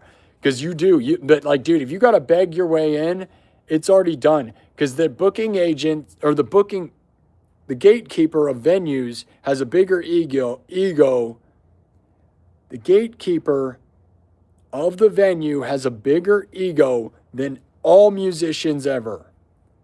You better believe that's real, guys. The musicians don't have anywhere near amount of an ego as the person that books a venue. So if you think you're going to, like, you submit your thing, they love to knock you down. You say all the stats in the world. You'll be like, I'm the biggest band in the world. And they will love to throw you in the trash. And they do it. So in order to get through that gatekeeper, that the only power they have is rejection, you have to have a booking manager who will get you through. Dingling, Masterpiece Theater says, from the photo, she's a dime a dozen cosplayer. That's not true, Dingling. Dingling Masterpiece Theater, if you want to look into Emaru's career, she actually won awards for being a top streamer. She was Forbes' top female. Forbes gave her an award for being like the female, like, influencer of the year or something. Emaru is not a normal person, okay? If you think that, you're not looking far enough. Like, literally, Forbes voted her, like, Woman of the Year or something. She, like, got this huge award. She is changing the world in a way. So you think she's just a cosplayer, but she's much more than that. And she's not dumb like a lot of the ditzy dummies, okay? That's the difference. I have a lot of respect for her. She's not a lot of these people, okay? You can tell, too. Shauna TV Music says, maybe try to find the teams the successful managers are using. I need to do research. It's a good idea. Yeah, it is that. But again, they don't care. So those are also, the managers are gatekeepers also, you realize, right? And, you know, even my age, right? Being in my 30s puts me in a bad spot. Because, you know, they really are trying to market what traditional music industry is. Like, they want to leverage people that don't have knowledge. So, if, like me, I know too much. So they might not like me because I'm going to ask the real questions, right? Like when somebody comes up like, but how much am I going to get paid and this and this? I know the questions to ask because I've just seen too many scams and I know the scams. But, you know, you talk to somebody younger than 25 and they're idiots. They don't have the experience. They'll never know their questions. They're just going to say, yay, and then they just get screwed. And that's what they're really looking for, right? Most of the industry is just looking for people who don't know the right questions because then you can just sign them and they'll just do whatever and lose money for themselves. Raven, I don't know how to say her name. Rave Node Orain? Rave Node or Raven Oderain? Your name is weird. Hey, dude, sorry to hear about your mom's passing. Thinking of you right now. Thank you. Travis Guide, I really do like the person you are, man. I wouldn't watch if I thought you were negative. You are a beacon of light. Thank you. Trying to be a beacon, man. Trying to not let the darkness swallow me, my dudes. The demons. I got to fight the demons that are eating me alive right now, you know. My mom was my whole world, and making my mom impressed and blowing my mom's mind was kind of my whole pursuit of life. It's like the little kid thing in me, right? My mom always kind of encouraged me to be a little kid, like get out and play, right? Go play music, go dream, be stupid. It's fun and funny, right? And like that is me, like putting on my like basically a costume, right? Like my gloves and my goggles and my whole thing, right? Is like this thing where I'm like, yeah, now let's go have fun, right? And now it's like she's dead, so it's hard. Travis Guide. Oh, wait, no. Calling for you. Hope everyone, including me, can handle tragedy as gracefully as you have been exhibiting. Well, I don't know if you watched Friday and Saturday, man, but I did a stream on Friday and on Saturday. I'm not very proud of it. I think I probably was having a full-blown mental breakdown. Obviously, though, Friday was the day after she died. I think I handled that one pretty good. I cried a lot. Saturday, I think I was like mentally ill, dude. I'll be honest. I was acting weird and making bad jokes, but I don't know. But again, I did it because historically, like I knew like there's a science experiment of where you're at mentally, why you have to do this. which is why I'm having a hard time doing music, dude, because like I want to get in there, but it feels like even emotional music feels kind of like doing something that's stupid. I don't know. 200 likes. Good job, chat. Took 4 hours though, so I'm not overly excited about it. 4 hours and 11 minutes, man. Thanks, Lost Cause says, sorry for your loss. Akai Koi, it's like politics and religion is a personality trait and a hobby for most people. Yep. Yeah. The old world, not that long ago, it used to be rude to talk about politics and religion, you know? I kind of want to live in that world. I want to go back to where people thought it was rude. But now there's people like that are rudely inserting it into everything you say. You're like, dude, oh, these Oreos are great. Oh, you like Oreos? Oh, you know, like, they're going to find something, you know who runs the Oreo factory, right? And you're like, dude, stop. I don't care. I don't care. I do not care. Stop ruining my time. It's like the old world where people were like ashamed of it. Be ashamed, man. Be embarrassed. Stop telling people. Stop making everything about your politics. It's dumb. I get it. You think that you're going to cure the world. Do you really think by making everyone in every room uncomfortable, you're helping anything? You cannot convince anyone to change their minds. People need to, if you could absorb that, you will live a very satisfied life. No one is changing their minds about anything ever right now, guys. Anything. Everyone's mind is made up. No one's changing their mind about anything. Now swallow that with those words of wisdom. Take a deep breath and satisfy it in that. Because it's satisfying. It should be satisfying. It's already done. I know you don't want them to believe what they believe, but they do. And it's over. And so if you're mad about it, you just need to not care.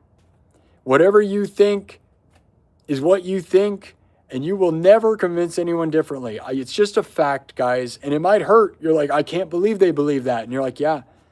But you can yell all the mean things you want and try to convince them. You're never going to change it. I got to tell you, you can't. And I wish people could learn that. Learn to understand people are right now never politically going to change their minds on anything. Anything. There's not like, oh, you know what? You're right. I think I'm going to change my vote. Or whatever. It's just over. And it's fine. And there should be something satisfying about not caring. Don't care. Dingling says, sometimes politics, music can be fun. God save the Queen. Yeah. Majesty. No, I know. Yeah, politics and music can be fun. But not right now. Because people are mad at each other all the time. Politics with music used to be the ultimate thing. But it used to be fight the power in an overall empowering way. But right now it's specific individuals in weird ways that are not productive. When it's like fight the power, I get it. But it's like it's like whiny whiners. Everybody's a whiny. Is everybody offended? I'm so sick of people being offended. Dude, I'll be honest, man. If you're easily offended, I probably don't even want you to watch my show. It's kind of something I've decided a long time ago because those people just cancel people. If you're easily offended by everything, I probably don't want you to watch my show because I don't need to be canceled and I don't really care about people that whine about everything. That's weird. Get a sense of humor, dude. It's not like that. Life is not like that. There's so many people that are right now that are offended, looking to be offended by everything. They want to pick a fight. If you're looking to pick a fight and be offended and whine about everything, just probably leave me alone. Like, I'm here to entertain people, but I've realized there's a certain type of person right now. They're mentally ill as it gets, dude. And they are never going to be happy, and they're just trying to fight every corner you could see. We know who they are, too.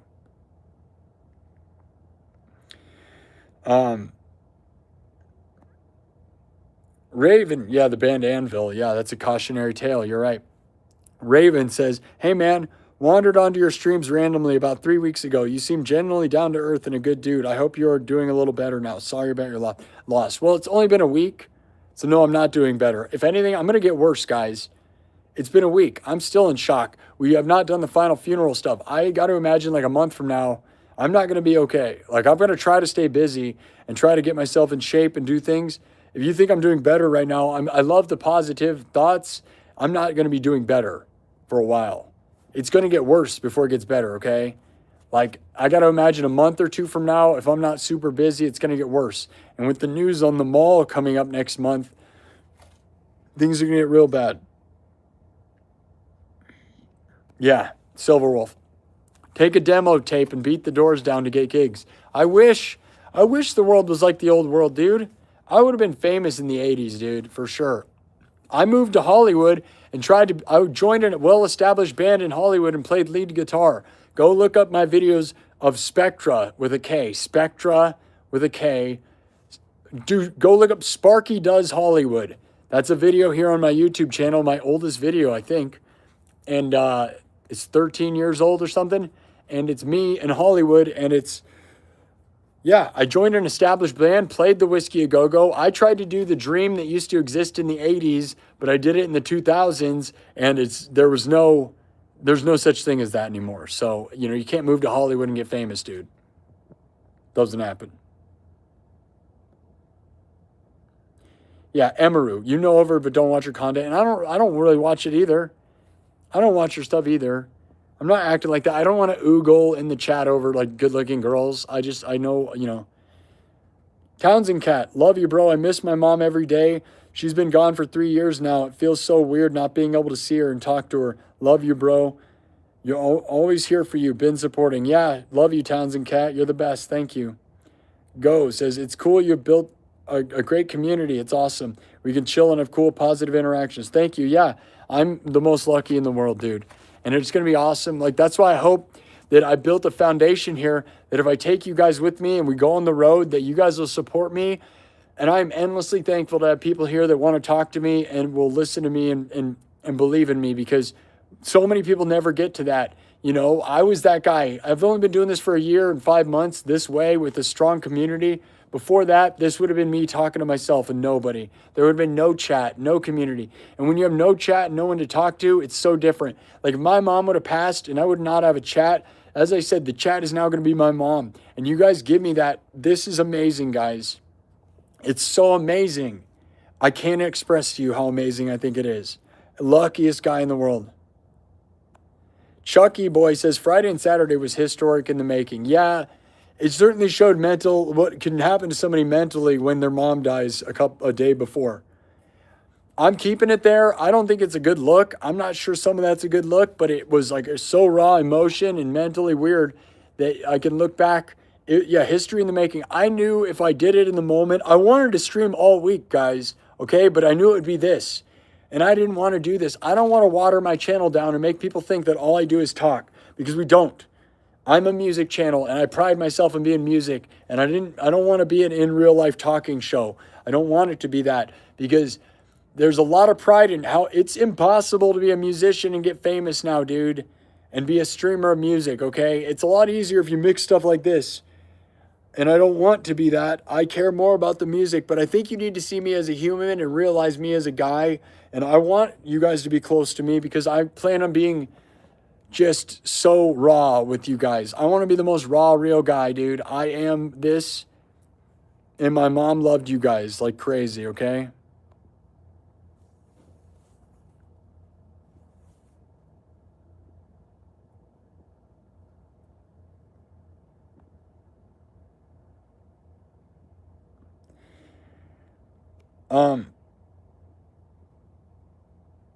Okay, Townsend Cat says, you since day one, love and respect and love from Virginia. Life is not fair, but you are all allowed to grieve. Lean into the good people around you, bro. You have a good soul. Keep playing. Thank you. Thank you. I'm trying to escape, fight the darkness, fight the demons, dude. Run from the demons. I'm going to work it out, man. I plan on being better shape and best life ever by this summer, guys. So, like, if you watched me with my shirt off last year, I'm going to try to be more shredded than ever. And although I don't want to make it all about me being with my shirt off, I have a pretty good abs and stuff, and I'm about to, like, become, like, a shredded dude for my mom and for the world. Because, like, now that people are watching me, you guys are really going to watch me, and I'm going to win, dude. Thank you. Kirk Burning, I had a friend that showed a few of us his contract when he was going to get from the record label and would never own his music and made only 3% off everything. Yeah, it's a scam. If you get too excited to sign a record deal, even to the biggest label, you're going to get screwed. Everyone gets screwed. Okay, that is the other thing, is everyone gets screwed. So it's all screwed no matter what, but that's bad. You don't do that. You'd be better off doing nothing than, it's worse than that, Kirk. I can go into it. We've done this before. Most labels, what they do is they pay you up front. So they'll say like, here, we'll give you $250,000 up front. And in the contract, what you don't read is that you have to pay them that back. You owe them the initial $250 they give you up front and then some. So a lot of them, they give you $250,000, you think you're going to be rich, but you owe them that money back, and then you have to pay them for making the records and distribution and touring. And so you end up owing them about $1 million. So if they give you $250,000, you are going to owe them $1 million. That is actually how things are structured. I'm not lying. I know what I'm talking about. A lot of people will end up, they'll get a 2-year contract to make like 4 records or something. And then at the other side of it, owe the record label like $1 million. That's real. And so they made no money off of anything because there's no money in any of it. And they actually owe the record label like $1 million. That is a current, common thing. No matter how big or small the label, that's what's happening. And it's a scam. But if you don't read closely, it's crazy that that's what they do. It's very evil. And it's been happening for a long time now, and it's very common, and you can look into it. I'm not making stuff up. I know what I'm talking about. I've never done that myself. I've heard of a lot of it, though. As they go, oh, yeah, those are the costs for the studio fee and the touring fees and all the stuff. So they have a bunch of hidden fees. They charge you everything. They don't pay for anything. And then at the end of the day, you actually will get unsigned and owe them money, and then that's what happens. It's disgusting. Townsend Cat. Just kept my brother saying since my mom died and his wife died last year, he got the double whammy, and well, we all did because we loved her too. Life's a blink. I've been said it 1 million times. Brutal. Yeah, life's a blink. What's the point in any of it? The stuff like that makes me feel like, your sister and your mom, his wife and his mom died. Yeah, I mean, I don't know how you'd go on past that. How do you give a crap about life? Because it becomes nothing, right? I feel like even right now, like, what is life? I don't know if there's any point. It's just like, you're going to end up dead on the floor, man. And your kids are going to see you. It's dumb. Somebody did tell me that I'm lucky that at least I was home when my mom died versus being on the road. Because I could have been on the road, right? Like, this was a plan in the action, and I could have been in a different state, and that would have been really sad. So there's that. Townsend Cat says, people think they got all this time, and they don't, brother. No, they don't. And we knew my mom's health was bad. There's plenty of videos of me talking about it. Dingling Masterpiece Theater, three things you don't talk about: religion, politics, and the Great Pumpkin. That's right, Dingling Masterpiece Theater. They used to say that. And then Charlie Brown got canceled for his racist last name.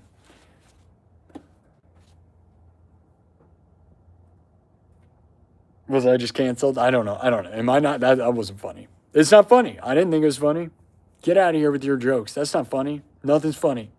It's not funny. Canceled. The headlines everywhere saying canceled. If I was famous enough to get canceled, I'd be impressed.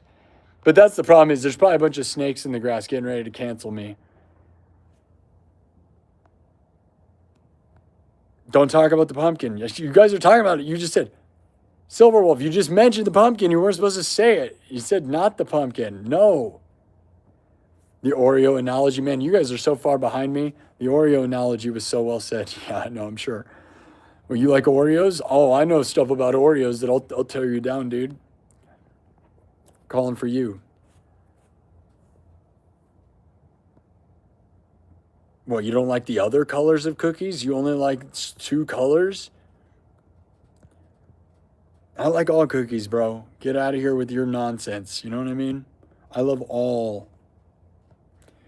Dennis Rice. That's what I like about you, Sparky. As a man, you're very positive and you run a clean show the whole family can jam to. I try, man. I mean, I ride that line, but I try to think of my jokes as a funny PG-13 almost sometimes. Like it's like a little, like hot goth babes is a questionable term in general, but it's like we're just being funny. Come on. You know what I mean? Like in 90s. I'm taking it to the 90s, bro. We're not allowed to, though. I'm sure. Oh, dude, get real. You know how many people are offended? I can guarantee there's a good section of people who'd be offended by the word babes. Yeah. You can't say hot goth babes, dude. To a certain sector of people, they will freak out. It's the same people that are mad about everything. That's why I say it. Hot goth babes to me is almost the temperament of the room. If you're offended by that and don't get the joke, then you probably shouldn't be here. Because it's not like objectifying women. I don't care about any of that. Everybody's beautiful, whatever. But it's a thing, right? It's a joke. So don't get mad at me. I'm not objectifying. You know what I'm saying. And if you don't get what I'm saying, you probably shouldn't be here, dude. We're just having fun. Stop making it not fun. It's not about that. It never was. Dingaling says, I can't get offended. I don't give words power, sticks and stones. Yeah, that's what it is. Silverwolf, I'm always the one that does the offending and saying, don't mean to, I just have a dry sense of humor. Yeah, I'm not offended by anything, dude. I love the hardest humor. I'm all in, dude. I mean, I'll get mad about some stuff people say in chat, but it's like, I like to throw it back. And ultimately, there's some creeps, dude, that need to be told what they are because they are losers, dude. Like, if you're going to say mean stuff to people, you're a loser. I wish we could have the chat open right now. Like, would the moderators love to machine gun down, like, some of these creeps? Because we are in subs only mode, but that's only because, like, I just don't want to read it. Because we can see how gross people are. We're just not. Ashley Bowser says, sorry for your loss. Thank you. Vision Lysergic says, very sorry for your loss. Grieving is different from everyone. Take as much time as you need. Thank you. Yeah, I'm having a hard time. And so I came in here to do this, to talk to you guys. And, like, I love connecting with you. And I want to be here, guys. And I want you to know I don't want to be a talking show. So I'd like to get back to rocking out and just being metal, bro. But, like, I don't feel like that. I feel like it's I don't know what to feel. I feel like being deep in thought like this feels good. I want to hear what you guys say. And this is a moment, right? My mom died 1 week ago. Give me a couple weeks of grief, right? It might take a month, couple weeks. I plan on being back at the regular show on Monday. Friday, I'm going to try for sure. But that's tomorrow, right? So we're pretty much there. Yeah. Travis Guide said I was super young in the Hollywood video. Yeah, I was, man. I mean, I was 20. Travis Guide, I wasn't old enough to drink yet legally. Travis Guide, I live in Southern California and I won't go to Hollywood. Yeah, well, Hollywood is not what it used to be, right? It's not this magical, fun, whimsical thing. It's kind of gross and dirty. And there's no, like, fun in winning. And when I performed in Hollywood at the Whiskey, it was pay to play. Right? And it still is. So you have to pay them to play at their venues and you make no money. It's a big lie. It was a big lie and scam then. So we weren't making money. I was headlining the Whiskey A Go-Go and playing some of the coolest places ever, but we were ultimately actually losing money because we had to pay to play. Swamp says, hey brother, saw your caption. I'm so sorry. Yeah, it's very sad. I love my mom. Thank you for that. Family first, Chucky boy. Yeah, for the most part, for sure. Yep. Say your prayers before bed. I'm not much of a prayer person, but I can get the idea of trying to connect with the energy in the universe. There's something with that for sure. Whatever prayer means, right? And that's probably very real. You're, uniting yourself, centering yourself with the energy of the universe is real. It's got to be, right? Which is meditation and whatever you call it, right? Prayer. Making yourself a magnet to the positive energy, which is what prayer kind of is. And whether there's a greater power or whatever, there's certainly some greater energy somewhere. And if you want to create a magnet to yourself of nothing but positivity, you need to connect with that greater energy. Now, I'm not a super religious person, but I certainly believe in the power of magnetism and the power of being positive and creating a magnet that will draw more people around you by being positive, okay? And some of this stuff, I'll tell you guys, you want something religious experience? Let me blow your guys' mind. I did not watch this before this show. Before I started doing this show and had I had all these catchphrases and stuff all well before this. And then I watched the show like 6 months into this. There's this movie. If you've never heard of it, you need to watch it. It'll change your life, okay? Called The Secret. Okay? If you've never heard of it's a movie, it's a book, but it's a movie. It's called The Secret. Watch it. Do whatever you can to go watch it. Buy it. You have to watch it. The Secret. It's the most powerful thing, not about religion, that I've ever seen, and it's spot on. And like I said, it's about the power of magnetism and positivity, and it's something that helped change my life. Like, I was already doing this show and had all my catchphrases and ideas. The idea manifest the best came way before that, just so you know. But what was crazy is manifest the best was one of my catchphrases, and then I saw that movie and it just put it all online. And I think that what's going on, the practice of that movie, The Secret, go watch it. Buy it. Buy it. Don't just watch it. Make sure you have it. The Secret, okay? It is very important. I think it's an important thing.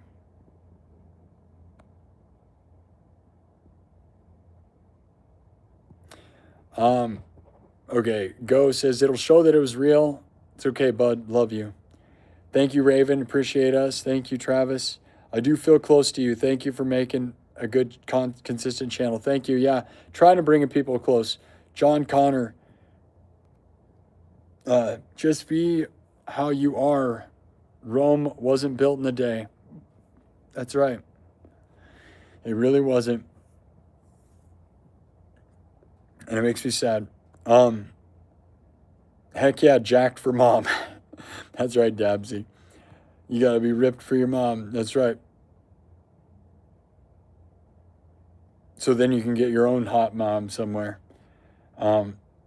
Making hot moms. Go says, oh shoot, he's getting ripped, boys. He's gonna be Super Saiyan shred. Dude, I was always shredded, dude. Don't get real. Go get real. Go watch my videos from last summer, the ones where I'm outside. I took my shirt off, dude. I'm shredded. I'm shredded right now. I'm not gonna bust it out though. I'm gonna make sure we're way good. If you don't think I have abs, I do. I'm full blown. If you think I'm joking, I am ab guy, dude, for sure. Okay, Silver Wolf. Don't get lost, bro. Go over and look at your wall. 1 million billion views, 1 million billion subs, $1 million billion in your bank account. Read it on the wall right now, please. I know we were doing it. Yeah, I'm the one that said that. I don't know what you said because we're so far behind. I don't know. You were the one that said that. Yeah, dude, you were the one that said everything. Dude, Makeshift Matrix just took credit for everything I said. You can't do that. Yeah, no, I was the one who said that. I said everything. It was me. Yeah, it was all you, dude. It was not me at all. I didn't say anything. You said it all. Yeah. Not a thing. Calling for you. I really hope you do more talking streams like this when it feels right, because your words are wonderful or thoughtful, and your personality rules. I don't think it takes away from the music at all unless you're fake. I'm not fake. That's why I'm here. Colin, you really should join the nightclub. I wish I could give you members only access, but I can't. It doesn't allow that, which is real bummer that you can't tap people in. That really, YouTube needs to fix that. You should be able to click anybody you want should be allowed. I should be able to give free memberships to any specific person I feel like, right?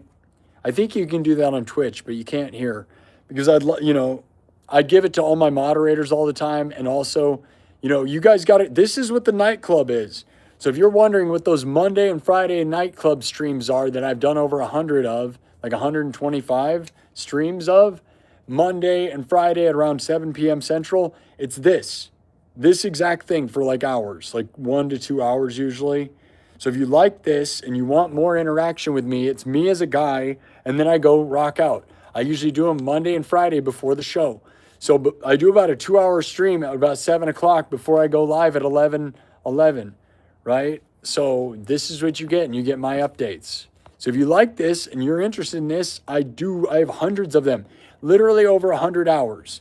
They're all an hour or two. So you got to think over 100 hours, dude. Yeah, you like the Charlie joke? Yeah, Charlie Brown, dude.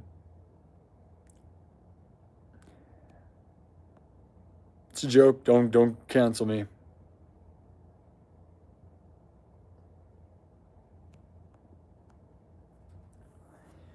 John Connor says, sorry about your mom. I lost my dad at 21. You have to train your mind to be thankful for the days spent with your mom. It helps the loss. I like that. Yeah. We were lucky, dude. Yeah, some people don't get to be in their 30s when their parents are around. Some people don't get to know that their mom was going to die. Like we knew because she had stents in her heart and she had heart attacks and strokes. So, you know, she had signs. There were signs. So we know. Most people never know, right? So we were lucky. And she didn't die in some horrible way, dude. You know, she could have been on the toilet or in the shower. She could have been in the middle of a restaurant. That's what I think about, dude. Is like, I found her on the floor, dignified, right? She could have been in a restaurant and had a heart attack, and we could have had to revive her in front of a bunch of strangers. She dies in front of a bunch of strangers. Like, what do you even do in that scenario? The whole restaurant clears out, ruins everybody's dinner. Your mom dies embarrassingly. Everyone's horrified. You're horrified. Also, you think you're going to save somebody, right? Because, like, we didn't have to resuscitate her, which means you think you could have saved her life. That's a horrible thing to live with, is thinking that you could have saved them. And also, we didn't have to embarrass everyone. Like, I could not imagine if we were, like, at a restaurant. Like, I always ate with her. It's like, if she would have died in front of everyone, that's a horrible thought. She would have hated that. And then I would be living with, could I have resuscitated her? And also how we horrified at everybody and everybody's faces. I could not imagine. I've never seen anything like that. Has anybody ever seen somebody die in a restaurant? That'd be horrifying.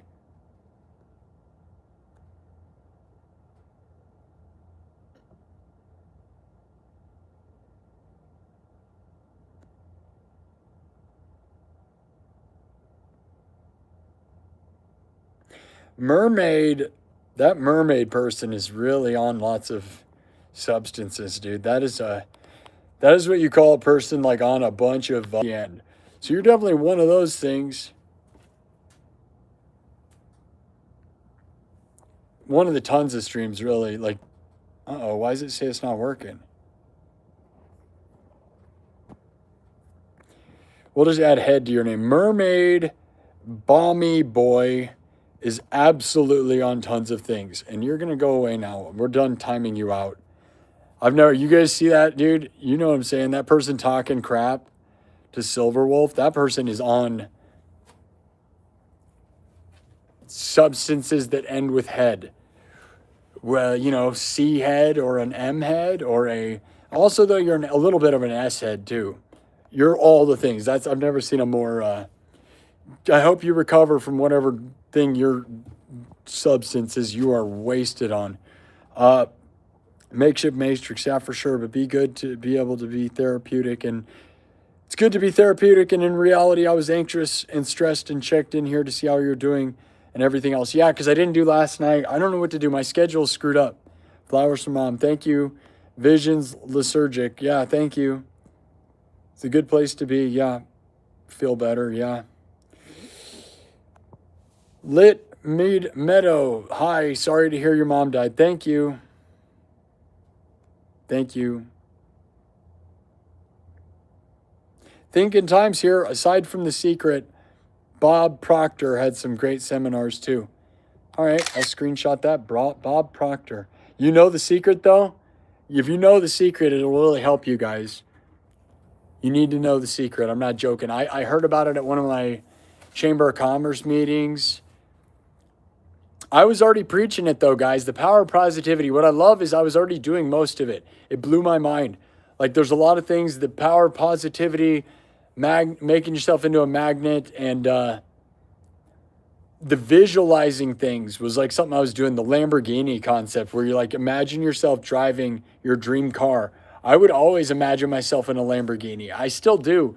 Like I think about driving my car and I'm like, man, what if this was a Lamborghini and everybody's looking at me and it's like, rah. I was doing that, and then that movie had that, and I was like, wow, no way. But now I don't know. The Lamborghini thing, like, I just want to be stable. Obviously, I'd love to have millions of dollars. Like I would, you have to have like $10 million to buy a Lamborghini, right? So it's a cool dream. And my mom bought me this. Do you think this is symbolism of something, dude? My mom bought me this and was always joking and said it would be stupid to buy one. But then there's this world where I'm like, man, we got to like, what if we made this happen, right? It's like weird that she bought me this. And then she'd always talk crap on how dumb Lamborghinis are because of the cost, not because they aren't cool. But I always showed them to her because I have tons, like half of my news feed is Lamborghinis, dude. It's crazy, but I love them. Countach, dude. 80s Countach obviously is the best thing ever, but then there's such a hunk of garbage. Go says, it's on point. I'm a chaplain and a retired vet. Right on. Makeshift. It is. And watch What the Bleep Do We Know, too. It takes further and with quantum physics. I don't know. Tea Tree Apothecary, what's up? Hearts from Tea Tree. Good to see you. Haven't seen you in a long time, friend. Really haven't seen you in a very long time. Guitar Nerd Dude. My dad is about to turn the corner. Sorry for your loss, man. Sending love. Yeah.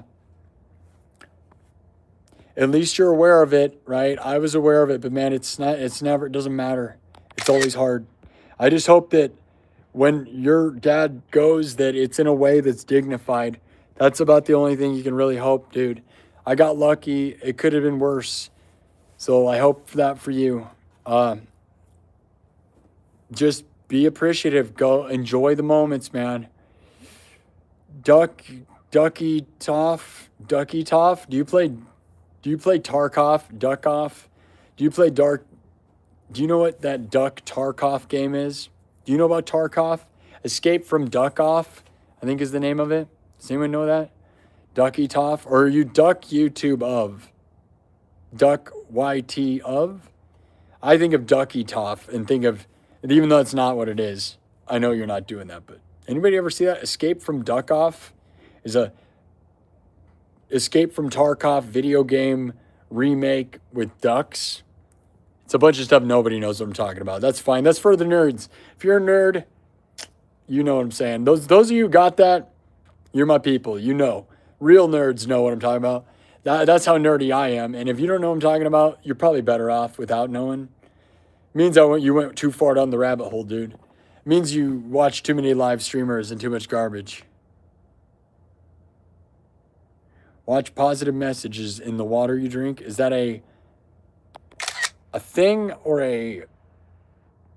The water I drink is Iowa water, and it's some of the most poisonous water on earth, literally. It's literally cancer water. That's what they've come out with studies that say the water in Iowa is some of the most carcinogenic and poisonous water because of the farmland. But obviously we have the best farmland, so I can't be sad. Good for us. We win. Best farming in the world, no question. But also we're all dying from cancer. So it's a mix of all stuff, which is why I'm so weird, right? I take baths in poison water. Born and raised in poison. Go. I know. I was there. Haha. I was like, who's this dude shredding in his yard? Respect. What? Oh, yeah, me with my shirt off. Yeah. I know, right? The pond stream. So if you go watch me with an acoustic guitar, those were really popular, dude. People liked it.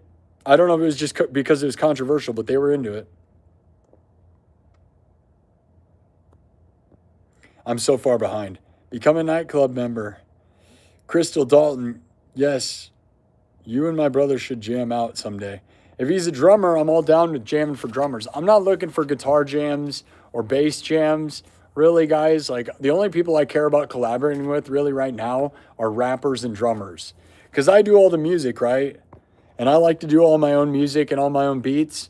But then like a live drummer or live rapper would really make this place sick, right? And that's where I'm at. That's about all I care about. Otherwise, guitar players, all that stuff, I have no interest in that really. Silver Wolf, but I appreciate the thought, right? And if you're big enough, I would collaborate with anybody famous. If you have 100,000 subs, I will work with anyone that has 100,000 subs, okay? Because I really want to make this place pop, And that is really all it is. Anyone with over 100,000 subs on YouTube, I'll do anything with. But if you're talented and have less than that, I will do it too. Drumming or rapping is more about pure talent to me. Because if we can make something huge, let's do it. Because that's one of the couple things I haven't done on this show that we need to do to mix this place up, because I want to keep mixing it up. Silverwolf says, makeshift matrix. I'm sure it was just a misunderstanding. Sparky comments on the chats and gets behind, checks, and keeps rolling. He's delayed. I'm delayed. I'm trying to catch up. I want to read everybody's comments. I am joking. You're getting offended. Don't get offended. Everything I say is funny. Don't get mad. I'm playing games. If you didn't understand the joke, you're probably the problem. Don't get mad. Yeah, you guys are explaining. Yeah, I was being funny. Obviously, I'm always being funny. Okay, trying to read. Condolences. Thank you, Wicked Clown.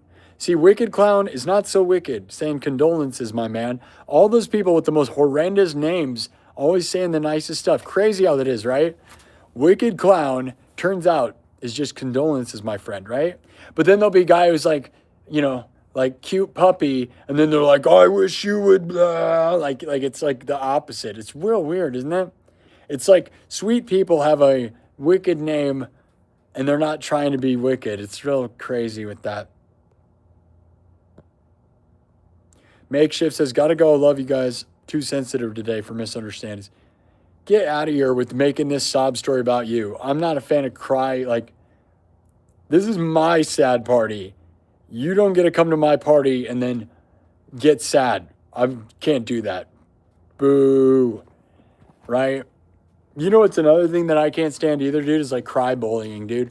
You know how many people, it's got to be one of the biggest problems in our society by far, is people that bully somebody or punch someone in the face, and then if you punch them back, they complain, like, they go, why did you do that? Like, dude, if somebody comes in and you, like, they call you a name and then you say it right back, then they cower in the corner and cry like you were mean to them.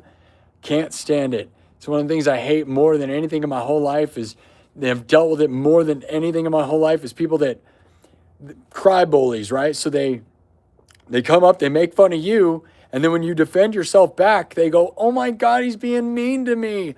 Dude, you started it. Don't forget the order of operations. You don't get to start the fight and then cry.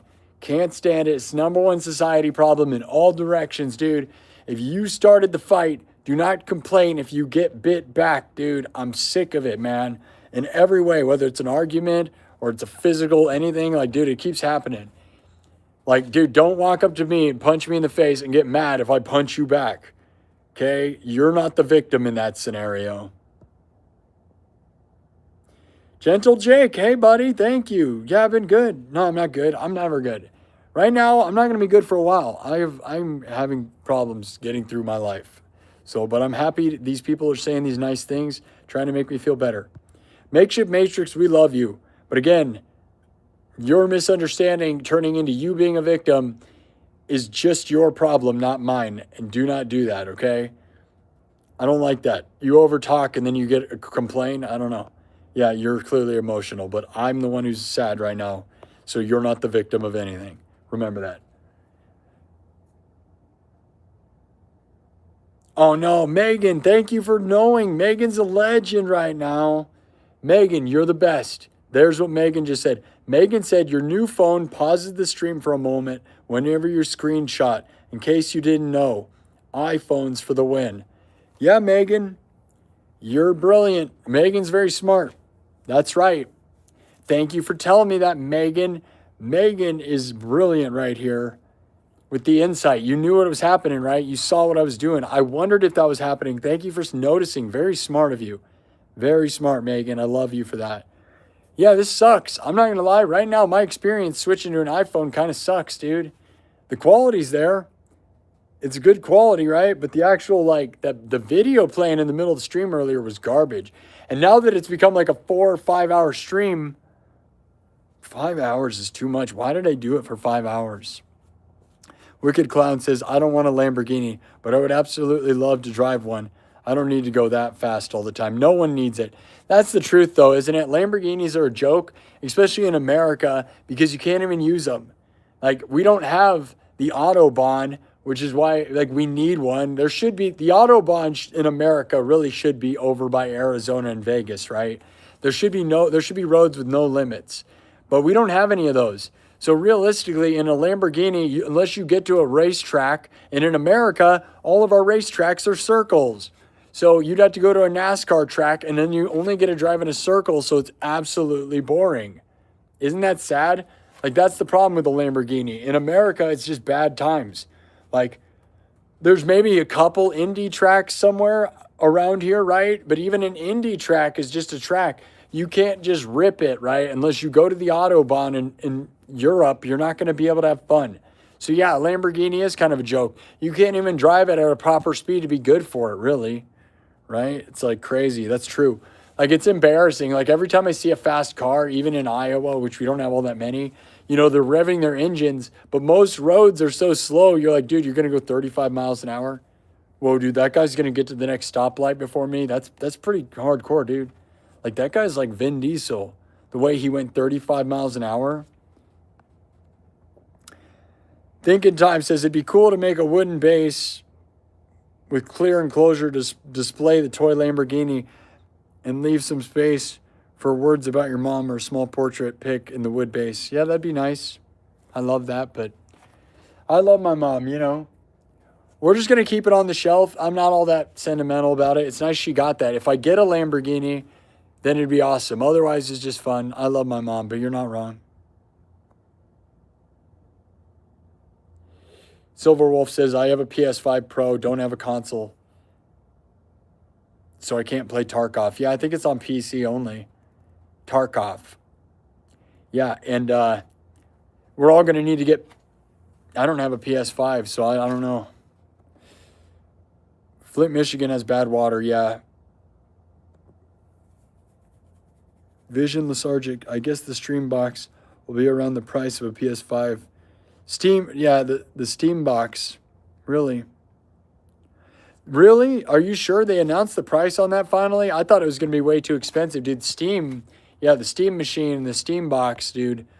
That's epic. Heck yeah. You think I could play any guitar and you'd watch? I love that. You're a nobody bassist anyways. Onyx, I'm not saying I wouldn't work with people. Don't be sad. If I'm going to work with people, they got to be good, dude. You think I want to bring people on a live stream that makes my music a little worse? I have a stream now that's successful. You got to bring the thunder. Like, I got to know that you're going to do things that help this show more than make me annoyed and hurt it. And so the only way to do that is a rapper that freestyles like crazy or a drummer who can rip to a metronome. So it'll be obvious. I won't even have to interview you. Like, I'll know if you're good enough by just watching 2 seconds. And you'll know too. Like, but you know, like, you shouldn't come on my live stream if you're not a ripper. Like, there's going to be a lot of people that think they're like going to play with me. And it's like, dude, we're live streams. Now, maybe something collaborating off the internet, maybe, but not live, dude. You do live drumming? Good for you, buddy. Travis Guide, good for you, dude. Travis Guide, JRXHC Music, says, I do live drumming and have been doing it lately. Interesting. Now watch me screenshot and ruin this show. Now, is there some way to get a screenshot that doesn't appear on the screen and stop everything? Because, like, Android usually just screenshots and goes away. It doesn't stay. I imagine there's a way to set that up so it doesn't do that.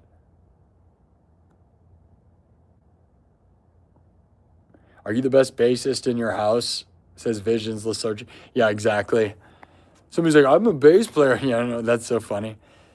Calling for you. It's not about ego either, by the way, guys. Like, but I do a live stream by myself where I rock out. Why would I bring anyone in that isn't going to enhance the show? So you got to be ready to bring the thunder. Otherwise, I'm not going to practice. I'm not going to do that. We don't need that. Only people that win.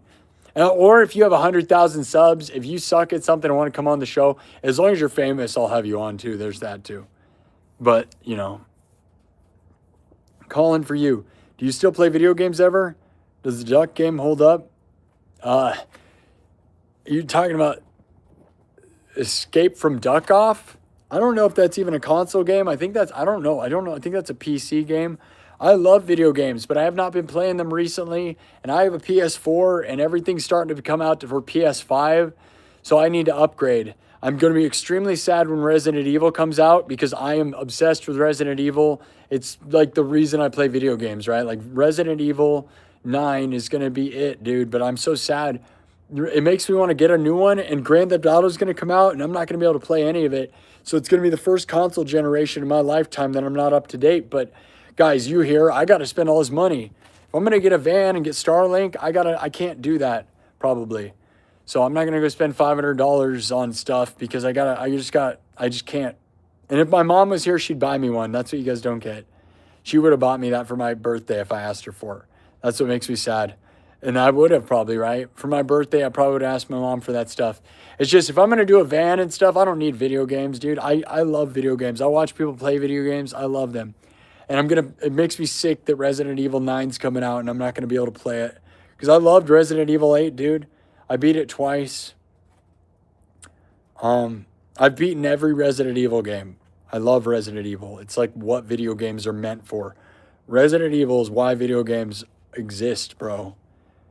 Travis Barker and Sparky SINN. Alex Jessica Cooper says, we need Sparky and Travis Bark collab. Much love, brother, man. Yeah, that's tops. Yes. Pinnacle of what we're talking about. That's like God tier collaboration, though. And he would love it. Like his drum style, he's electronic, dude. He would totally get it. But again, that's God tier stuff. Can't stand crybabies, yeah.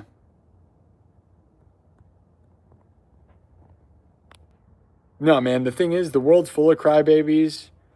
And it's just not the time anymore. I'm over it. All right, I don't know. Crystal Dalton says, love this guy. So random question. What goes good with fried chicken and corn? I don't have any potatoes. Fried chicken and corn. Can I tell you what's real crazy, guys? Is the last meal I shared with my mom was fried chicken. How about that, Crystal Dalton? Do you know, what do you want to know is crazy? Is the last thing I ate with my mom was KFC. And I was very disappointed. I'll be honest. KFC, I feel like, has gone downhill like crazy. I hadn't had it in years. Neither me and my mom had KFC in years. You know, Kentucky Fried Chicken, right? And it was not good.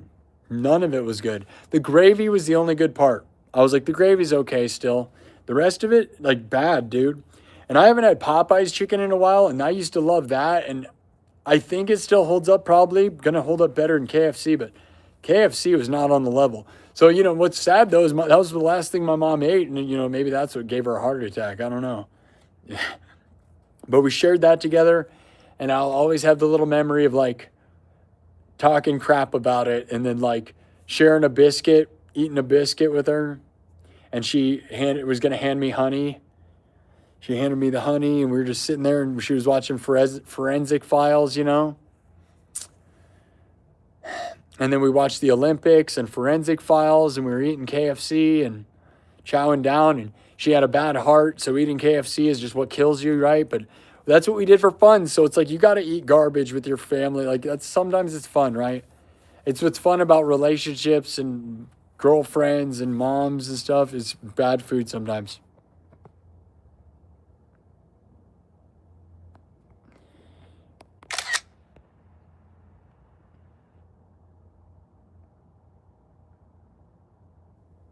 Montana has no daytime speed limits. I don't know about that. I think you might want to tell that to the police officers there. Are you sure, though? Kinetic Custom seems to be a name. Seems like you might know what you're talking about, though.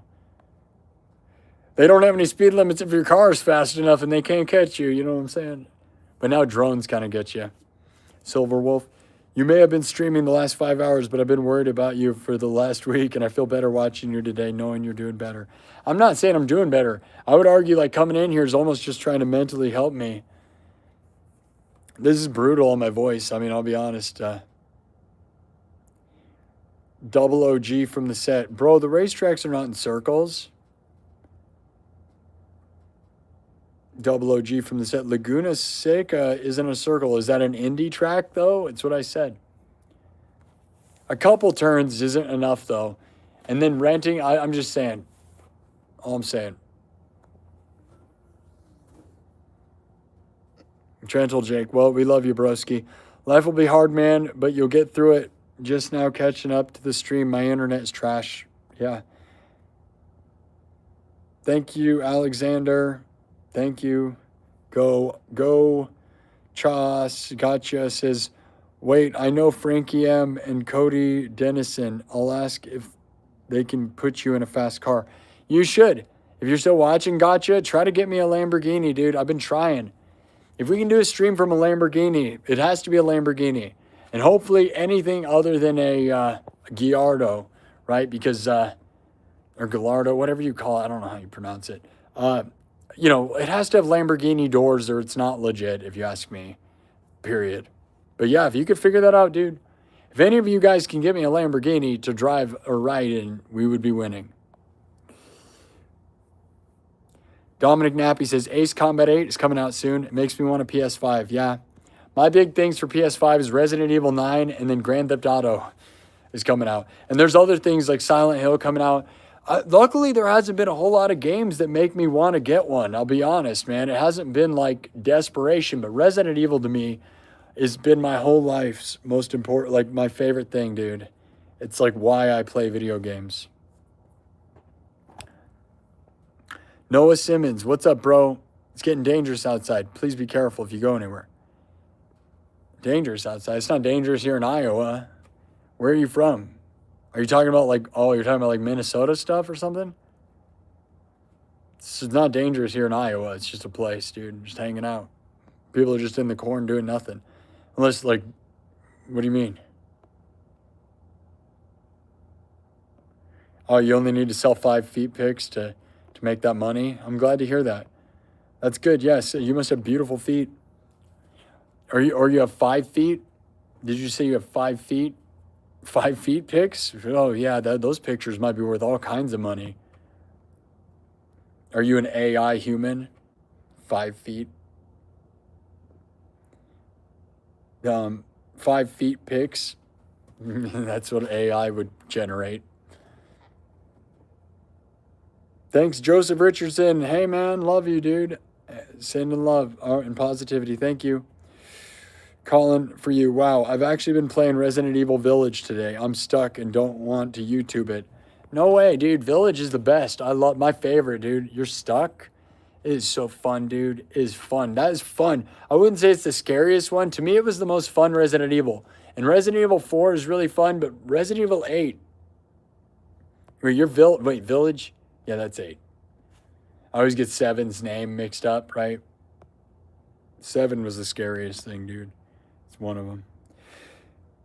Anami FF says, I didn't know you 15 minutes, but I am glad I found you. I am not interested in your content, but I wish you a blessed day and stay safe and be strong no matter what.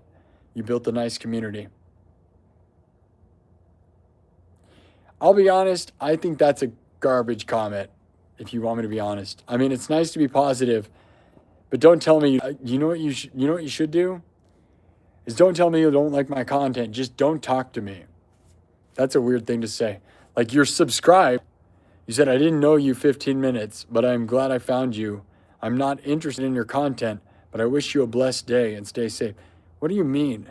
This is not what we do. We play music. So get real if you think that's what we're doing. Hi, Sweater, Ohio. Yeah, my mom died, dude. If you think this is what we're doing, how many subs am I losing? Anybody keeping track? Did I lose all my subs because they think I'm now this? I'm not interested in this. Well, go look what I actually am, dude. I'm a light-up guitar guy. I don't talk for a living, dude. I'm a musician, and I'm an awesome entertainer, so this is not it. Creed says, I see your streams all the time. Life happens. I hope you're holding up all right. I'm just barely here. Gotcha says, be right back. I got to feed the dog. I suppose I don't want to deal with Sarah McLaughlin. Yeah. Gentle Jake. Well, I got to go to work. Nice seeing you, man. Things will slowly get better. Hopefully, they're going to get worse before it gets better. You Sweater eats the red herb. That's right, dude. Resident Evil. Noah Simmons. Nah, the weather is not good right now. Oh, okay. Is the weather bad in Iowa? I don't think it is. It's windy as heck here in Oklahoma. Maybe it's windy here. I'm not outside, you know? Onyx. The weather, it's windy as heck in Oklahoma. Hopefully it goes down soon. Power came back, though. Wow, crazy. You're talking about the snow visions? Really? I don't know. Sorry to hear about my mom. Thank you, Onward. James Slugford, man, I hope you're okay. Stay strong. You're the man. And go Resident Evil 4, for sure. Kinetic Customs with a $2 super chat says, brap, always double tap that algorithm. Thank you, Kinetic Customs. Love it. And I love your Lava Chicken song. Thank you, James Lunsford. Yeah, I'm glad you like it too. That's a unique thing. No one's doing that. That's one of my things, right? BC Boost says, have a beer. I am straight edge sober. I have not had alcohol in 3 years, dude. Almost exactly 3 years right now. Isn't that crazy? In America, that feels like a world record, I'll be honest, to not drink alcohol in 3 years. So I'm fighting not doing that because I don't want to, you know, my mom didn't want me to drink anymore, and I'm not going to drink anymore. So I'm fighting the demons of, you know, because, man, it does seem so easy to just go across the street to the gas station and buy a bunch of White Claws and just, it'd be so fun to lose yourself. But then I would lose myself and probably just keep losing myself. So I can't do it that way. I got to try to fight that because it would be real easy, man. Calling for you. I looked into the screenshot pausing. I can read if you read. 1, go to settings, general. Hit either screen capture or screenshot. 4, toggle off for full screen previews. Yeah, right on, Colin. Sounds good. Noah Simmons. Yeah, I live in Ankeny, brother. Check the radar in KCC I-8. Really? I don't know. Are you saying it's bad wind? Wouldn't surprise me. Onward 7. I don't think he meant to be negative, Sparky. Some people aren't the best at talking through the text chat, but I love your content, LOL. Yeah. And no, you know. No, I know. He was foreign. He was foreign. I don't know what he means, but I don't, you know, he was foreign. It's fine. He's probably from India or something.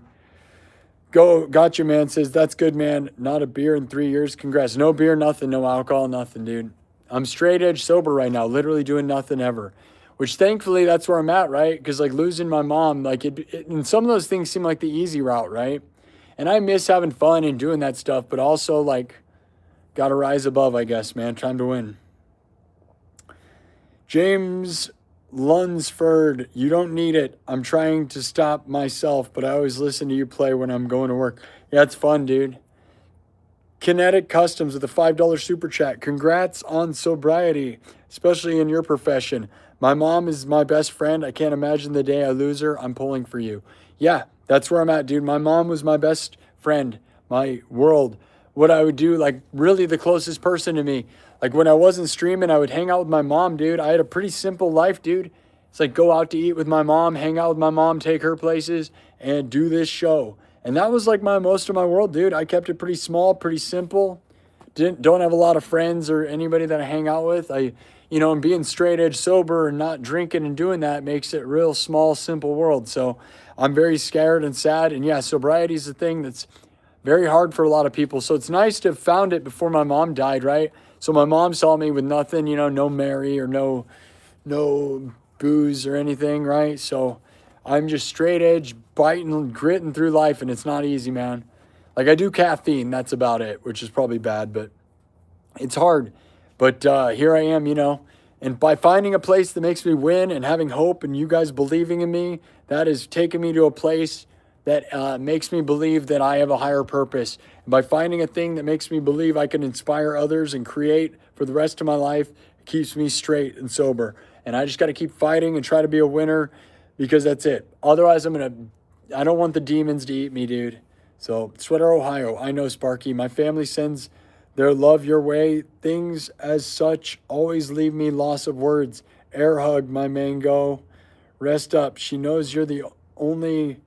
You can only get us to the moon. You're the only one that can get us to the moon. Much love. Yeah, Sweater, you've been here forever, dude. You know how much my mom meant to this show? Sweater knows how much this place meant to my mom. And my mom meant everything to this show and to me and loved this show. And Sweater knows that. And some of you real ones know it. Gotcha says, go wild, man. I'm legit proud of you. handling that dead sober. Major respect. Yeah, I know. And I'm not going to lie, dude, it would be easy to go buy a box of White Claws and totally drink it. And it'd be funny to see what a stream like that would be. I've never streamed with it, right? I don't know, but it might be sad. And my mom hated it. And now, because my mom hated it, I probably could never drink, right? Probably should never drink. TLC was her initials, yeah. 14 years sober for Silver Wolf. That's epic. The chat is my mom, yeah. Visions Lysergic says 10 years sober myself. Keep up the good work. Right on, yeah. It's hard, man. In America, it feels like nobody is, right? That's the thing. It's the American way to drink and celebrate. And I don't blame people. Like, it's fun to celebrate. It's hard to not celebrate. It's also easy to delve into like negativity and drink. And it's also like going out to eat or going to a bar or anything, right? Like going to the beach. How do you go to the beach and not drink a margarita? I've never done that, right? Like, how do you go to a pool without having a beer? Like, that's hard, dude. I'm not going to lie. That stuff, I love it because it's like when you're partying, the party gets topped off even better. Or even like Mary, right? Like having Mary, right? Some green is fun, right? And I don't do that either. I'm nothing, dude. I'm straight edge sober, dude. All of 2026, all like most, you know, it's been a long time, okay? So, nothing, no California sober for me, no nothing sober, just straight edge, harsh life. And life is getting harder, testing that harder and harder every day. But I have pride in it because most people are not. Most people are not, and they could never. And so to find that is very peaceful. It's very good, right? My mom got to see me as just nothing but who I am. Jeffrey Reich says, she must have been a wonderful woman to have gifted such a skilled and inspiring individual to the world. Got to show that to my dad. That's like, people need to see that.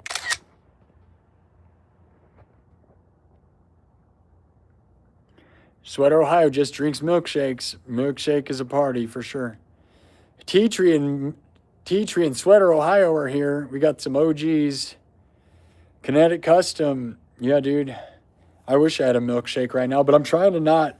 It's crazy. Even crazier, guys, is I'm trying to be healthy, and like that's even harder, right? Because it's easy to dive into like fast food and stuff.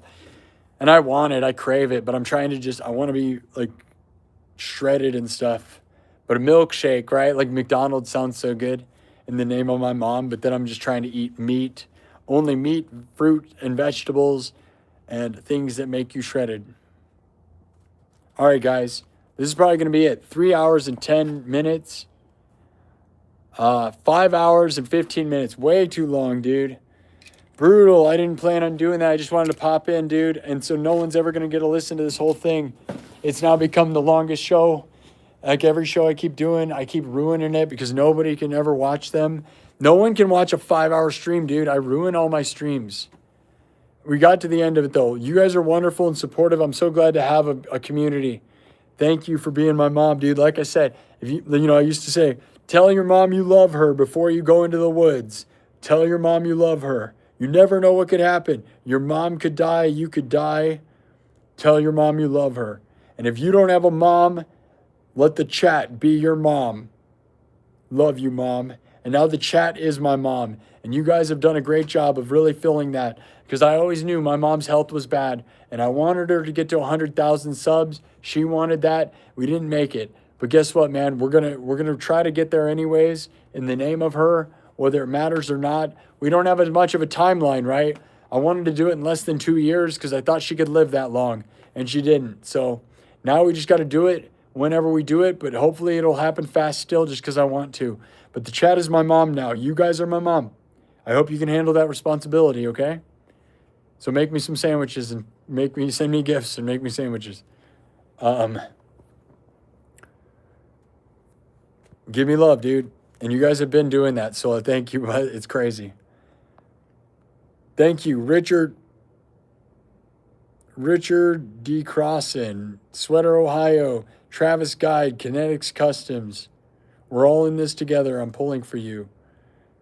Yeah. Thanks, guys. Tea Tree, what's up? Thank you. Thanks, guys. Thank you, everybody. Thanks for the floating hearts. Much respect. Visions, Lethargic. Everybody. Wonderful, wonderful, wonderful. Lots of positive stuff will show poo. She will always be depressed. Pooh was my mom's dog, right? So she has just been laying here. Look at her. Are you sad, Pooh? I think this phone is scary. That sucks. My old phone didn't scare her. But I think this phone probably scares her. Pooh, come here. Don't be scared. Don't be scared, Pooh. Hey. Show us your cute face. Yeah, don't be scared. It's not scary. Pooh's going to be sad and lonely, guys. Pooh was my mom's dog, but now she's my thing, man. It makes me sad. But she loves me. Princess Pooh loves you guys. Princess Pooh will always love. I think she's scared of the phone because I got an iPhone 17 Pro Max, and I think if you look at this, you know, that's pretty scary, right? It looks like aliens, right? I just got this brand new phone on Friday the 13th, the day after my mom died. It showed up, and look at that. It's like scary aliens. So I could see why that would be terrifying. It makes me sad. I didn't think about Pooh being scared of it. But, yeah, no, Pooh's mourning because Pooh knows. Pooh was in the room with my mom. I guess I didn't add that detail to the horror story of finding my mom, but I did tell you, yeah, Pooh left the room. Pooh was in the room when my mom died. So Pooh was probably sitting there on the floor trying to wake her up. Whatever Pooh knows, Pooh got to see my mom die, which is almost why I wish we had a camera in my mom's room so we could have seen the thing, but my mom probably wanted privacy. But there's almost this thing to having a camera in your parents' room so that, you know, you can witness how they died, right? Because Pooh was probably licking her and trying to wake her up. There's like this sad, Pooh knew probably before everybody, you know? Pooh was in there watching her, like, with mom dead. T-Tree says, poor baby, thank goodness she has you or she'd be totally lost. Yeah, it's going to be sad. It's very sad. Yeah, Pooh's the best. Pooh knows. She definitely knows.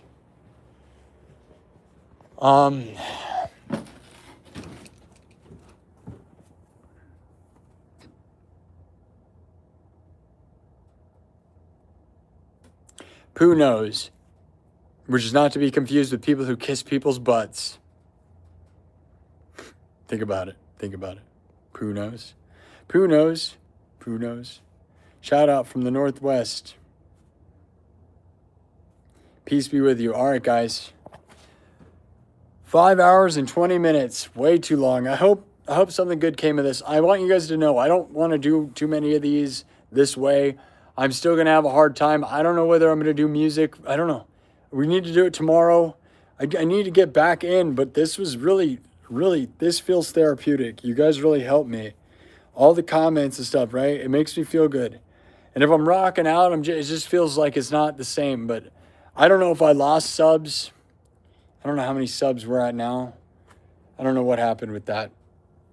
Here, let me pull out. I have another device. Let me look. Do you think we gained subs? If we gained subs, that would be weird because they would be gaining for, they don't even know what this show is.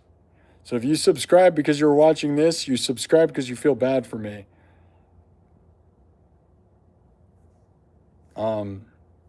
I could see us losing more subs than we gained from this show. And we gained some. We gained like 50 subs, which is bad, but this is not the show. And this is never meant to be the show.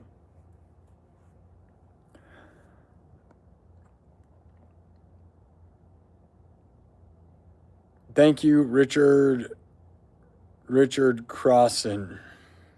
Dennis Rice, Sweater, Ohio. Potato Sack says, fellow Des Moiner, I lost my dad years ago. Time helps, bro. Yeah, but initially it's been 1 week right now. And I got to imagine a month from now is going to be hard. And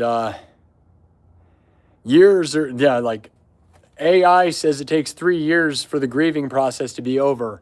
Because the first year you're trying to do everything by yourself and it's hard. Second year you got to try to establish a new pattern. And then by the third year you'll have the new pattern established. So that's brutal that it says 3 years. But, you know, I can understand why, and that's hardcore. So, yeah. Vision Lethargic says, if you lost subs, they weren't the right ones to have in the first place. I agree. That's why I came here and did this. Because I question whether to do this, but, like, If you really like me and want to see me do my thing, you don't have to watch this, right? Like this stream was for people who want to see this and interact with me as an engaged as a person. If you're here because I'm a music guy, well, you better believe we're going to be back to that. I did 326 shows and all of them were music. So if you don't think I'm going to come back to that, yeah, you should probably go away because you're not getting it, dude. Like my mom died. It's a big deal. And I'm trying to just document my feelings and stuff in real time so that we have real stuff in real time. And then guess what? Like we'll go back to music. So if you like music, trust me, we're not changing into a sad sob story show for the rest of my life. It'll not be that. It was never meant to be that. I'm not just derailing and becoming a sob story. Maybe for a couple weeks. There's a chance this will go on for another week at least, right? It's hard. Okay? We haven't even finished all the funeral stuff with my mom yet, you know? Sunday will be the final day for that. So just let me get real. Subs don't matter. Substance is important. Yeah. Subs do matter. But the good subs do matter the most. I agree. Potato Sack said, my dad passed 21 years ago when I was 20, and it still occasionally hits me. It only gets easier. It never goes away. See, but that's crazy. 20 years, dude. Those are the things that make me want to go jump off a bridge, dude. I'm not going to lie. Because 20 years later, dude. VC, what's up? Nothing is what's up. Sorry to hear about your loss, bro. God bless. Yeah. Yeah, those are the things that make me want to disappear, dude. And never come back to this show and never come back to anybody. Travis Guide says, I always have to remember to talk to my subscribers. It's really important to help your engagement. Yeah. Grover Monster. Sparky. My condolences. Thank you. Yeah. Glendo Navest says it's hard. Glendon Navest 9,000. It's hard to lose parents, but in time, everything will heal. You come back to music when you feel like it. People don't understand what is going on, then they weren't meant to be here. Yeah, I agree. If you don't get it, dude, I'm a guy. My mom was a big part of this place, and she was the first moderator and was in the chat all the time. She was everything to this. And we are going to get back to music. Trust me, dude, I have dedicated my life to rocking out like an idiot and gaining subs and being a YouTuber. So all of you supporting this place, Potato Sack, nah, your mom would fight for you if you did that. Would fight you if you did that. Oh, you're talking about the bridge thing. Yeah. Sweater Ohio says, Sparky, you don't have to explain your art. It will always speak for itself and keep moving. Thank you. Keep it moving. Thank you. My condolences from Chico. Thank you. Tea Tree Apothecary, the sting never ends for those you deeply loved. I lost my grandparents 30 years ago, and it still brings tears to my eyes. Yeah. Yeah.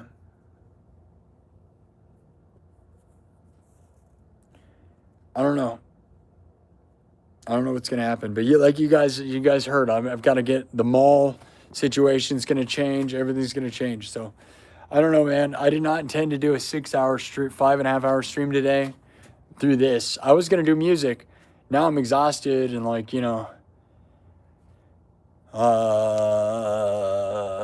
everything I do for 8 billion years, but I like it. I'm here, I'm having fun. And this, honestly, guys, this is so therapeutic. So I need the therapy. And so you guys are helping me. So every one of you, thank you for the positive vibes. Everybody's been great. This will probably be me signing off. I love you guys. I want to come back and do music. I wanted to do it tonight. I wanted to do it yesterday. But then every time I think of just getting goofy, I feel like I have this brain block. It's like having a real bad form of, what do you call it? When you can't write, like writer's block, but like, just like happiness block. So I try to put out a stream. I need to go live on TikTok. The thing that I hate about TikTok is you have all these awards. I have all these awards and things that I have now. Like I'm an official music artist because of you have to do 3 streams a week minimum or you lose your credentials. Because I've been dominating TikTok, right, guys? But I didn't do 3 streams this week and I don't care. Like they shouldn't control me like that, right? But then like I'll lose all this stuff if I don't keep going. So I'm sad about that. So it's kind of like you feel forced to do these numbers, but I don't want to.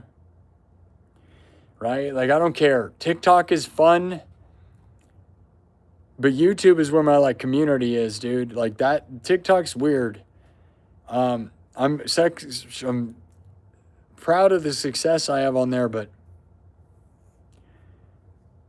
Sweater Ohio says, Sparky, just do what you need to do sometimes. Turn that camera on while you're just jamming at home until you can turn the camera off while you're done. You don't have to entertain the chat all the time. No, I like the chat. I don't feel like rocking out by myself is what I want to be doing, is what I'm saying. Rocking, I'd want to hear from you guys. I don't care. Me playing music, like I have a ton of songs, right? I have like 100 songs. Playing those 100 songs again, or practice songs, even making up stuff. Who cares about that? It's like I'm running through the motions. That's not the content. Like if we're going to do anything, right now I'm in an emotional state. This is much more powerful to people than that will be. Now, ultimately, my stamp is my music and how I entertain, right? But I am not feeling that kind of vibe. So even though I have songs about death and stuff, you know, the words are going to be more important and impactful in the long run than just me playing music, the same music you've heard me play, right? I've played most of my songs. I only have a couple new songs since the last time you heard me play. And since I'm in here so much, who cares about that crap, right? This is unique. So that's why I'm here, is to be emotional in the moment. That will have more impact in the long run than just playing music like I did 2 weeks ago. Like, oh, it's the music from 2 weeks ago. Yeah, that's what it'll be. Or we could come in here and do something like this and in the moment, take advantage of the moment. Yeah, it's not what I normally do, but I'm aware of the time and what's on right now. Right now, I'm in this emotional state that's crazy. I will not always be in this state. So we capture it and then we move on. Live in the moment, dude. You know, get it as like real. There'll be people whose parents are going to die. My parents, I knew my mom was going to die. If I would have saw somebody do this for me, it makes me feel, you know, it would have helped me.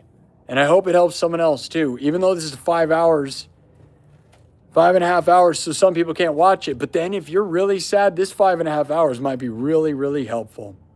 Other than at the beginning when like YouTube interrupted me. Who was here when the song Yesterday just kept interrupting my stream? I'm so thankful for that.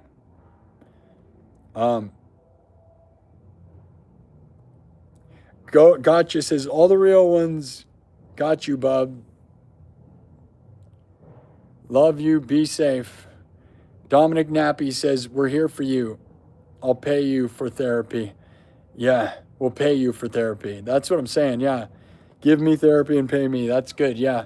I'd rather this than some guy shaking his head. I actually thought about talking to AI about it. I'd rather have an AI therapist than a human. But I've heard unhealthy things about AI, so I don't know. AI therapy, at least, is not necessarily good for you. It'll get there, but I'm not sure whether to go that route or not. Glenn says, take time for you and your mental health. Yeah. I got physically sick and mentally sick, dude, all at the same time. So, Travis Guide says, yes, decompress, your musical spirit will return quickly. Yeah, it has to. Like, it's what I do, man. I've been grinding so hard, guys, that it's fine. Gotcha says, I'm just lurking. Don't worry, huh? Yeah. Sweater, Ohio, I'm waiting for you to do like an 8-hour stand-up comedy routine. I could. I did dude, if you go watch Saturday, I pretty much did. If you watch Saturday, it was basically me joking around freshly after my mom died, but I was in a mental state where I feel like I was like a bit manic or something. I'm not manic, but it felt like what it was. I was in a joking mood. I was funny. If you go watch Saturday's stream, right after my mom died, I was just riffing. So if it was probably as close as a comedy routine with no jokes written as I've ever done, with nothing but just talking and riffing. And it was probably pretty funny. I'm not going to lie. I bet it was funny. It felt like it was funny. It just didn't feel appropriate. It was supposed to be sad and tributed to my mom. It was kind of where I was like, I need to step back. But I was just trying to capture my mind state.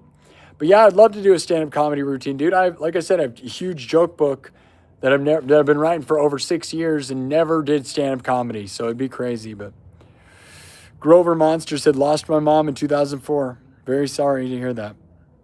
Travis Guide said, I think the comedy could be awesome too. He has material. I have a lot of material, dude. Yeah. Huge amounts. Way more than, I bet I have more material than most comedians that are doing comedy. I bet I've written more jokes than most comedians that do comedy. I'm not even joking. And now I'm really good at, I'm like live so much where I have more riffing. I'm sure I'm better than a lot of people out there doing it, dude, just because I'm active in the riff space, Thanks, Travis. I'm glad you guys believe in me, but comedy's not really worth money, dude. There's more people that just think they're funny. Being a comedian takes nothing. You don't need equipment. You don't need practice. I mean, you need practice. But showing up and thinking you're a comedian is every idiot in the world. So I don't know if I want to compete in that world. James says, sorry for your loss. I'll pray for you. Right on. Knox Locks, I'm sorry for your loss, man. Nothing replaces a mother's love. Yeah, totally. Travis Guide, the Saturday stream went 6 hours of just nonsense. Yeah. Sweater, Ohio, you were manic expressive. No, it was real. Yeah, you were there? Yeah, I was losing my mind. Very real. Colin, for you. You were funny off the top of your head every time you went for the joke. Thanks, Colin. Yeah, man. Good. Whether I don't know if you're talking about this stream or just that stream. Yeah, that stream was just a bunch of callbacks though, right? Like if you have a long enough running, if you go for hours, it's easy to call back and make jokes because you make a joke to the joke that you made a joke about. And like if people watch long enough, it becomes so funny because if you keep tying back to things, the longer you watch, the more tied back it gets. And if you tie in your tie-ins, it's certainly like I know stuff about comedy, right? I'm a huge comedy fan. Sweater, Ohio. Whenever you do anything live, you know the person that's watching it, it's their perspective. Lots of times I'm doing serious stuff and they think I'm kidding or vice versa. Yeah, it's hard to say, man. What's a joke, right? For sure. Thanks, guys. Okay, I think we got to get out of here. I'm brutally dying. It's like 5 o'clock, 5:30. I'll be honest, all this talk of trash food makes me want to get some, but I should just stay healthy. But then I feel like you got to have like cheat meals every once in a while. You got to eat garbage, sort of. Wayne Daddy says, hello again, buddy. I'm always praying for you. Glad you are keeping your head and chin up. You are a wonderful person and a wonderful man. You are always in my thoughts and prayers. See, that is it, guys. Why people love me. This is amazing. Thank you. I can't believe the impact I've had on people. So thank you. Thank you. The impact. I don't know. My mom would be so thankful for all of you for this. And I'm sure my dad cannot believe how wonderful you guys are and my sisters and everybody. It's amazing the community I have here. I am a lucky guy. Thank you, everybody. I'm brutal right now. I can't keep reading everybody's things. Knox Lock says, hey, Sparky, if you need a new ritual to unwind after your stream, I'd be more than happy to chat with you. Maybe do a members only at the end. That's interesting. I usually stream until I can't stand it, right? Even right now, I can't stand it. I'm getting tired, dude. I'm dying. Standing here for 5.5 hours nonstop talking is brutal. Yeah, I need a nap. I need some Taniquo for music. Yeah, we're going to do music, dude, just not today. Get some rest. Thank you. Sarah Wood, we love you, dude. Sweater, Ohio. Yeah, milkshakes. You're not even joking, dude. Milkshakes sound so good. There's Chick-fil-A in the parking lot of the mall. Chick-fil-A milkshakes are so good, dude. They really do it really good. Chick-fil-A is one of the best milkshake places, no question, right? Their sandwiches and all their chicken are good too, right? They're just okay or whatever. It's fine, but I might have to do that. I don't know. I didn't want to eat fat garbage, but then I also get cravings, right? No, I am in Des Moines, Iowa at Merle Hay Mall in Des Moines, Iowa. And I'm going to be kicked out of Merle Hay Mall here soon. But I've been here for many years. I've had future nightmares. My haunted house in Merle Hay Mall. I own a haunted house in Merle Hay Mall called Future Nightmares. And it's going to be done soon. So, thank you, Wayne Daddy. God bless you. Keep safe. Tea tree. I forgot to add, not only are you good for Pooh's grief, she will be good for you too. Animal love is so therapeutic. That's everything. Yeah, not being lonely has been everything. That's more important. I feel like she's better for me than I am for her, to be honest.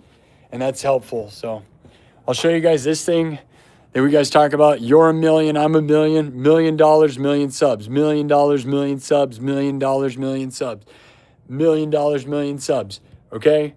And not everything is money, but like, dude, if I get kicked out of the mall, this wall is gonna be gone. That's weird, right?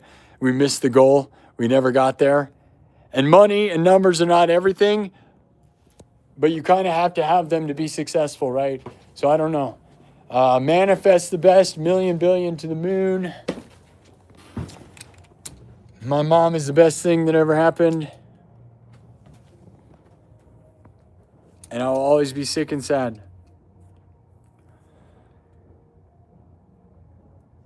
Manifest it, guys. Fair, cheap meal. No one's judging. No one's judging, but I'm judging. And I know that each day that you screw up, you get further away from your dreams and goals. If you want to get ripped, you can't take the cheats. I did stream for 5 or 6 hours, though, guys, and this burns calories, right? Let's get real. Talking, not sitting down, being high energy. I'm sure I burned a bunch of calories doing this because it does burn more calories than you probably realize, right? Like, imagine giving a TED Talk for 6 hours. It's kind of intense. Wayne Daddy, yes, buddy, very true. Please take care and have a good night. Peace out. Thank you. Travis Guide, thank you. Love my mom a lot. That's fair. Love it. Hi, Megan. Hi, everybody. All right. We got to go. This was a very heartfelt stream. Man, we almost got 20,000 views, which is not very good for me for 5.5 hours, but it was an afternoon stream. And to be honest, just talking. I'm tempted to stick around for a second. Man, we only need a few more views. We'll see how quickly the dial's going up. Anybody else have any nice finishing words? You guys want to add anything to the end of the stream? This is like a moment in time, a heartfelt, loving stream for my mom. We don't have a lot of people here, though, so it might take... 19,451 views. So, yeah, 5.5 hours, I know. 5 hours, 39 minutes. Brutal. All day, dude. But there's nobody I'd rather be around now, dude. You guys are my life. I hope you guys realize that. You are my life, and hopefully my job, and hopefully my life, and my future. So I hope you understand that. I love this place, and I want to do this forever. And I don't even know if streaming is a thing people could do forever anymore. I don't know what the future holds for me at all. I literally don't. A year from now, I thought I knew, right? Remember, guys, we were like 2026 is the year I take over the world, right? The year I dominate. My mom died, and I'm going to be kicked out of the mall.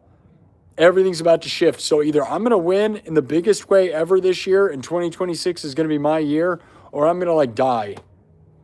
I'm not going to lie. So this is either the end of everything or the beginning of everything. Either I'm going to take over the whole world this year, or I'm going to die. And I'm not going to be real. I'm just going to be real. That's like what it is. It's hardcore, dude.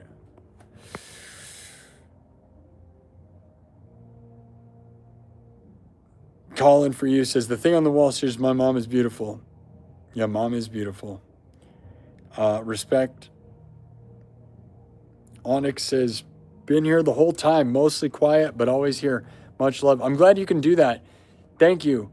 I hope there's some people that want to hear this in their ear, and it's just like positivity and things. If you're going through sad stuff or whatever, like, you know, I know this is a long time. Some podcasts can be long. They're definitely not 6 hours, but this is a sentimental piece of entertainment that maybe people will dig. I don't know. I know 6 hours is almost ungodly, but it's just a moment in my life captured in real time. And if, you know, I always dream of being a super legend, huge, big deal, right? So if that were to happen, this might be interesting, right? But otherwise, you know, it doesn't matter at all, and we're just people trying to get through whatever stupid waste of time we're having. Travis Guide, always love for Sparky's mom. Look at the gem she created. Thank you. Sweater says, if you get bored, stop over on my channel, split screen with me, and play harmonica to you. Just and just look handsome for my viewers. That's so funny. I love you, Sweater. I like your creepy stuff. I like your, like, when you sit in a dark room, dude. That's fun. I think it's funny. I don't know if people get it, but I like it. I think that's fun. You're like the ones where you're like a scary entity in the dark, I think are so fun, dude. People don't get it. I don't know if people get it, but I think it's funny and fun. I get it, dude. So I love that, Sweater. Keep going, dude. I wish you the best, man. You were always here for me from the beginning, dude. My mom knew your name, knows who you are, dude. Dominic Nappy, T-Tree, said, just wanted to say bye to all. Send off with love. Thank you, T-Tree. Sarah Wood, Travis Guide, much respect, Onyx. T-Tree, your mom wouldn't want you to quit. That's your dream. Yeah. Hello, Elijah. Do I have any concerts coming up? Nope. And have never done a concert since I got popular on YouTube. I wish I did. Wouldn't it be nice? I almost got hired to do... guys, you know what's crazy? I didn't mention this. Blue Zoo was going to hire me to do Valentine's Day. So Blue Zoo, where I did an in real life stream. You can go look up the in real life stream from Blue Zoo, Des Moines. An aquarium where I did a stream of music with mermaids and stuff. And I played guitar in a stingray tank. They hired me to do Valentine's Day at their place. And it was going to be my first gig out in public. And then they canceled their Valentine's Day thing. But here's the thing, guys. It would have been on Valentine's Day, which was right after my mom died. So it wouldn't have happened anyways. My mom died on Thursday. So it's crazy that that was canceled and that was the thing. So I almost did that. But I don't know if an aquarium would have been the best place for my first debut. I don't know where I'm going to debut if I debut in a live show. Now I feel like I'm a big deal. Like, at least with my streams, I can get so many people to watch that it's like hard to know where to play music for my first time. But then I don't know if there's anywhere that's really going to be good enough for any of it. So it's like maybe I just need to not care and just play anywhere. You know, because it's certainly an ego thing making you think like you should be playing big shows. But then, like I said, 30,000 subs puts me in the top 1 to 2% of YouTube, which means I'm bigger than every band in the world, right? Like most bands are not in the top 1 to 2% of YouTube, which means like a lot of bands, I have a way bigger YouTube channel than. So I should be able to play all these amazing places in theory, right? But that's just in theory. And I don't know what place would really work for this, right? Because I'd love to just do my stream like the way I do it, right? Do a stream show, but you can't be booked with a bunch of bands and do it. And then I don't want to play at a bar really, right? Like I need to be able to get paid enough money to make it worth my time. It's going to be hard to say, but when I get kicked out of the mall, it'll be different. I thought about opening up the doors in the mall and letting people in here, but I don't know if people would come or not. I don't know how supportive Iowans are of this place. Elijah said you should play it out in the streets. I feel like a bunch of people would like it. Yeah, I've street performed a lot. You can go look up my street performing videos here on YouTube. I have hundreds of them, literally. I've street performed more than most musicians in the world. I can safely say that, by far. I've traveled all over the United States street performing. I am very well practiced. You can watch them. I have amazing videos of that. And yeah, and we've been talking about how I want to get a high-roofed van and build my studio in the back of it. And if I do that, then I would just drive around to locations anywhere in the streets and open the back doors. And also what's crazy about that, guys, is I could either have loudspeakers or what we could do is tell people to take their phone with the stream on it and plug headphones in, and it's a silent disco, so we wouldn't even be loud. You just open the back doors with the stream studio built in it, park anywhere, downtown anywhere, and have a happening, and then they watch the stream on their phone with the headphones in, and we're silent. Now, yeah, they'll be a couple seconds behind, but it's still an awesome idea, right? Because it costs me no money. So that's what I would like to do. You said you should try it today, and if people see if people show up. I don't think anyone show up. I'll be honest, guys. I think Iowa loosely supports me, but I don't think they. I'll be honest. I think I could play a big venue in Iowa, and I don't know if I'd get support. I don't want to feel that way, but I feel like people around here don't support. I don't know if they would support me, man. Don't know. I'm in the mall. I'm in a public location, Merle Hay Mall. Okay, I could open the doors here, where I stream from, It's a professional venue. I have ticket sales systems. I could have people in here right now. Now, do I think people are going to go? I don't know. I'm not so sure people really support this place or not like that. I don't know. You said, yeah, I could move to a music city as an option, but drawbacks are well documented. Yeah, it's gatekeepers. You go move to Austin, dude, there's already a scene there. Nashville, they already have the musicians. You're not going to get in. They don't need new people. They've already got them. They don't want people in. Is my fam okay? I'm not okay. How about that? Takes guts to play out live or live stream. I would say online. Yeah, I've played live a lot. And I'll be honest, live streaming is better than... Most bands don't have access to live streaming. I think they would rather. The amount of equipment you have to haul around and then play for 30 people is not worth it compared to playing for 30,000 on the internet. So I think I'm lucky. You know, most bands wish they were me, I would say. Sweater, Ohio, LOL. Thanks, bro. When I was a little, my mother made me take miming and clown lessons so I wouldn't talk her head off. That's funny. I love street performing though, man. I appreciate it, Elijah. Travis Guide, moving to a music city. Oh, no, okay. 1408K, back to this channel. I'm so sorry, man. Is your fam okay? I mean, people are okay. I'm probably not. I'm the least okay, probably. How many years have you been practicing guitar? Most of my life, dude.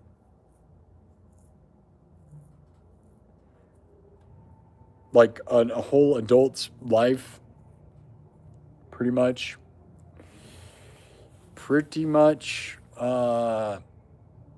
Like 20 years or something. More than 20 years, I think. I don't know. Yeah, it's crazy. I've been doing it since I was little tiny, dude.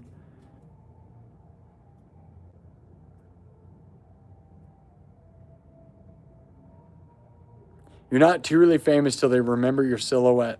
That's a cool thought. I like that. Better make a logo of it then, right?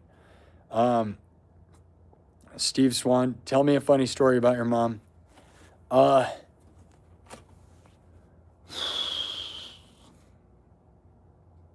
have a funny video I posted in the members only section that I might make public, where I'm yelling at cows. If you've ever lived in the country, I don't know if you've never yelled at cows. I love to yell at cows. If you've never been in the country and been able to yell at a cow, yelling at cows is such a freeing, funny, dumb thing. But I made this video with my mom where, and it's in the members only section. Was making her laugh like crazy, dude. I just filmed this video where I was like, we stopped next to a bunch of cows that are staring at us. And I'm like, they're lying to you. They're going to eat you. Don't trust them. They're going to eat you, man. Don't trust them. They'll eat you. And then one of them starts peeing. And they're just staring at me like they don't know what's going on. So that's a funny one. But that's not really like a story. That's just a video that's really stupid, but it's true. Like I was just like yelling at the cows. And like if you just go stop by cows and don't trust them, man. They're going to eat you. They don't love you, man. They're treating you like they love you, but they want to eat you, man.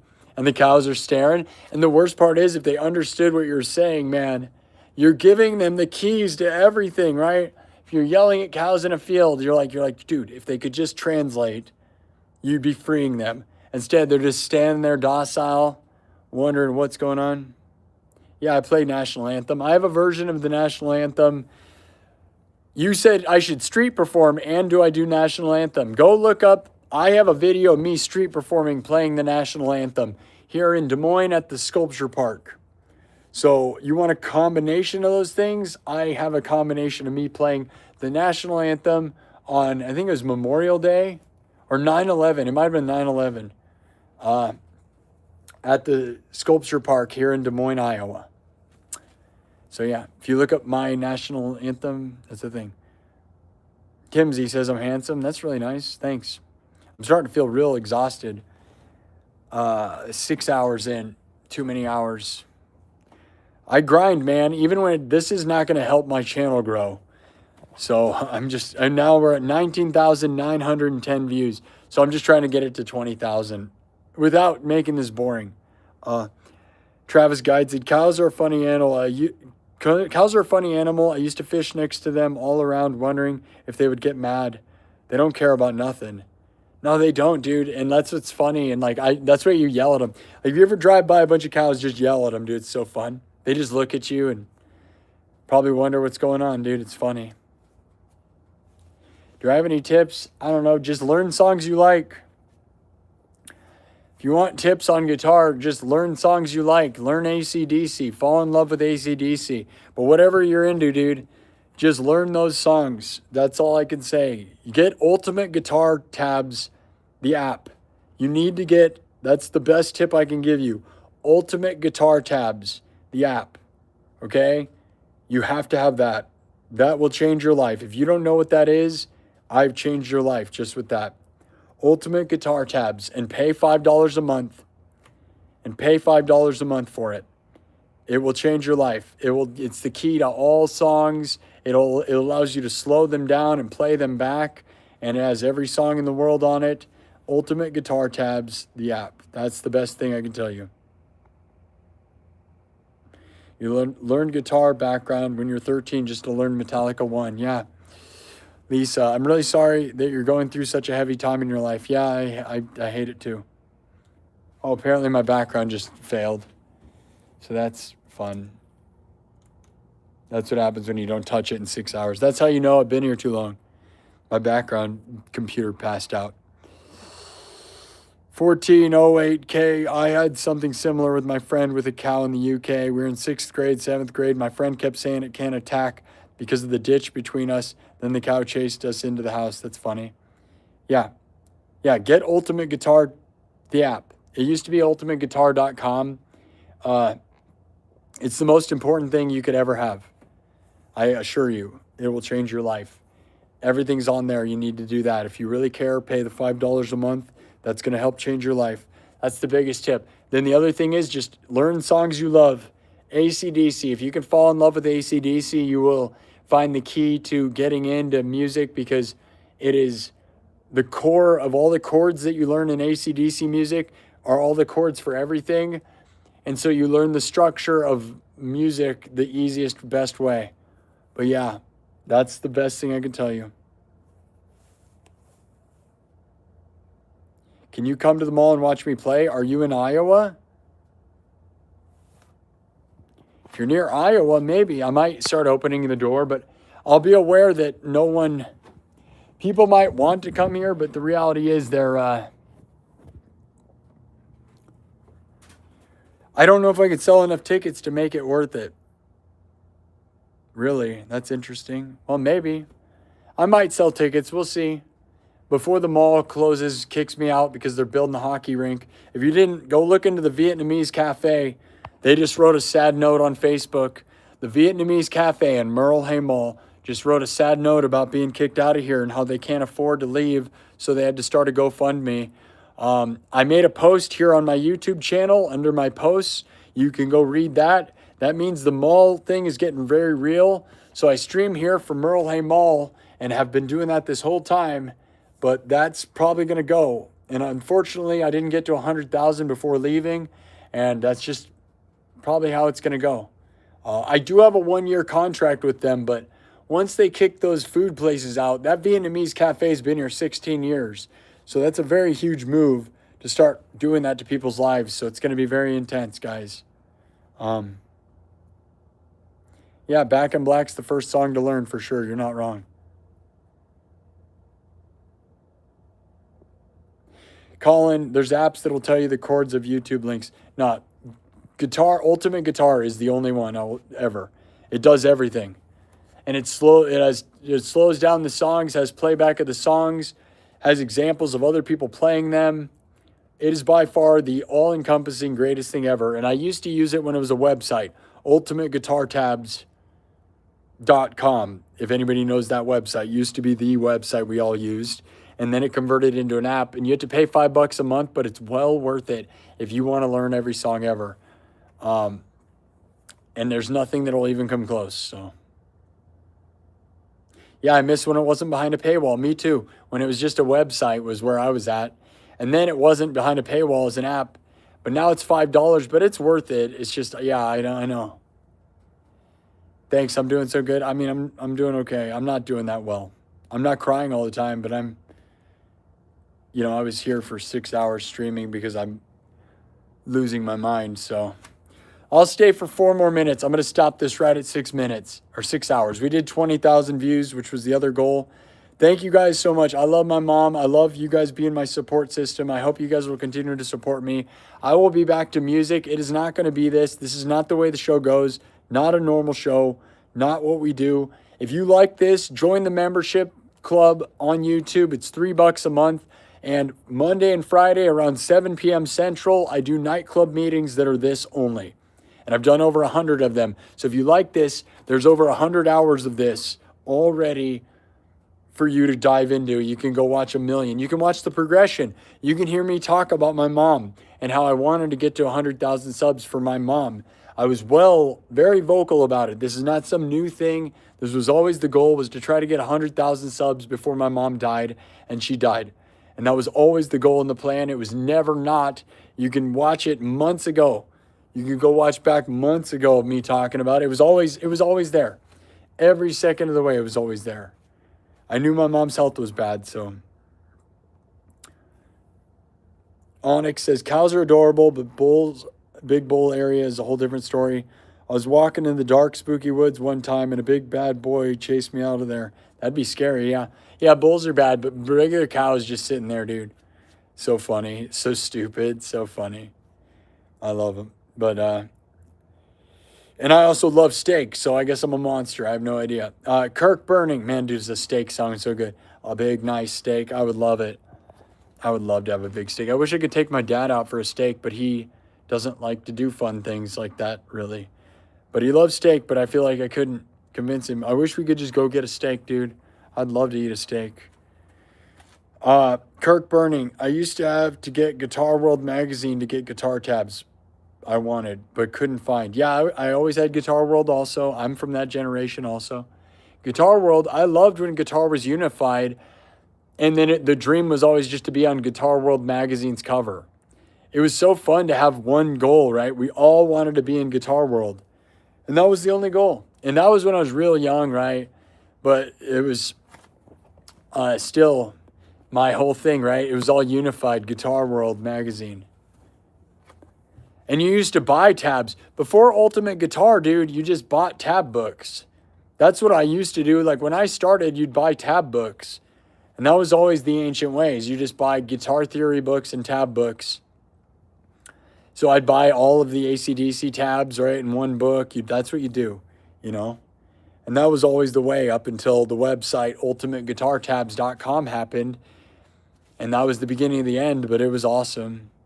And then you print off tabs from that. But tab books were always the thing, and they still are the thing. That's what's great. So if you like one band, you really can just get guitar tab books. That stuff has not changed. Things have gotten a little easier, but guitar tabs are guitar tabs, and there's something nice about that. You want to teach your guitar how to play guitar. You want to teach your dog how to play guitar. Yeah, I don't know about that. Love you, Lisa. Thank you. Steak sounds so good, dude. I know. Calling for you. Spending $5 for Ultimate Guitar might even make you more motivated to learn to get your money's worth. Yeah. Yeah, exactly. Maybe. And if you really care about it, it shouldn't. $5. Think about guitar lessons, dude. You know, that's cheap. When you feel like you are lost and don't know what to do, just remember how much your mom loves you and wouldn't want you to fret. Remember the good and honor her by striving towards your dreams. Powerful.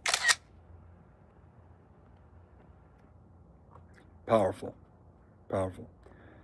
You have guitar lessons every Friday? That's interesting. I don't know.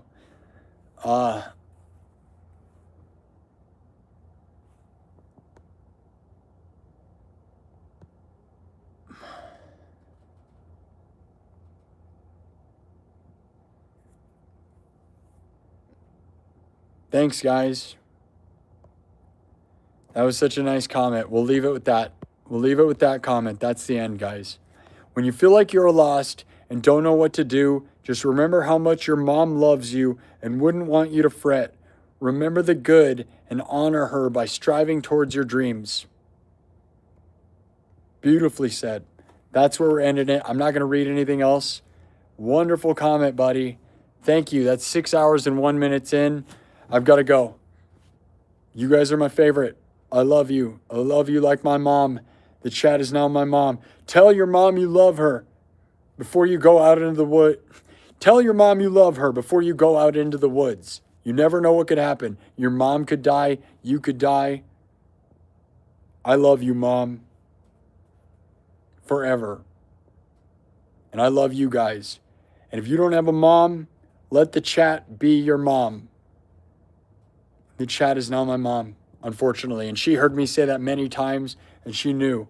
And we know. And you guys are so good and caring and loving, and I love you. Spread positivity. You will receive it. Manifest the best. Million, billion, to the moon. Never stop. For my mom, for your mom, for everyone's moms. Okay? We're never going to give up. I'm going to get 100,000 subs. I just wish my mom would see it.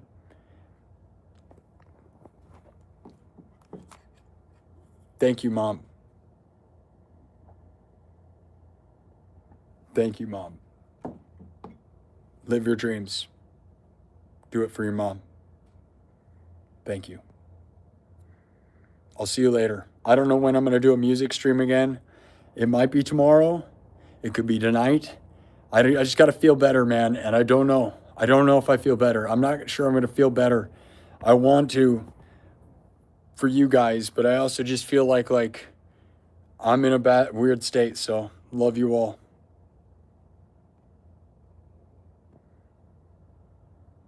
Take care of yourselves. Take care of your mom. Live your dreams. Manifest it. Thank you.